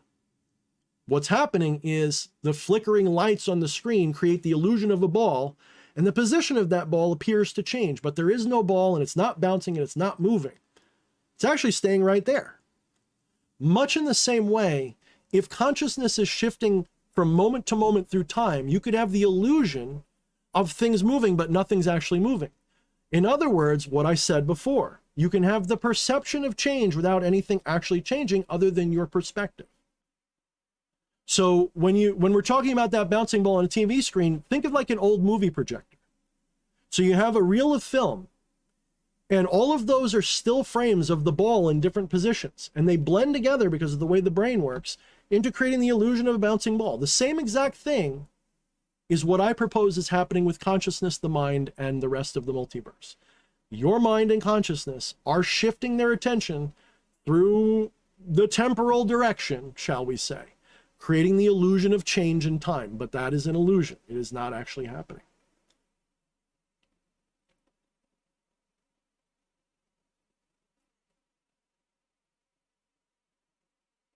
So, like I said, I've already sort of dabbled with that question. I've already thought about that question about, I asked myself once when I was younger, if I were moving in space, how would I know if I was in a complete abyss? How would I know? Would I feel it? Would I know? I don't think I would, because like when I'm in a car, if I reach a certain point of acceleration, I don't feel it anymore. I just feel like I'm sitting still and the world's moving around me. What's going on? Am I moving or is the world moving? Which is it? Well, that's the point of relativity. If you take away all the other stuff, you don't have any sense of moving. So that whole idea of movement requires a relativistic position. And that thing that is, what is it that's moving then? Is it not just your conscious awareness that's moving? Is not the observer what's moving? What is the observer? We talk about science and physics with the observer problem. What is the observer? So relativistic physics requires there is an observer. What is the observer? Which brain cell is the observer? Which part of your brain and mind and consciousness is the observer? Or is it fuzzy? And if it's fuzzy, how can it be an observer? Which one of those fuzzy positions is the observer? Which one is the authentic one? None of them or all of them? If none of them, then you got a bigger problem. So the question isn't a question of movement. The question of what is the observer that's moving, right? And this is, again, look up the science of this. These are big questions that this all leads back to consciousness. If you ask people like Roger Penrose put it very well, we have physics is all well and good, but consciousness is a much bigger problem. If we understood consciousness, the rest, I think, of physics would instantly evaporate as a problem. I think if scientists approach consciousness and maybe let go of their materialism a little bit and approach consciousness from a different perspective just for a minute, the rest of it might suddenly fall into place in a way that would make total sense. And they might be able to work with it better. I wish I was more of a physicist. I wish that when I was a younger kid, I didn't have whatever's wrong with my brain that makes numbers not compute as well for me. So I have to do everything linguistically rather than mathematically. So that's why I'm really good at understanding science through like science communicators. But if you show me a mathematical equation, I fart. I don't understand it. It's just alien gibberish to me. but I understand the concepts, the logic very well. So I wish I was better at it, because I think if I could combine what I understand of mysticism with physics, I think I could probably help lead to breakthroughs. I really do. I know it sounds egotistical, but I feel like I could. And I think we see this all the time. We see like hardcore scientists meeting with mystical people and getting insights that really help them. You know, I see this a lot. You know, granted, I sort of have a little bit of suspicion about what's his name. Oh shit! I sometimes recommend him, but he's getting a little bit weird with his dirt thing. Sadhguru, right? Sadhguru, you know, I'm skeptical of him in certain ways, but I do find it interesting that scientists seek him out and talk to him. I think that's really cool. You know, they did the same thing with Alan Watts, and they do the same thing with, you know, everybody who's had these transcendental things. Everybody who gets this, they all end up with scientists sooner or later, and they do help. I really think they do. In fact, if you go out of America, you go to India, you've got some of the best scientists in the world, you know, who are non-dualists, and they in a very similar mental space. Yeah, Leah, exactly. I like that. You know, I've used that analogy before. Like if you're sitting on a train, the world seems like it's moving, but in reality, you're the one moving. Well, in the same sense, instead of seeing it as the universe buzzing around, think of it as consciousness shifting its attention around. And you get a very similar effect. You don't have to move a body around if the body exists in multiple dimensions of time. You just have to move the attention of the mind around. And I'm going to kill my dog. 1 second. Leanna, come on, sweetheart. I know, everybody's in bed. What'd you get, chocolate? Oh, that's right. What is that? What did you get? And how did you get it? Well, isn't that cute?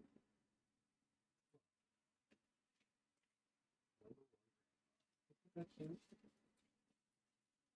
Yeah, you're not supposed to have that, sweetie. Why don't you settle down? I know, Daddy's talking. I know. If Daddy's talking, you want me to bother you.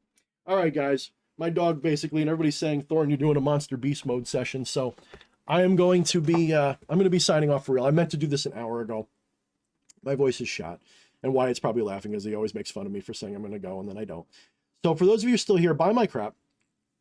Go to the Linktree if you love me. Buy my crap. Subscribe if you're new. If you're some stupid troll, go away.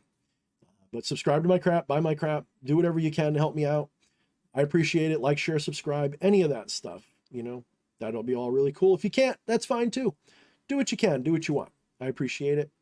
But yeah, so until next week, we'll see what kind of fresh hell the New World Order and the globalists pull on us. But until next week, continue minding the shadows and mind what I said before.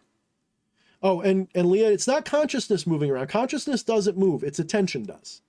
Think of it like that. Think of consciousness like an eyeball that's like looking around, right? Consciousness doesn't move, but its attention can. So because I have to make sure I clarify that, because that's where people can get real side screwed on that one. You can get really fucked up on that. Consciousness doesn't move. Attention does. Think of it like that. Yeah. So anyway, like in a dream, do you move in a dream? You know, are you moving in a dream, or is your attention moving through the dream world? What's moving? When you're running in a dream, are you actually going anywhere? No. You have the experience of going somewhere, but are you going somewhere? No. You're not objectively going anywhere at all. All right. So yeah, we'll see next week. Should be everything is normal. Maybe I'll do a day stream instead. We'll have to see. But we'll see what kind of fresh hell they introduce to us next week. Make sure that you guys are stocking up and supplying yourself and being prepared. I don't know when, and maybe I'm wrong. If I'm wrong, then you got extra food for a rainy day, right? If I'm right, you're fucked. And if you don't take it, couple of months of stuff for everybody in the house. 60 days. It's not that hard to do. 60, 90 days. Get 90 days of food supplied, stuck in your closet with something to protect yourself within the next couple of weeks. And you'll be better off if shit hits the fan. Will shit hit the fan? Maybe not. Will it kill you? Probably not. Will you wish you had it? My money is on you're going to wish you had it if you don't. I don't know when. Maybe I'm wrong. If I'm wrong, good. I will be happy to be like, I want you to come back and like, Thorne, you're wrong. Ha ha. I'll be like, you're damn right I was. Good. Of course, it's sort of an open-ended prediction. I don't know when. It's just sometime soon. So